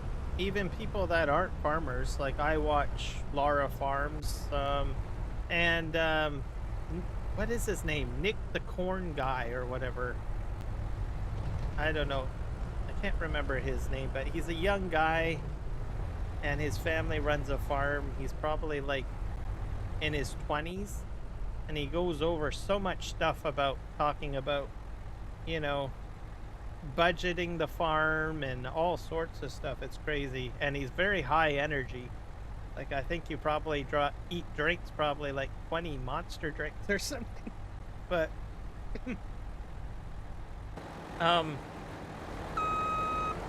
once I back this up, I'll just say something in a sec here because this is a bit loud. But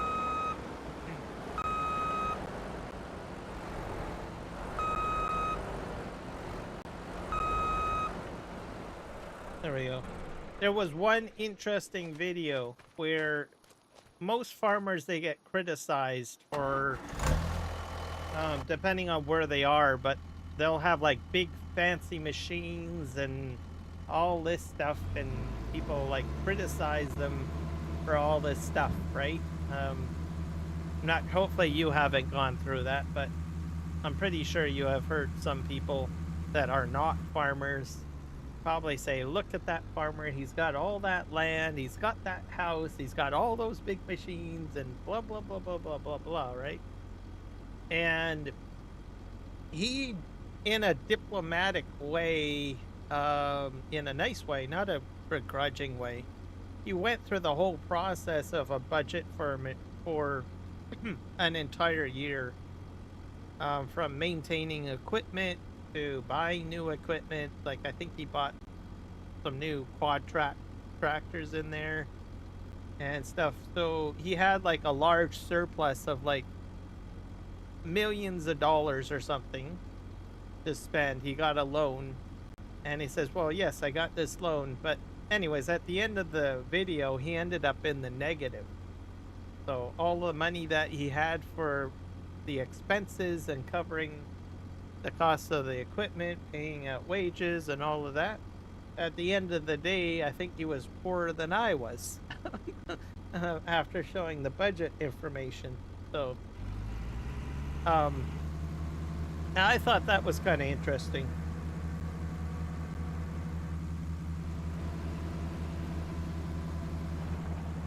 And then he went on to explain that apparently government subsidies help. He kind of tied in how it keeps farms afloat for those situations. But even with the government help, in some cases, you could run into the negatives or something like that. So I thought it was educational.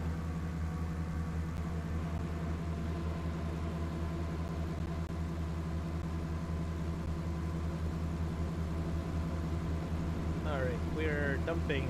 There we go.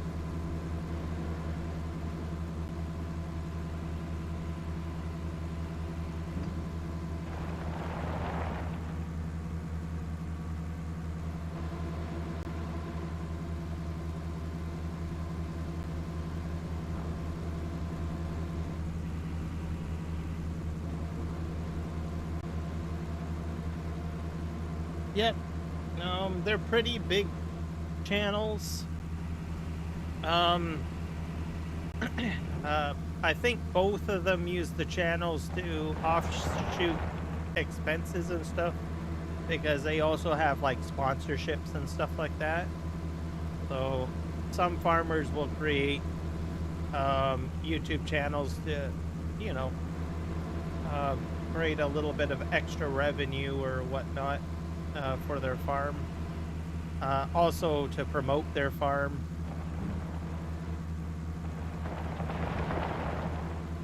So it has a bit of a business model aspect to it at the same time.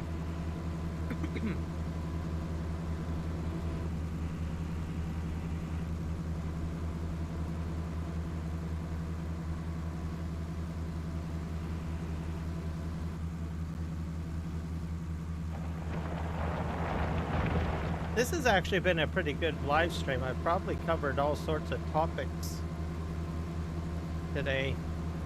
Kind of interesting. People just have to ask the right questions, and I just go on a tangent and start talking. There you go. But it's probably mostly information that, you know, probably some people know, but not a lot of people know. But I like sharing it and hope broadening people's minds on it.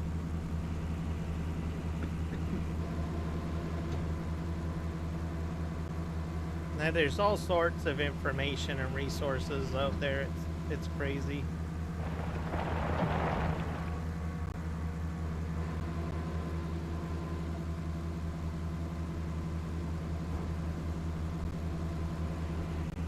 But when you're doing your channel, you have to remain exceptionally fluid. So what I mean by that is you really need to be open to growing in yourself and also change, because how things work today may not necessarily work tomorrow, depending on your goal, right? Especially if you want it to be like a monetized or a money-making channel or something like that, right?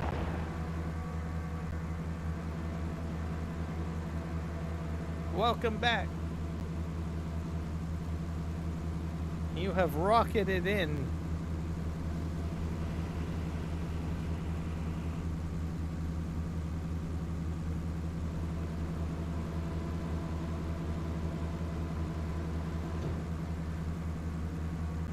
Yeah, I'm pretty sure there's others that are interested in what I have to talk about. So I just go on a tangent about it, and if I can help someone out or advise them a little bit or give a perspective, more or less, I'm happy to do it.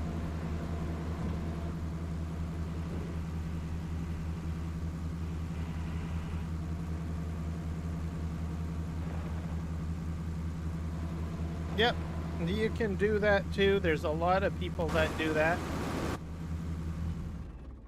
The one thing that I probably will not help with is taxes. So that's it. That's a whole other area, and AdSense. So I will probably not touch too much on that, because, well, it's different for everyone, right? That only comes in when you're at about like 500 subs or whatnot. Then the tax stuff starts kicking in. I actually had to get asked some slight questions of fellow content creators a little bit to get started, but at a grain of salt. I didn't expect the expectations to be a concrete roadmap, because for every content creator it's different regionally, especially if like I'm in Canada, other people are in New Zealand, Australia, the United States. There's all sorts of different tax laws and stuff like that. So So that's another thing that people need to know about, right? Once you get into the partnership program, you have to start looking at that. And myself, I don't really want to be advising people on that kind of stuff because taxes can be a little sticky. But I will go as far as saying that that is something that you would have to make a decision on if you want to join the partnership program, that there is taxes involved. So, and there's certain things you need to know about and whatnot. And I'll just leave it at that because, like I said, it's a very complicated kind of thing, sensitive topic too. And I really wouldn't want to give out advice on that and then have someone run into a problem or something with their channel or whatever.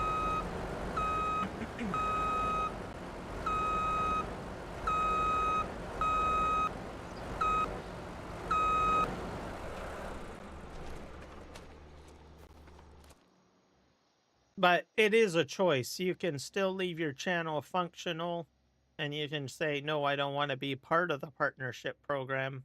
And if you say no to that, you can still continue doing what you're doing. It's just that you won't get any money for what you're doing, right?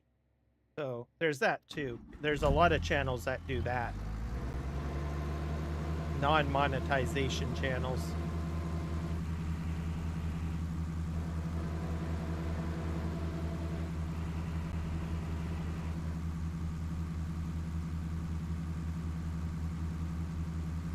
Exactly. So even when I asked for help from some content creators, I was exceptionally careful with my questions, not to put them into feeling that, oh, they have to answer like every question. I basically tried to rudimentary ask my questions in a way to say, where can I find resources on this? Where can I find resources on that? Or how would you, you know, that kind of approach. At the end of the day, if you can't get the answers, I would probably go to a tax accountant to get advice on that part of it, right? Because there's always that. The only downside is there's money involved with that.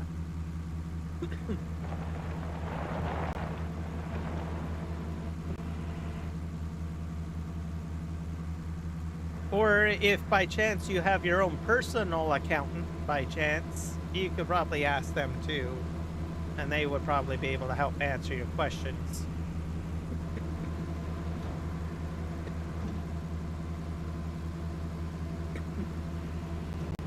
Me.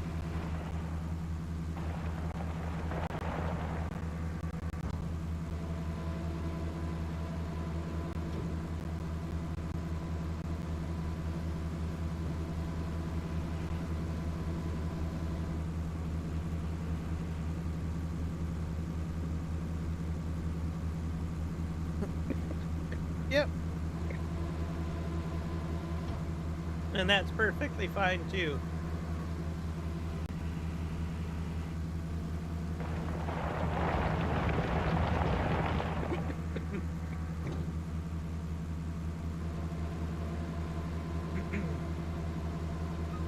And there's other things too to think about too. Like you can really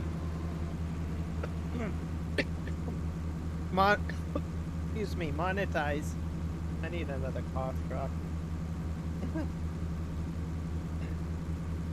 Like you can get sponsorships. That's something I couldn't advise on because I've never gone through a sponsorship. So a sponsorship would be like the giant partnership program. There's other examples, like I'm going to use some in the farm sim community. What is it? The servers, the gaming servers. That's another example.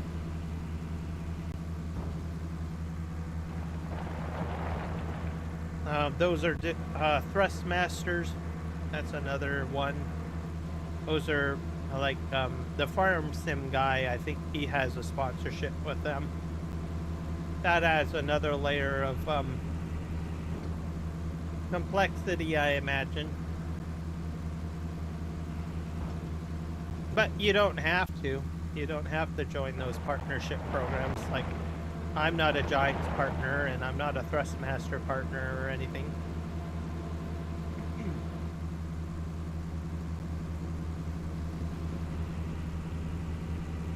But the opportunities are there. What else? There's you can set your channel to maybe promote advertising. So you could set up partnerships within the channel that would, as an example, a large company happens upon your channel and they see a clip or portion of your channel that would be interesting to add to whatever their promotion campaign is. You can set up some settings in YouTube that will allow you to do that too. Basically for advertising purposes and stuff like that. All sorts of things.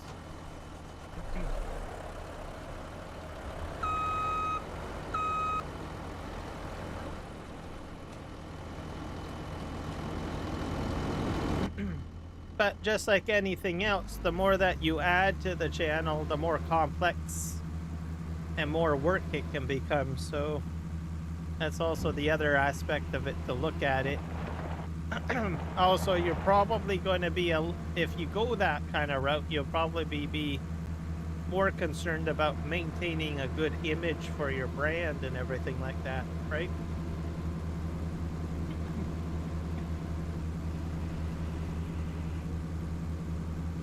It can, yeah. So you can keep it very simple, or you can make it very complex. But it just depends on what you want to do, right?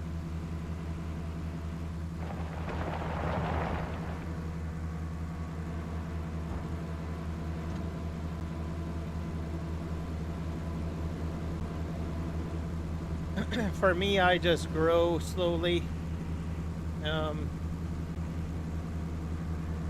I'm happy with that.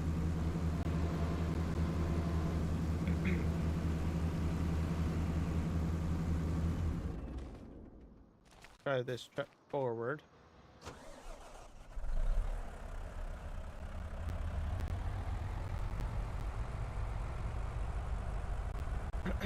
I think my plan of making a 5-degree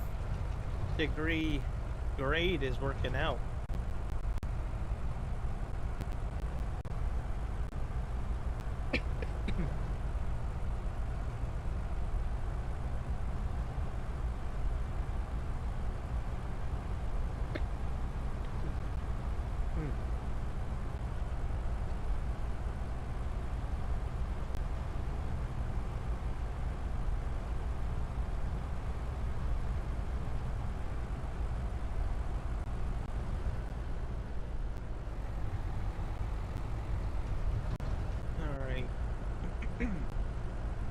Empty out here.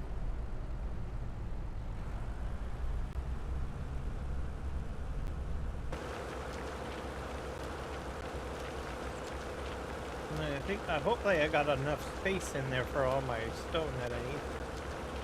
But this pad area, I can probably put another one of these storage facilities in.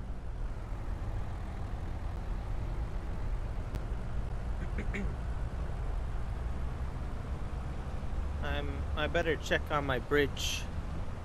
Oh, that's a crash.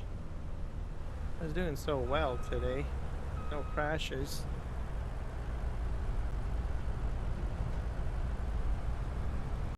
Well, I guess I should mention this because I haven't mentioned it all stream. If you're new to the channel, please go ahead and hit subscribe. That way you can check me out on future live streams. Also hit like and also share it out if you want.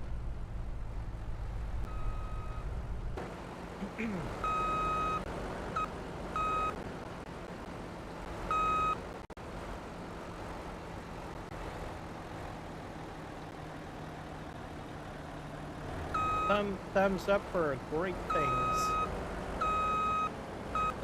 Back this up about here, probably. Go.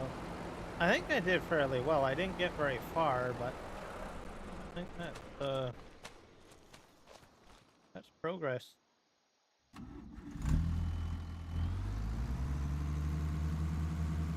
Yeah, me too.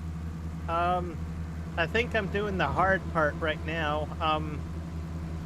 I might upgrade to larger pieces of equipment, so I have to maintain the 5-degree grade here.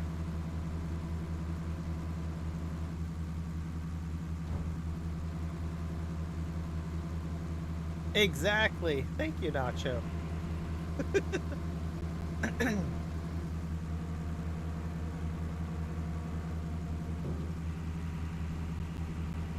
But yeah, I'm going to probably try to put a piece of track down next episode, maybe. I don't know. Right now, I'm going to work on this slope, finish it up, and then I will probably terraform up at the top of the slope to make it flat. So, but I'm enjoying this. This is going the way I had anticipated, so that's the important thing. Okay, there we go.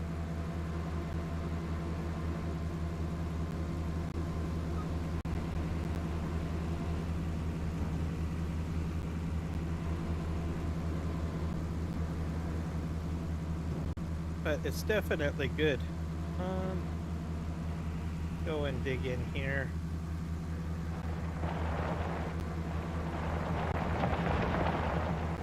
There we go. Full bucket.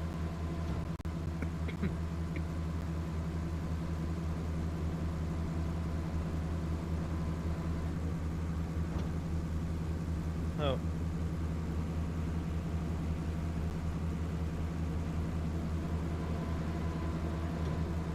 I might get a larger machine at some point.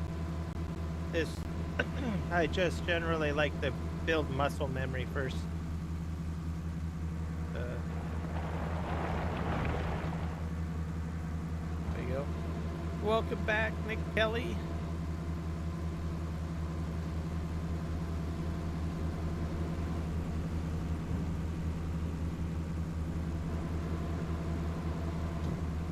I'm gonna try to make this my final load, I think. Alright, we'll see you when you get back, Rocket.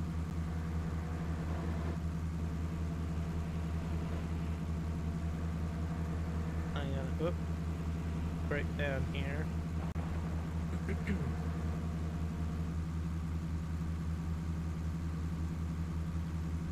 I think I must be doing pretty good with subs. I'm at what, 695.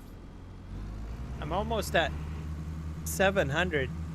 Oh, I'm getting there. I want to thank everybody for helping me get to where I am that has subscribed. Slowly on my road to 1,000.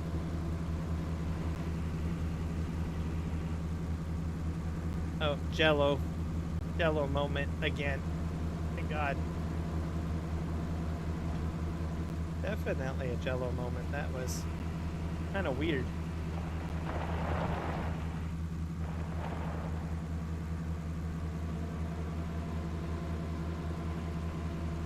I know, right? Who'd have thunk it? And like I said, it's all on you guys. You guys are awesome. I wouldn't be here without you guys. So I'm surprised. I'm shocked. So thank you so much, everybody. I guess I'm not fully full. I'm at 67%.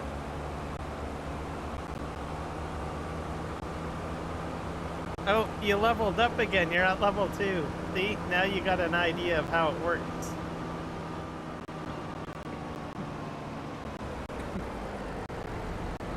So the more you talk, the more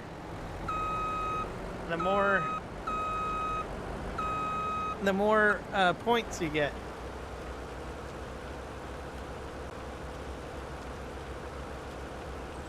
Yeah, I suppose that's true in a way.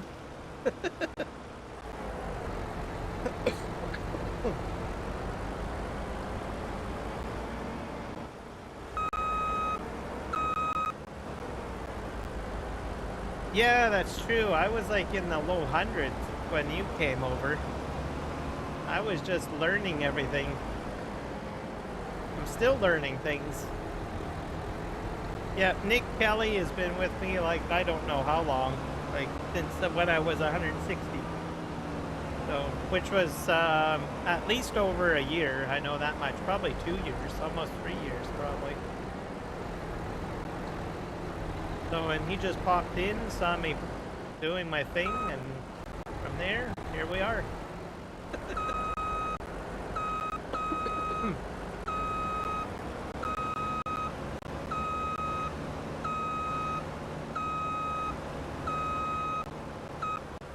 Okay. Get some more rock in here.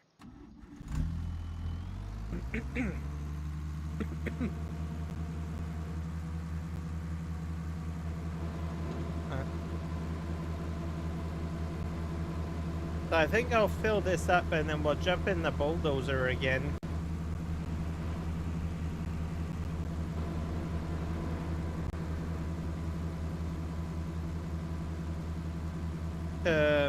To grade it out.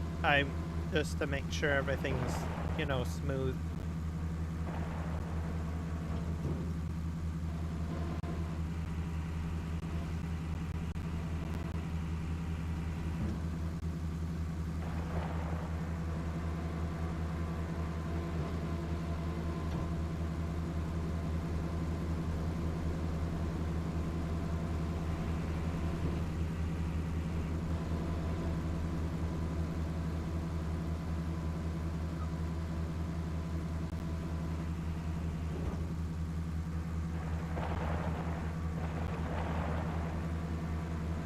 There we go. Yep, you do your thing. You gotta get good grades, study for your tests and all of that. That's more important.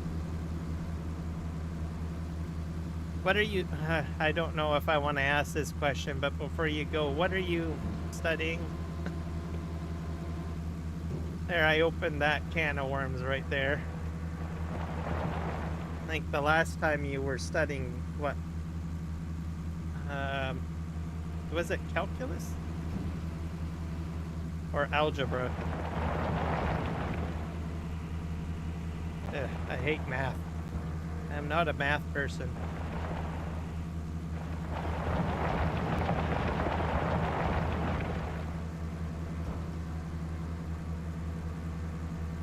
I figured. Well, good luck with that. Oh my god. Not a subject that I enjoy.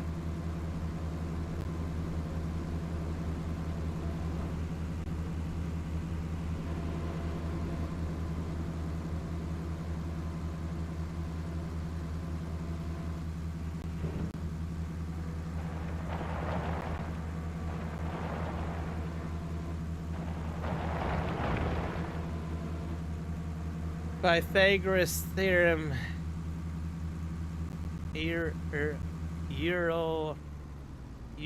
Euler's rule and something. Oh, okay. So the sounds like the theories of it all.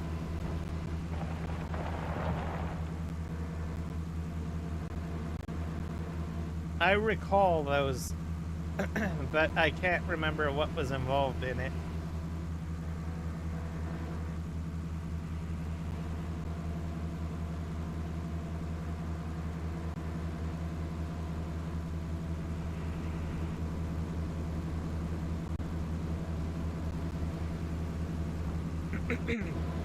But I definitely admire the people that that can study that stuff and especially enjoy it, and it comes like second nature to them. when I was going to high school, I had a few friends that were really good at math and enjoyed it, and I could never understand it. I was like, how the heck can you, enjoy doing this? That's my thing. Even my girlfriend at the time, I could never really understand when I was in high school. She just had a different way of doing things and thinking. It says, does it not bore you? And like, nope.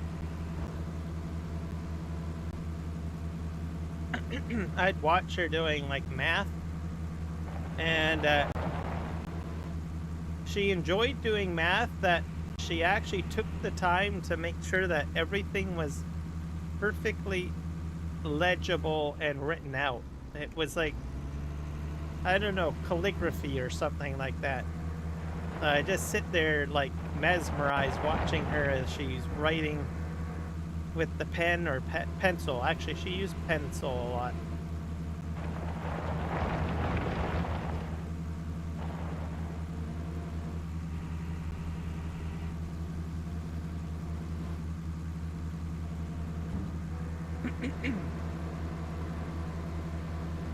I was like, well, that's amazing.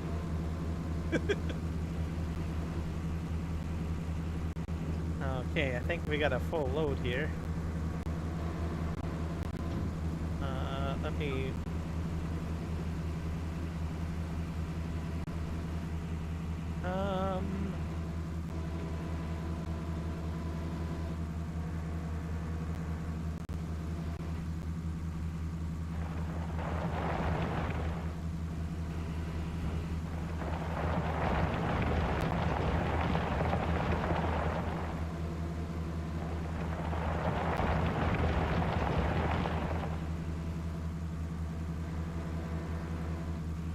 This is turning out to be quite smooth.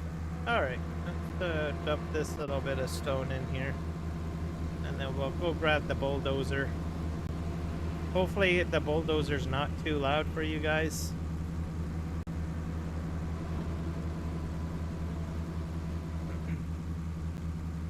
And we'll just put this down here.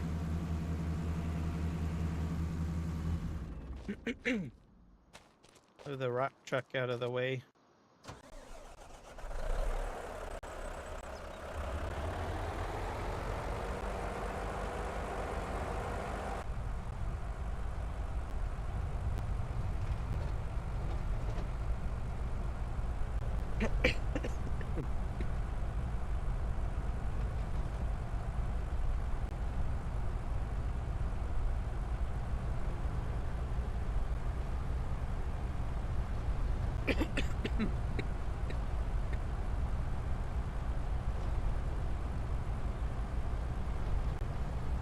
I'm probably going to have to do some more logging at some point down the slope, but we'll do that later. I got plenty of doing here, as is for terraforming.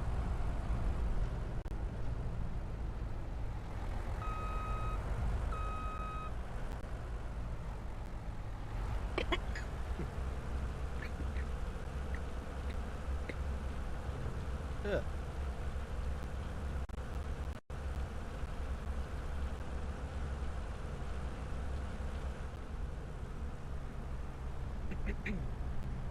All right.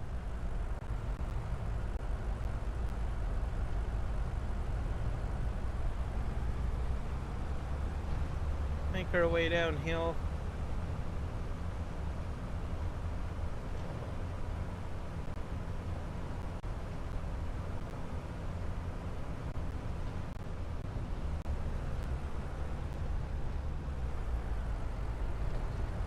Probably want to park this up by the sensor a bit.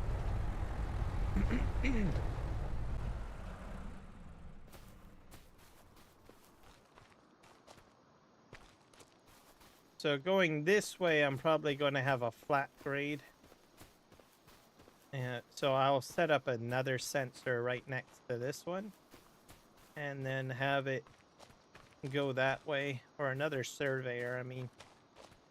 And this will be all flat graded, essentially. so that I can just put flat track. But I was more interested in trying out, seeing if I could get the grade to work with the survey tool, and I felt that's why I went this route. But I have a feeling I'll go the other way and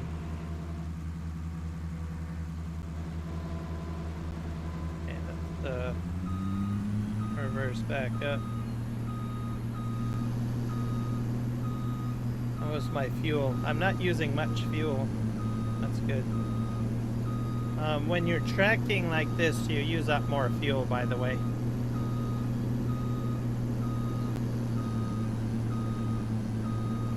Just back up over here.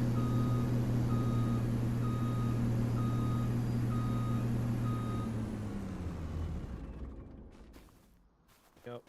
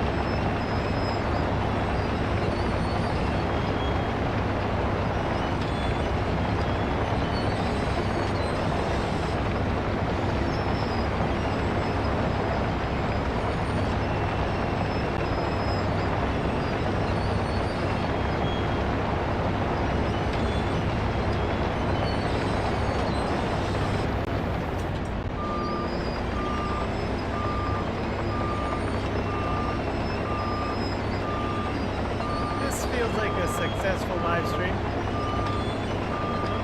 I'm winning at my project, so I think that's a good thing.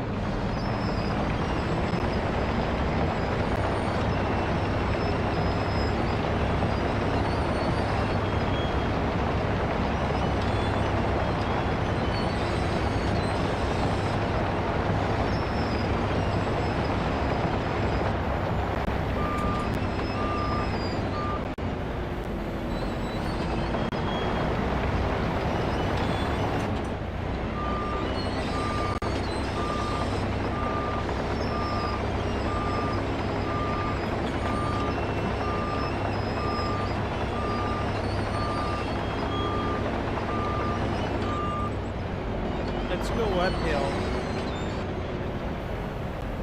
At least flatten this out a bit.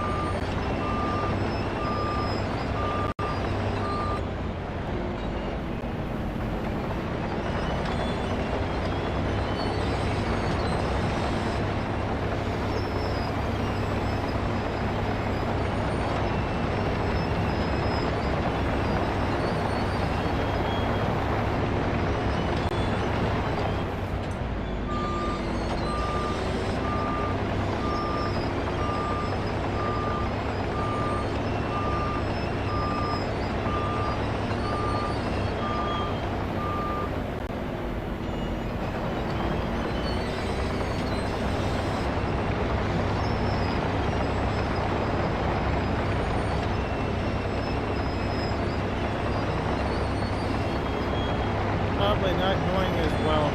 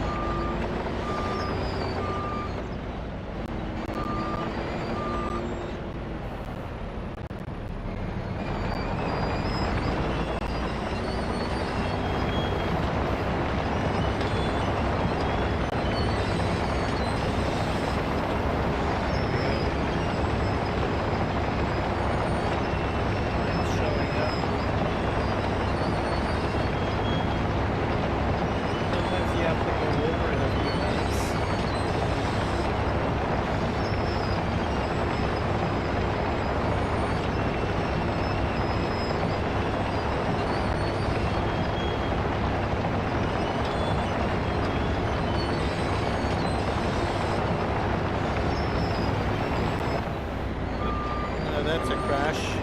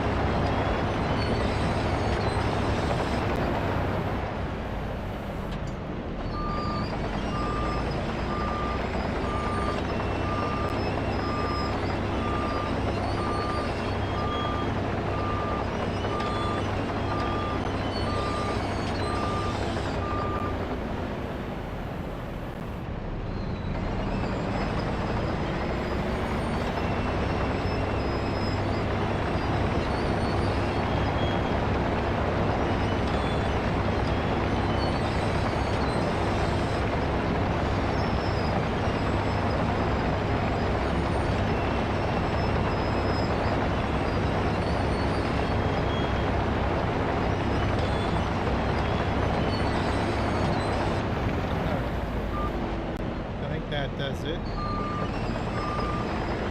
For now, anyways.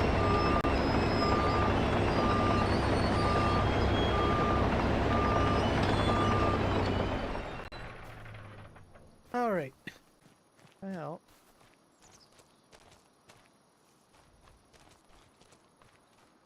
I think it's coming along nicely.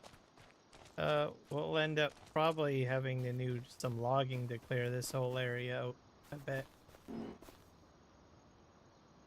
And because this is such a high slope here, my guess is that I will be backfilling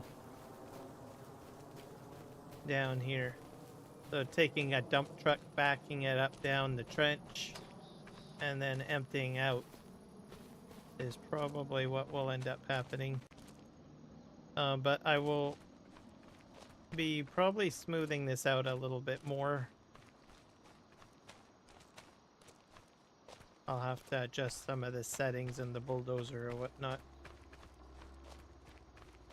to do that. So, yeah, I think this is a successful start, at least.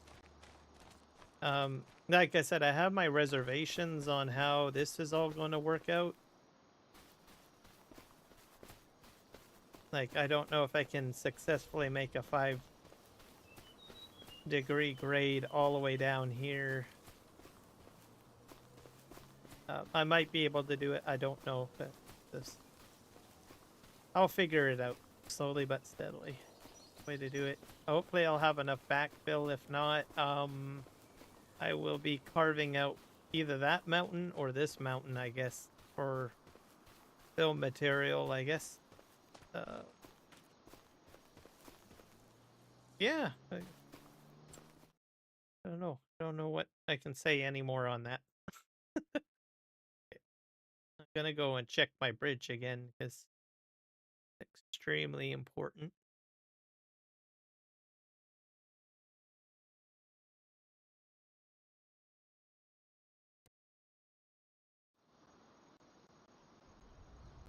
It's gone quiet, so it must be either it's close to finished or what does it need? It needs metal.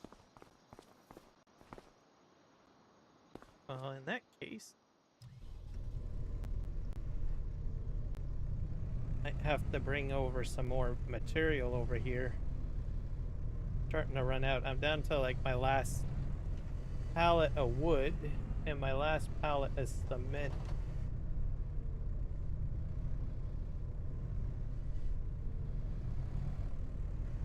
Move this over here.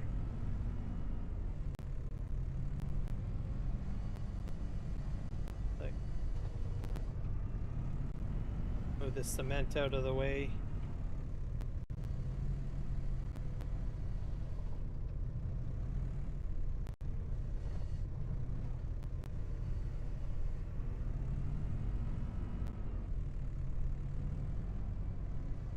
So I might do a supply restock. I might need to do, so I might have to temporarily get off of doing construction projects and start focusing on productions itself.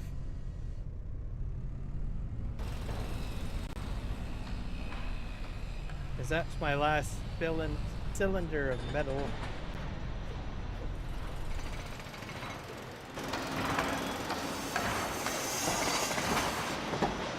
It needs about 3 metal.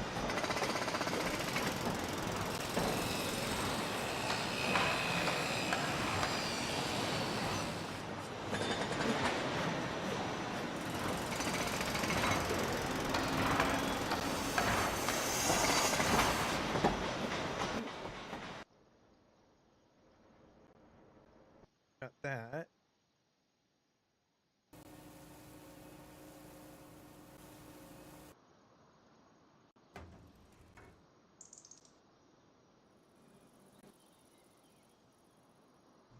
Da, da, da, da.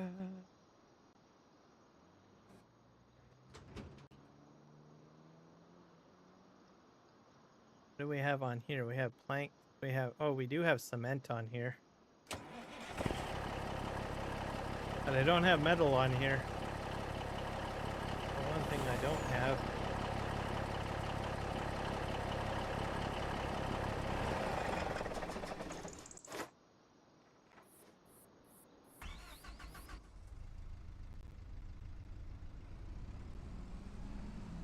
So clear up some of this stuff over here.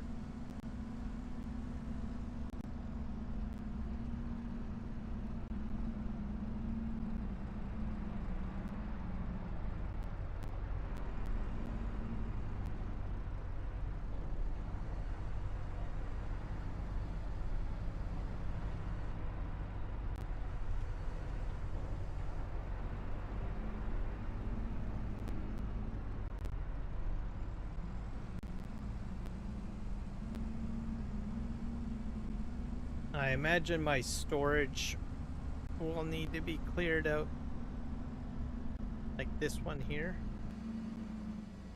I don't know what I use these prefab things for. To figure something out, I guess. I used them a bit on the house construction, but the house is built, so...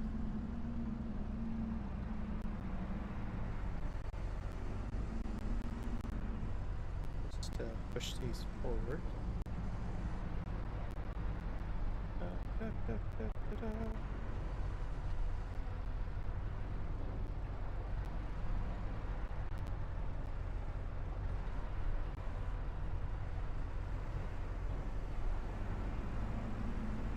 Ah, right. Off I go.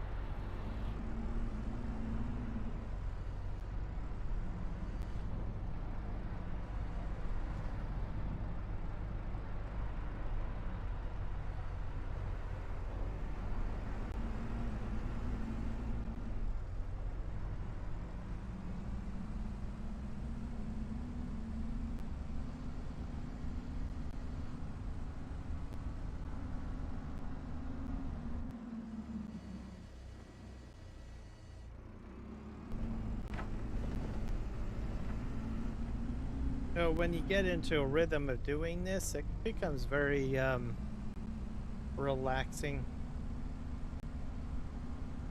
When you got like a steering column and joysticks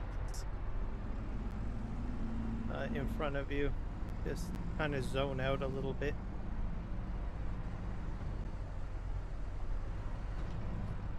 Go figure, huh?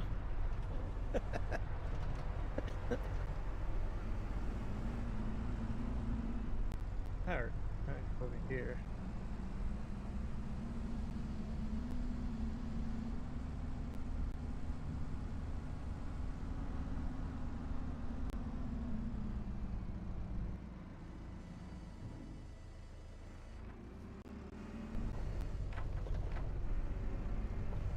I'm stuck on the forks for some reason. Come on. This doesn't happen very often. Not as much as it used to in like 19 or 22, but it still does happen from time to time.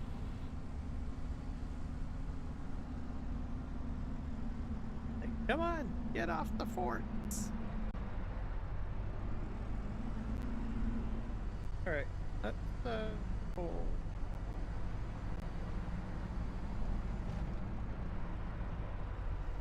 Da da da da da da da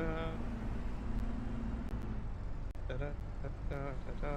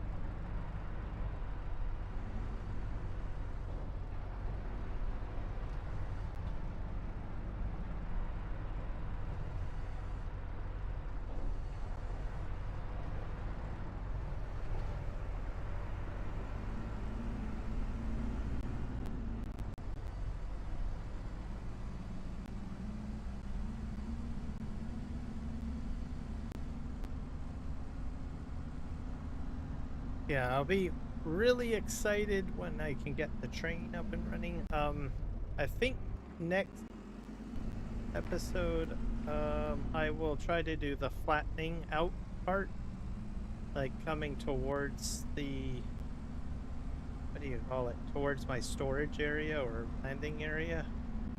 And then I can lay down a track. Once I put down a track down, I could probably purchase a locomotive or something, or train.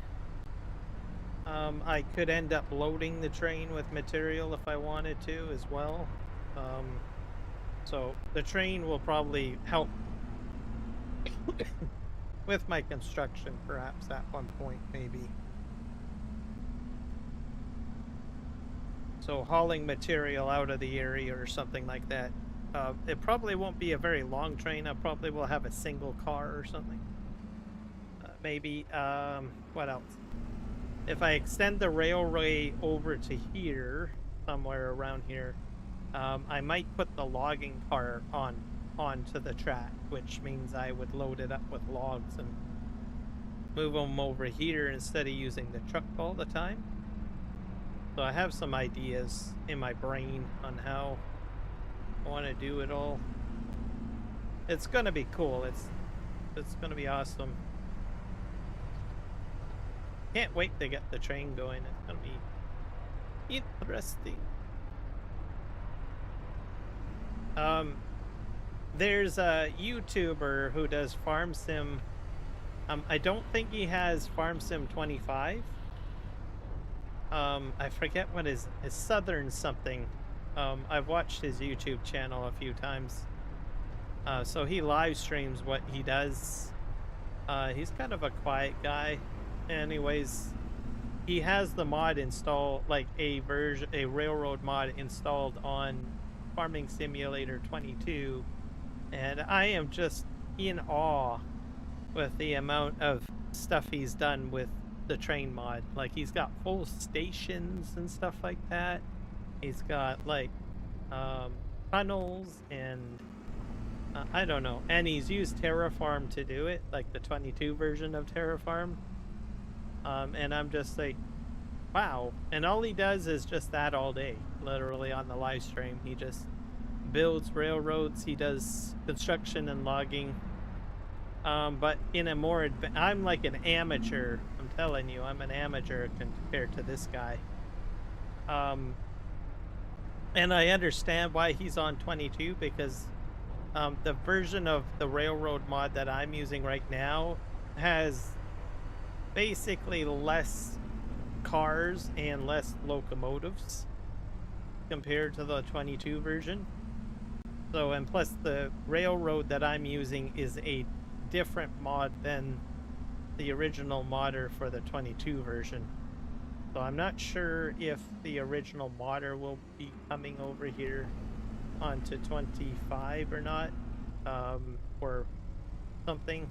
I hope he does, because he has a lot more locomotives. Like, he has CN, he has CP, he has Kansas Southern Rail, he has, I don't know, all sorts of different locomotives and cars, essentially.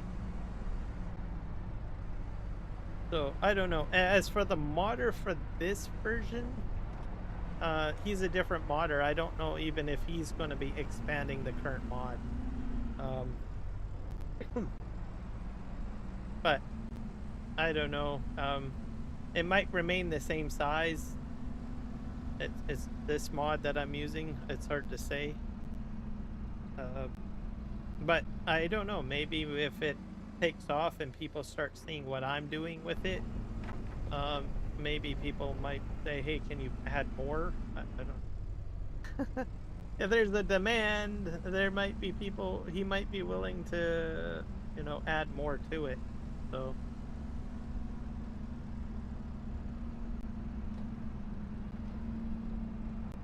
it's amazing. There's like so many different mods out there that probably go under the radar that nobody even knows about, that are just awesome, right?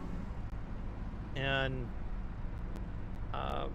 you just come across it. At least that's what I do. I have a funny way of finding interesting things on YouTube or on the internet from time to time. Maybe it's a gift or something, I don't know.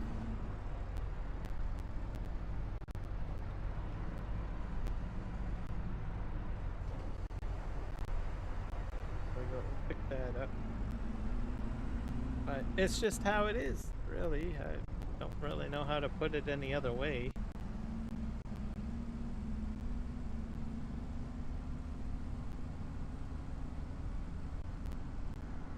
Let me check the time. Oh, we're at... Holy crap. Alright, well, I'll probably end the stream in about 20 minutes. I didn't realize this was so late. That's what happens when you're having too much fun trying to do a project or something. It gets carried away. It's like a 5-hour stream. Oh, I like to end a stream right on the hour, so I'll continue to go for at least another 20 minutes and then go ahead and pass my folks over to someone. I'm thinking Kiwi's probably live streaming. I usually send my people to him. Get your dose of construction and crazy madness logging from me and all the craziness, and you're like traumatized, like, oh my god, what did I just witness?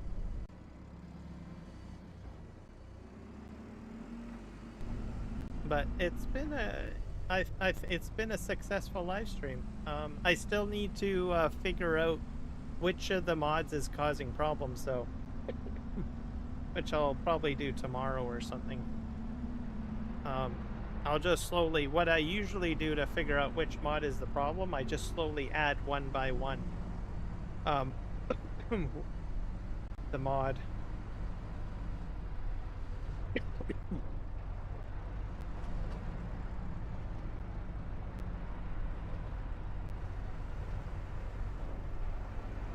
I'm going to think it's probably the lumberjack mod, maybe. I don't know.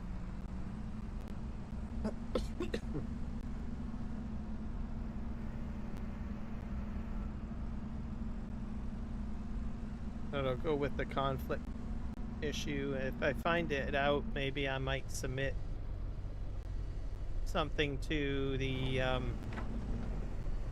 I'm pretty sure I could be the only, I'm not the only one that might have run into the same problem, perhaps. So if you run into a problem with Terraform, there is a GitHub that you can go into.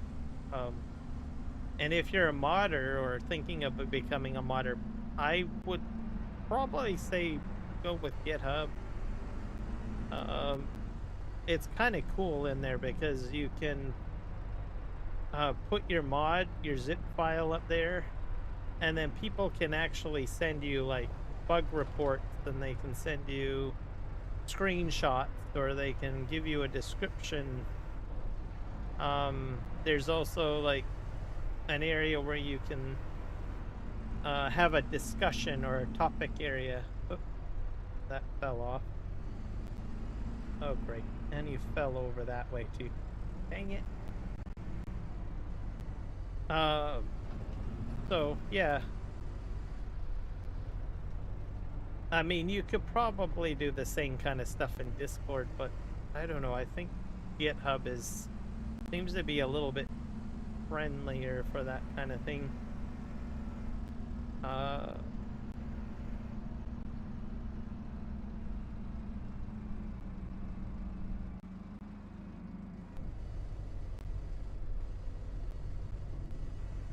The only thing I don't know is if it's free to actually set up a project in there or not.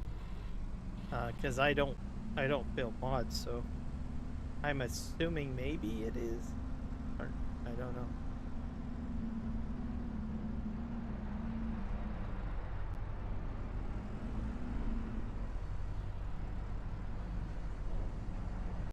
Move forward here.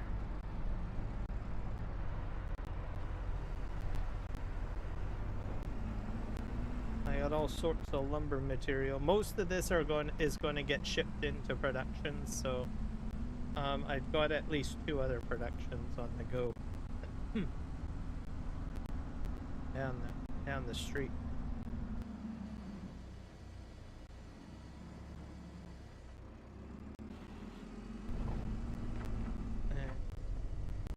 I'm wondering if I better go check my bridge. Of course, we've got stuff stuck on port.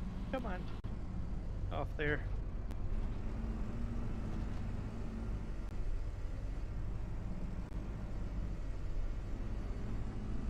There we go.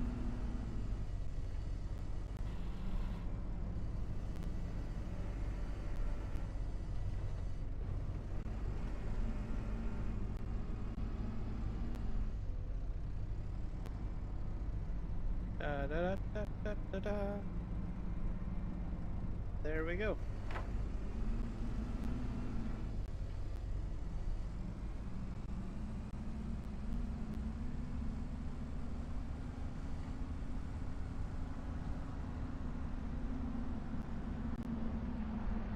All right, I'll back up.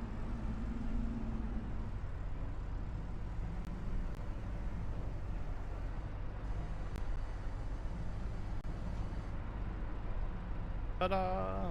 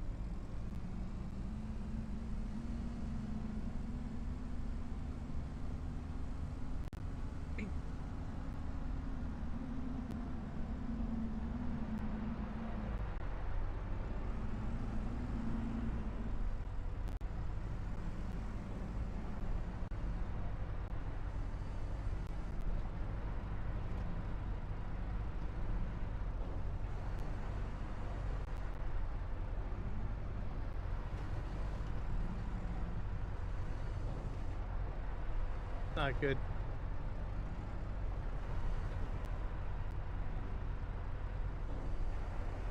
Good enough.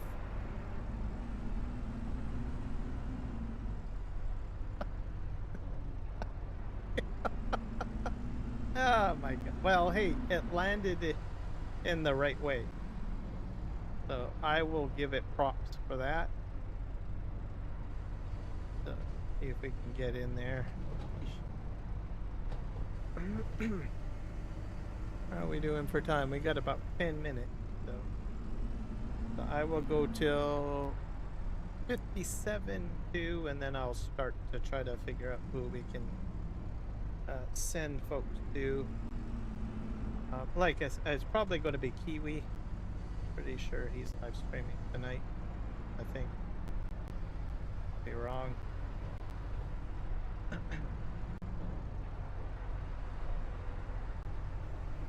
That'll have some more farm sim content to utilize.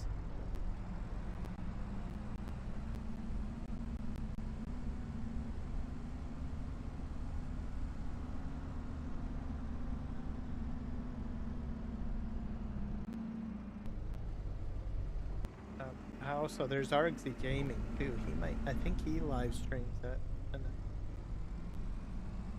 I don't know. We'll see.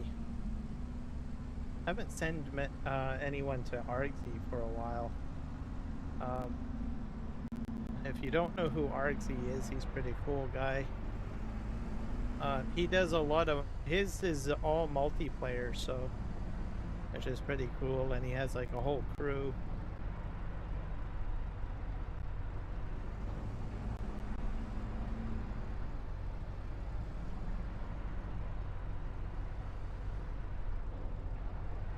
And he's the guy that did basically the video that I shared with you guys earlier. The terraforming tutorial video. And he's from New Zealand. So another Kiwi.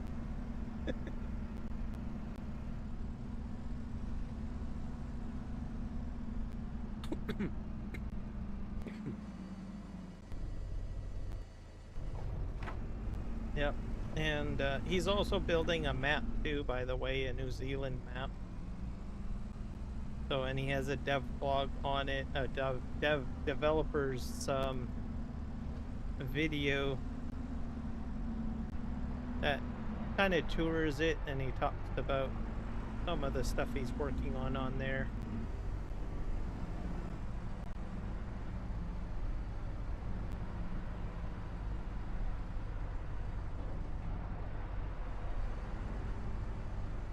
And I think it's going to have some historic value to it, maybe. You can check the dev video. You'll understand what I'm talking about. Because I think it's based on a real place, so he kind of discusses the historical region of it, and he talks about in his dev blog like how New Zealand is made up, you know, the continent, another word that I'm going to trip over. Continent. There we go. Did it. Yay. Points for me. Yeah. So, talks about New Zealand and the biomes as well, which is interesting. Not many people talk about biomes. Biome diversity on real maps and stuff like that. Which is good, because I think most people don't really know what New Zealand is like. If that makes any sense. Everybody says, oh, I know what it is. It's Lord of the Rings. There's hobbits running all over the place.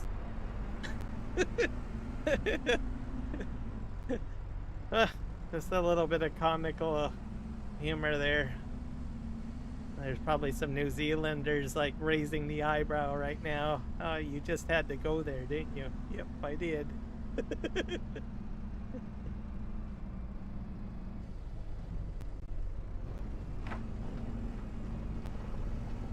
I'll be like, gosh darn it, why did we ever invite that Peter Jackson guy here?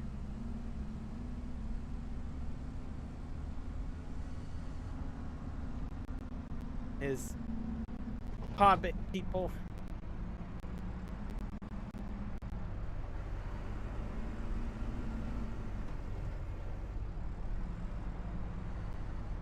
Alright.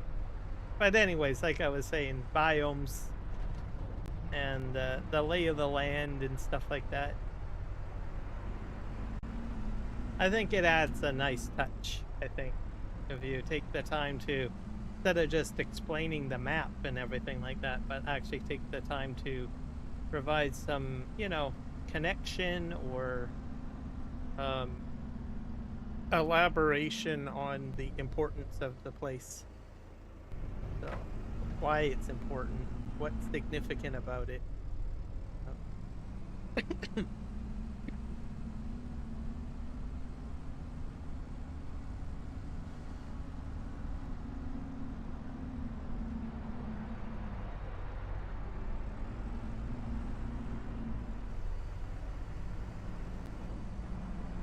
Alright, we're gonna go and push this forward. How are we doing for time? We're at 54, so I've got about 3 minutes. We will probably take a look at our bridge again, because it was like at 3 metal. I'm not sure if it just sort of like something broke in the timing or something. I don't know. Timing belt was broken on the construction clock? I don't know.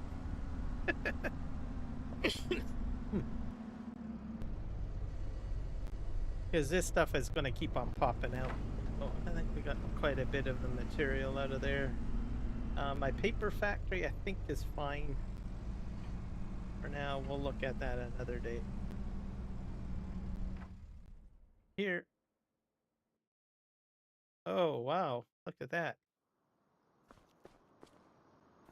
Probably not the right one, but so be it.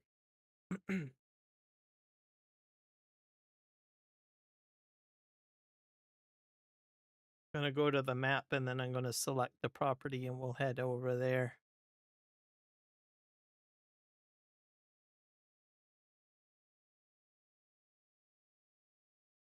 Yeah, despite my cough and everything, I think I've been quite the chatty Cathy today.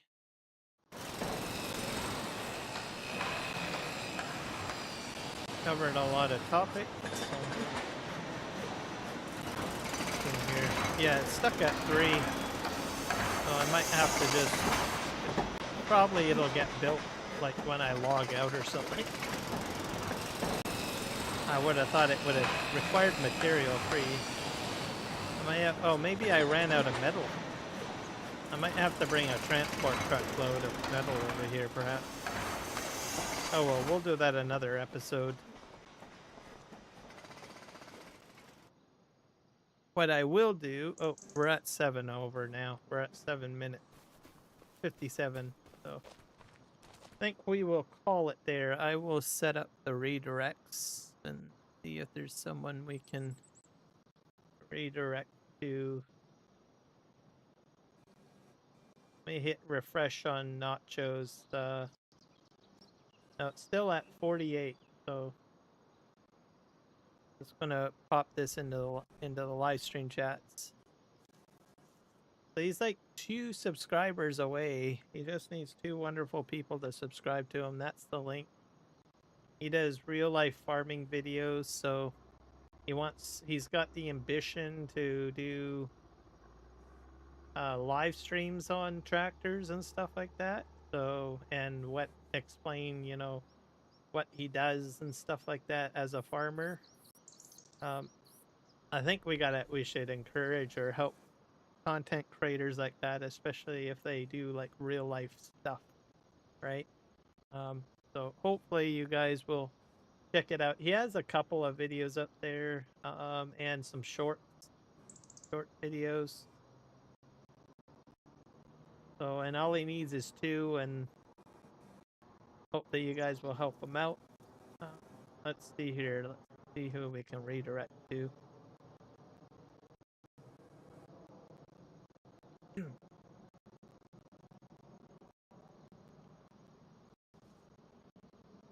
Here, take a look.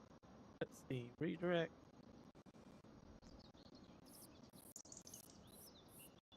Oh, looks like Kiwi is at it. Argsy is doing Truckin' World. Test driving Truckin' World? I don't know what that is all about. Truck World is what it is.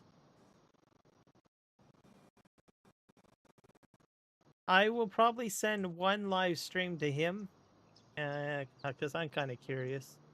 And I will send 1 live stream over to Kiwi. I'll do an even split. So we'll do that. So let's see, which one is this one? So if you are on the horizontal live stream, you'll be going to Argsy. We'll switch over to the vertical. We'll send that one to Kiwi.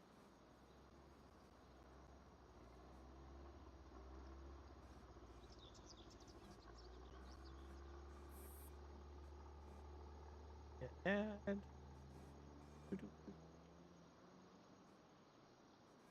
Not sure which one, but we'll just choose one of them. There we go. So there we go. We're all set up. So thank you everybody for checking out my live stream. Thank you for the subscriptions. I'm almost up to 700. You guys are fantastic. This has been a very productive live stream covering Terraform and a plethora amount of topics. And I hope you guys have a fantastic day and happy farming.